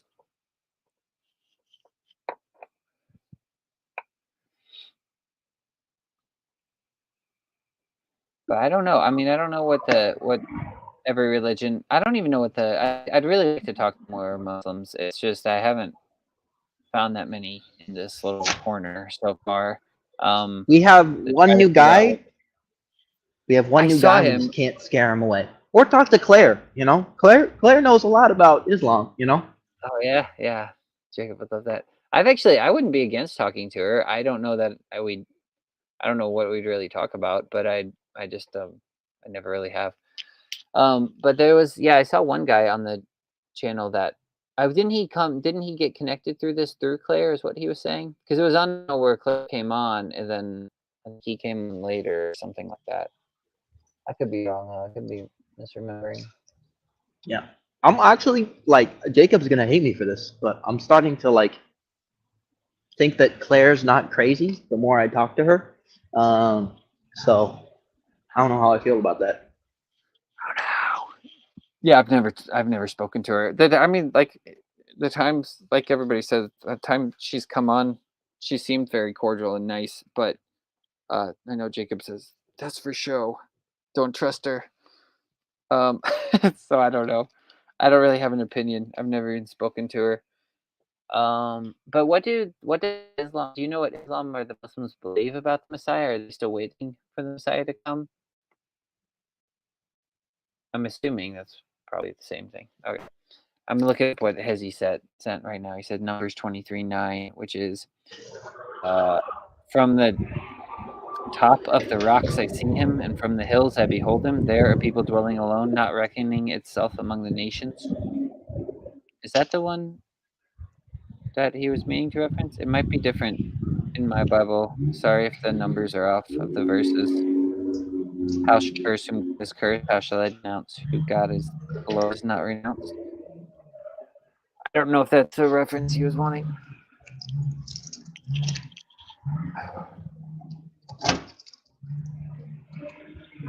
So that's an actual messianic passage. Oh, I don't know what that is. Has he put in here Numbers 23:9, and it was. I'm not sure what he meant by it. From the top of the rocks I see him. From the hills I behold him. There are people dwelling alone, not reckoning itself among the nations. I don't know. I don't know. Only see the whole thing, the whole idea of recognizing the Messiah, just like I said before, it just kind of. I'm of the opinion that I'm probably going to miss him. And I feel like if I just kind of hold position, like Jacob says, don't worry, but it's like I'm not worried about it. Like it doesn't keep me up at night. But I'm just like if I'm expecting, I'm gonna know exactly what it looks like. If it doesn't look like what I'm expecting, then I'm gonna miss it. So I'm just watching. I'm not like. But if you don't know who the Messiah is, don't you get That's. I mean, doesn't it say that I will come like a thief in the night, and only if the people are aware, blah blah blah blah. Yeah, the people that are watching. So watch, be watchful. Yeah, I can't throw. Right. So if you're not watching. Yeah. Well, I mean, that's what I mean. I guess I think it's in the Gospel of John where it says, he was in the world, and the world was made through him, and the world did not know him. He came to his own, and his own did not know him. Yeah. And I just, but then, what does it say? John the Baptist says, he said, I did not know him, but that he should be revealed to Israel. Therefore, I came baptizing with water. So it's like John the Baptist comes first there so that he can be revealed to Israel. So he comes baptizing with water for the purpose that the Messiah should be revealed. At least this Messiah, unless we're talking about a Davidic Messiah that's just going to look totally different than whatever Jesus could have been if he's the Joseph one. It makes sense why they thought John was Elijah, because he did come out of nowhere and sort of like was calling the nations to repent. Yeah, that's kind of how I see it too. Like the spirit of Elijah is the call to repentance, and that kind of rests on all the prophets, at least to some degree, because all the prophets kind of said the same thing: repent, turn back to God. And so I feel like if that's my posture of a repentance, or however you want to phrase it, metanoia, this thing back to God, this posture of like just a continual repentant heart, then I'm probably not going to miss the Messiah, because that posture would keep me watching. And then in that way he would be revealed. But if I have a repentant heart, I'm probably going to miss the Messiah. And then, like you said, it's kind of probably game over. But I don't know. I just tend not to worry about it, It doesn't really help, unless you're gonna be selling all your money and sort of getting in a bunker. Oh, I see what you mean, selling item. Okay. That's the one where it's supposed to be a small group. Because he's talking. Okay, so Hezi was referencing, you were talking about how many Jews are in the world versus how many Christians, and Trey was comparing 2 billion versus 6 million. So he was referencing that verse in Numbers where it said that Israel is small, like a small group of people. They're just a baby nation all the time. I think that's why God says he chose them, because they were the littlest of all nations. I think it's somewhere in Numbers he says that. Yeah, I don't know. I'm not necessarily worried about it, because, like I said, it just. I think if you're watching, you're watching. But there's a way, like I think that a lot of people aren't watching because they're expecting it to look a specific, exact way, but then it's up in their head. And so if it doesn't look that way, then they're gonna miss it, and it'll be like a thief in the night, because they'll be like, "When did we see you, Jesus? When did?" And it's like they won't even know. But I just take the universalist position and try to be a good person and go to sleep. It's kind of the vibe I get, at least. Yeah, is that where you're at now? Do you go to a Universalist church? No. I don't either. I don't know if I would call myself a universalist by what most people think of universalism, but I would call myself a universalist by maybe the George MacDonald kind of idea of it. I don't know if it would be better phrased as ultimate reconciliation, like everything will be brought back to God. But I think there is kind of maybe frame hell is more of a purgatory. Like I would still affirm hell, but I would think it's more of a redeeming fire or something like that, if I had to put a label on it. But yeah, I'm samesies. I'm not saying that Hitler gets no punishments. Of course, we all get a little burn. But I'm just saying, like, okay, Like, okay, if you want to be, if you want to be James White, you can believe in hell. But, as long as I don't have, like, you know, as long as I'm a regular schmegular preacher, I'm kind of like, I don't need that on my mental that, like, my family is going to burn in eternal punishment. So, that, Yeah.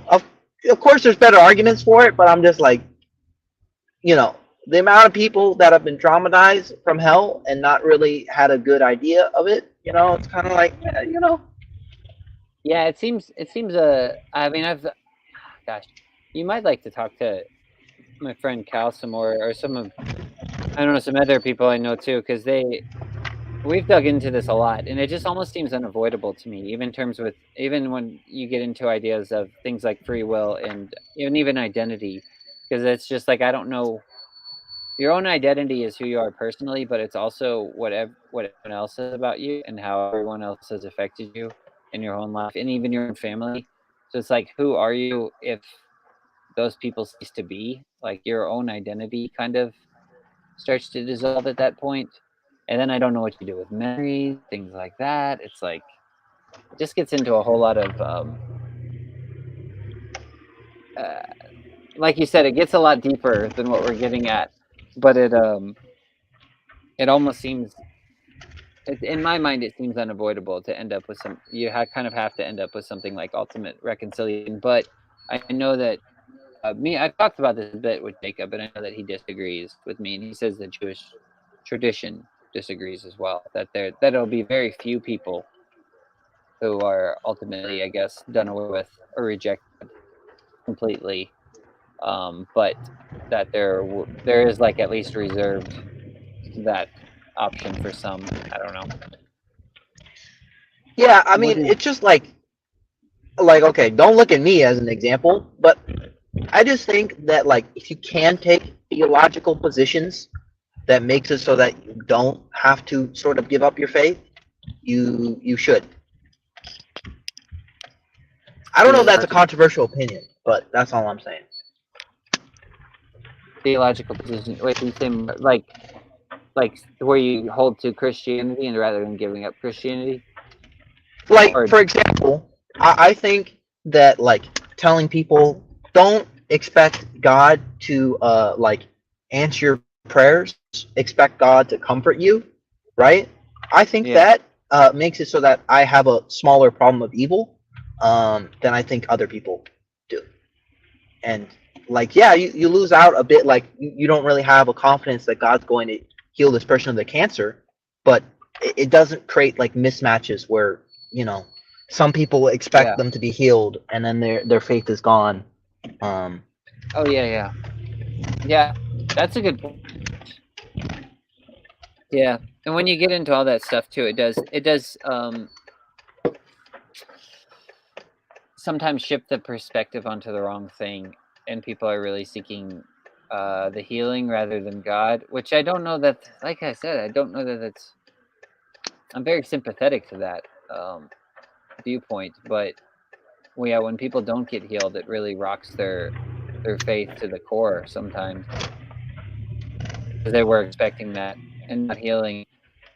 But the other thing that gets kind of weird too is, like, you can have people that are healers that aren't Christian at all. Like, even Jacob mentioned, like, prophecy isn't just about fortune telling, because otherwise you don't really follow a fortune teller, and people can perform healing miracles that aren't following God at all, and you don't really just follow someone because they can do magic tricks. It's like, that's not what it's fundamentally all about, and so it's kind of a little bit focused on, I guess you could say, on the wrong thing to some degree. I don't know.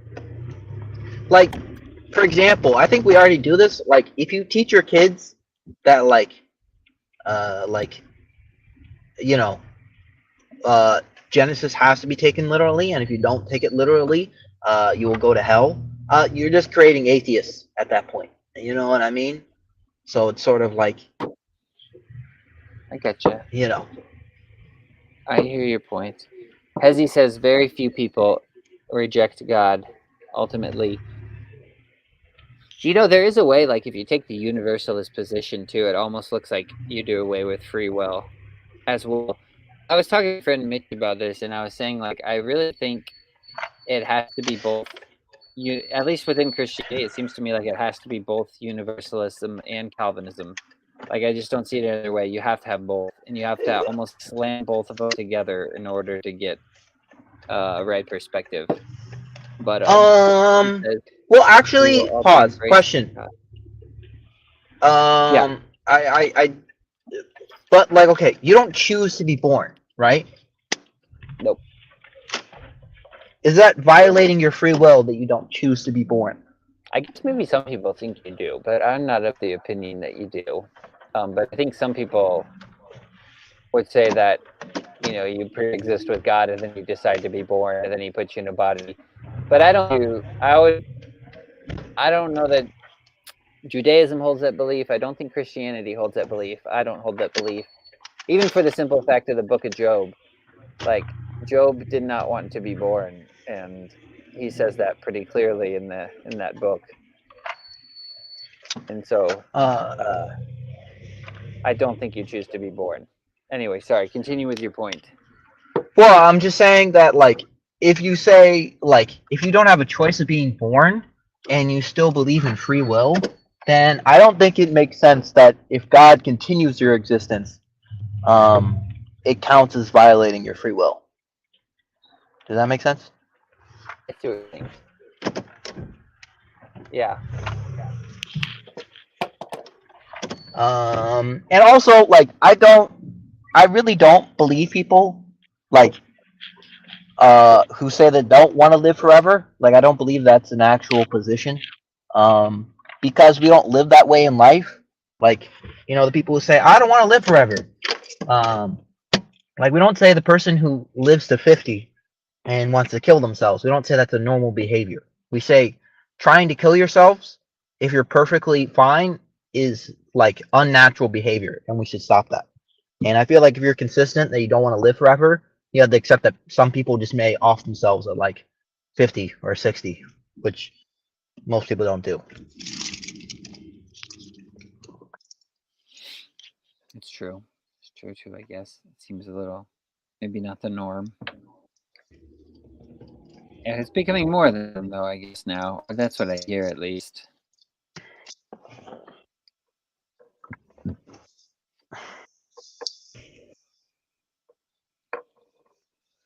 There's this Hindu story. I don't know if I should come in. I really wanted to do like a podcast episode or my own like little short YouTube episode and comment on this story because I just think it's so incredibly profound, but I still haven't quite. I don't think I've still quite got it all yet. Like there's just so much more to it that I haven't got. But it's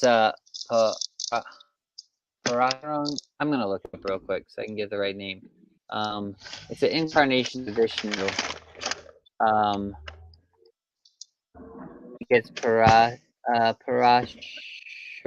I think it's Param. I'm not sure how you say that. Anyways, so Vishnu. I don't know if you're familiar with Hindu stories, but they kind of have a Hindu. They have a. You are? Okay. This is great. All right. So have you heard this story before? It's the incarnation of Vishnu that kills his mother. No, I haven't. I've only heard the one, I think, or only know the one where they cut off the kid's head and replace it with an elephant. Oh yeah. Gosh, why am I forgetting his name right now? Yeah, but this one. So Vishnu. There's basically a trinity within Hinduism, from what I understand, and Brahma, Shiva, and Vishnu.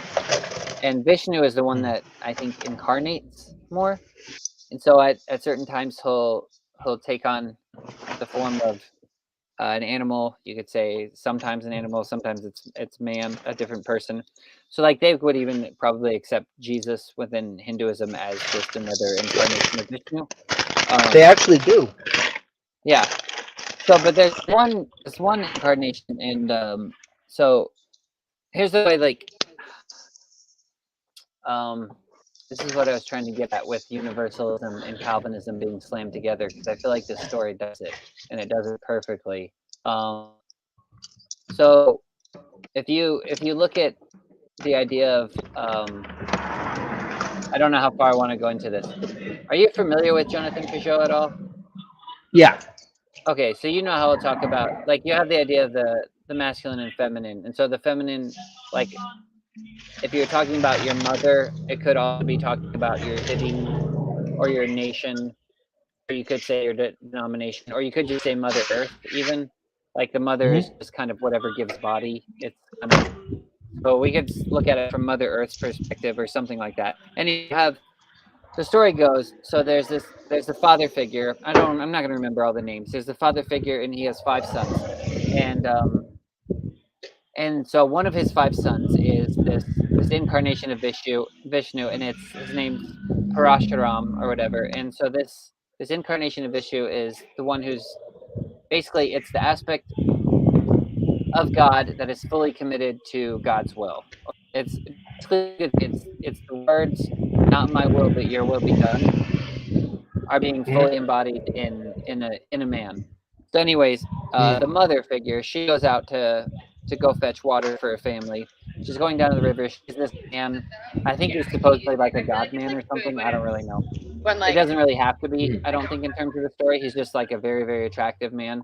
So she basically gets entranced and she gets lost. She loses track of time and she lusts in her heart after this man. So she kind of, like, I guess you could say, commits adultery in her heart. She lusts after him. Then she comes to herself and she's like, oh my gosh, what have I done?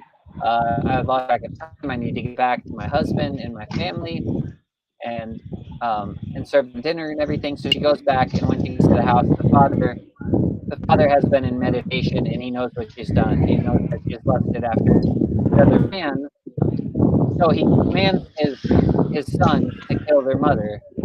And so he tells all his sons, like, I need you to go kill your mother because she's basically committed adultery in her heart.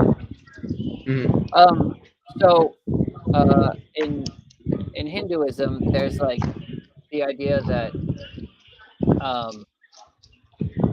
then it says basically it's a grave sin for any man to kill a woman, and it's the one that's gonna. Sorry, I'm just muting your mic for a second. It's pretty loud. So that's like a grave sin for I think he says in Hinduism it's a grave sin for like any man to kill a woman, but then it's like and if one kills their own mother, it's a sin that has no remorse, which I think is like a really interesting statement. Like there's no remorse from that. Just unmute yourself or whatever whenever you're done. But then on the other side, like all the sons are struggling because it's a grave sin to disobey your elders, and an even worse sin to disobey your father, who's your provider and gives you all good things in life. So you could almost even compare that to God. So anyways, but the 4 of these sons decide, no, I'm not going to kill my mother. But then one son who's like Pararam, who's like fully committed to his father's will, and he's fully devoted to his father's command. He says, no, I'm going to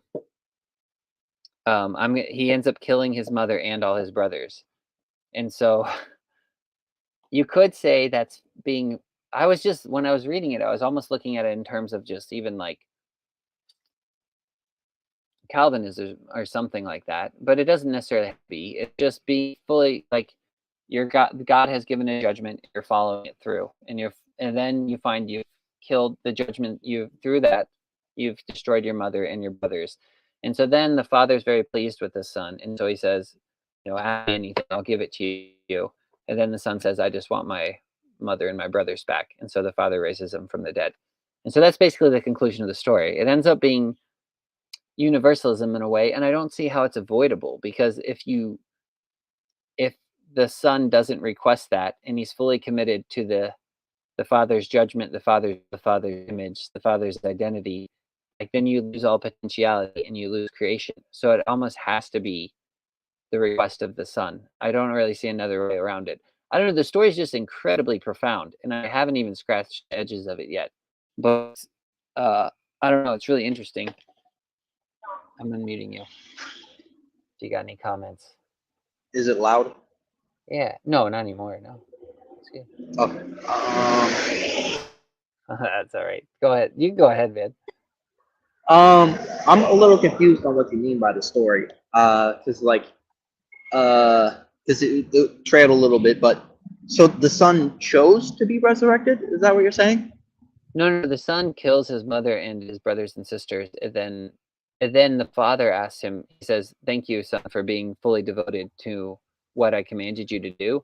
Mhm. I'll grant you anything you wish." So then the son wishes that his mother and his brothers be resurrected, without any recollection of what happened, which is a little interesting tidbit. I'm not sure what to do with, but yeah, but that's the conclusion of it. Is basically the father ends up raising the mother and his brothers from the dead. And I guess what I kept thinking is like, don't understand how if you make the comparison to God, and you have a God who's infinitely good and infinitely righteous and infinitely holy, and infinitely perfect. It doesn't even have to be like it could be yourself as well. But let's say that's the father, and so the father is always there's a way that creation, his creation, which you could say the mother, or the brothers, the sons, all those things, never fully live up to the father's identity because they're never going to reach that infinite potential because it's infinite. But it should be because you're always kind of striving further up. You're always growing into a better creation. You're always trying to be more like God. But because of that, it's like God is also the judge, because you're never living up to it. So it's always kind of burning up and kind of always damning you in a way. And so I don't see if Father doesn't give that judgment, because if you're trying to be perfect all the time, like that will eat you up. Like you'll basically destroy yourself. I think it even says that in Ecclesiastes: "Do not be overly righteous. Why should you destroy yourself?" So there's a way like the Father kind of always gives that command, but you know, and I mean, I think that's what's so compelling about Christ too, is because Christ, like, well, it's basically the divine love that that calls you to your highest, but then at the same time there to like kind of go underneath you and lift you up when you fail to reach that infinite potential. But anyway, the judgment basically from the Father is, yeah, these people need to be executed. It's kind of the death penalty. And so then the one son says, you know what, I'm actually going to go through with this, and I'm actually going to carry out the Father's judgment and kill everybody that doesn't live up to the Father's image, you could say. But then if that's said and done, like, what's the conclusion? It's like he has to ask for the mother to be resurrected for a new heavens and a new earth, basically. I don't know. Maybe I'm doing a crummy job of explaining it. Like I said, I need to really think about this more. I think that it's just something. Like, I think that there's conservative Christians really don't like the idea of universalism because there's an idea that, like, what if you're wrong? Like, you could be like sending people to hell, which if you have a correct view on universalism, that doesn't necessarily have to be true, you know. Where was I going with that? And I definitely understand what you mean. Like, there's definitely like this la-di-da-di sort of idea. But I think, you know, Jordan Peterson's quote basically saying, like, you could be a Nazi, or like everyone thinks that they won't be a Nazi, but you could be a Nazi. Do you know that? Yeah, I heard that. And I think about that a lot, and I'm like, okay, like, if Hitler made art school, he wouldn't be Hitler, right? Like, that one decision changed his life. Mm-hmm. Yeah. Like literally, like, if there was just a nicer teacher, it wouldn't be Hitler, it would be somebody else. Somebody else would have taken power of Germany, right? Mm-hmm. Yeah. And I know what you mean.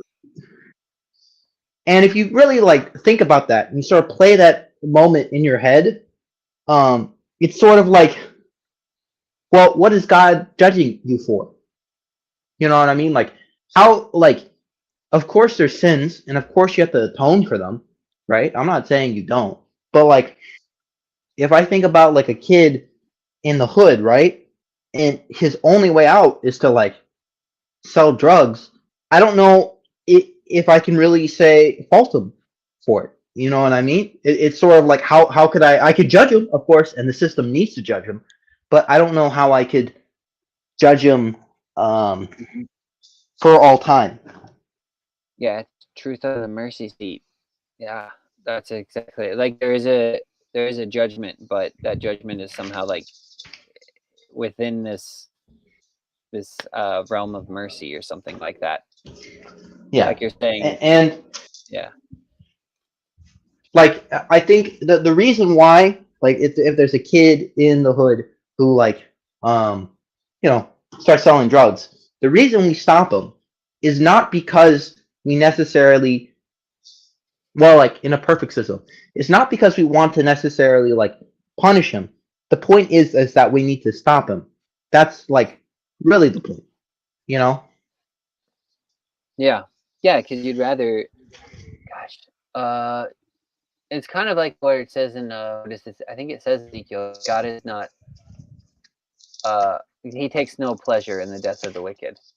Like you don't necessarily take pleasure in the punishment. You'd rather have reconciliation. And just because you punish someone too, this is, I think it's in a George MacDonald's justice sermon where he was talking about justice, and he's like, just because you have an eye for an eye, that doesn't actually mean justice. Because if the idea of justice is that things are made right, restored, like you have to have repentance and forgiveness going hand in hand in order for that to happen.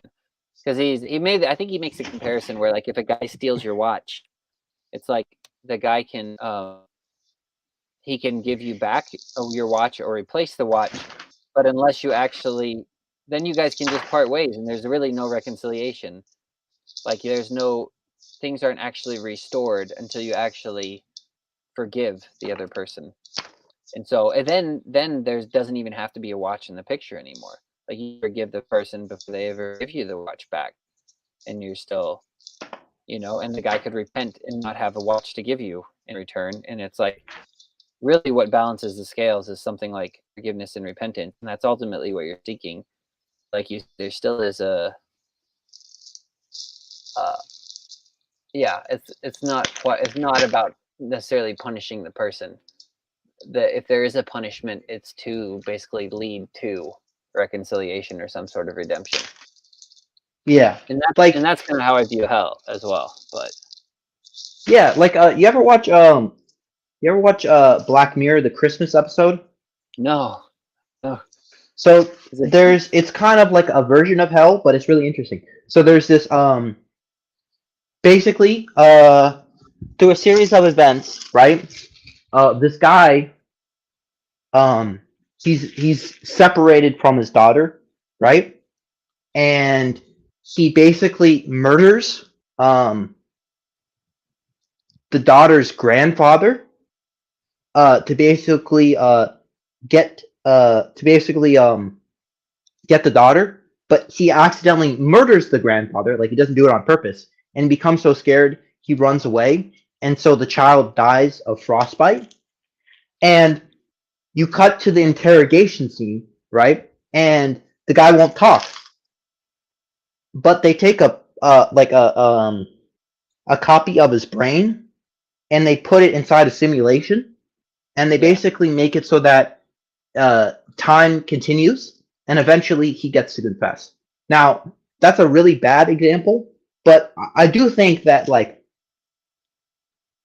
if you leave somebody in a room and you give them all the correct tools, I don't see how they wouldn't repent. Does that make sense? Mm-hmm. Yeah, I think so. I think that makes sense. Yeah. I mean, even if you left somebody in a room just by themselves for long enough, I think they'd repent too. Like solitary confinement or something. I think people would find that miserable. Right. So that gives me a better view of like hell, and it makes a little bit more sense, I guess. Yeah, and even the idea what you mentioned earlier with like and I know, I know, like I know Jacob kind of pushes against this a lot of times with Christianity of seeing yourself as the chief of all sinners, and it's not that you are the chief of all sinners. It's just like you see yourself there, and so even when you're talking about Hitler, the idea of like, well, I could have been him, or basically, I'm one step away from being him. I think it makes hell almost more. Before when I in the circles of Christianity I was in, it was kind of like you just kind of confess something and then you kind of to die hell or around hell. Now it's kind of like I feel like with a universalist perspective I had, I actually have to wrestle with hell. I actually have to contend with it because it leads me to the place of where Paul says I could wish myself accursed from Christ from my brethren in the flesh. And it's like, do I really love people that much? Could I wish myself accursed from Christ that someone else might be saved? But then I have to ask myself, well, isn't that what I claim Christ did for me? And he says, God, why have you forsaken me? And it says, cursed is everyone who hangs on a tree. And Christ hung on a tree for my salvation. So it's like, am I willing to do that for someone else? And then I have to take hell very seriously when I start looking at it that perspective. And then I have to really wrestle with those what those things even mean. And how it's like God, I don't know the right way to phrase it necessarily. I would be cursed from God, from my brethren in the flesh, that I might be able to have mercy on those that are cursed. It's into the Romans 11 thing, I guess you could say, where God would have mercy on all. I'll just read it really quick, because it's it probably says it better there.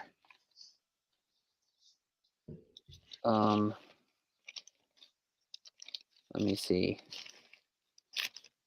Concerning the gospel, they are enemies for your sake, but concerning the election, they are beloved for the sake of your fathers. For the gifts and calling of God are irrevocable. For this part, for as you were once disobedient to God, yet now have obtained mercy through their disobedience, even so these also have now been disobedient, that through the mercy shown you, they also may obtain mercy. For God has committed them all to disobedience, that he might have mercy on all. So it's like if you are able to see yourself as chief of all sinners, or if you see the only reason I'm not Hitler is because the mercy God has shown me, or the grace that God has shown me, then through that mercy God has shown me, I might have mercy on other people, that God might have mercy on all. And it's kind of this weird, like, I don't know what you call it, like circular mercy, like, I call it like a perpetual mercy machine. I don't know what else to call it, but anyway. I think I get what you're That's saying. my spiel. Yeah. But anyways, man, I probably gotta hop off here in a second. It's almost midnight, so. Okay. But thanks for hanging out, Well- man. No, this was fun. It was good getting to know you better too. I'm sure I'll see you around more. So. Definitely. I got more questions for you, but I hear you're Oh. sick with the banjo, so. Not that great, but yeah. Well, any quick questions? I can try to answer some before I go. Oh no, it's good. I mean more in general. So it's all good. You can end the stream. I'm chilling. All right, man. Well, I guess I'll end it here. Have a good night. See ya. See ya.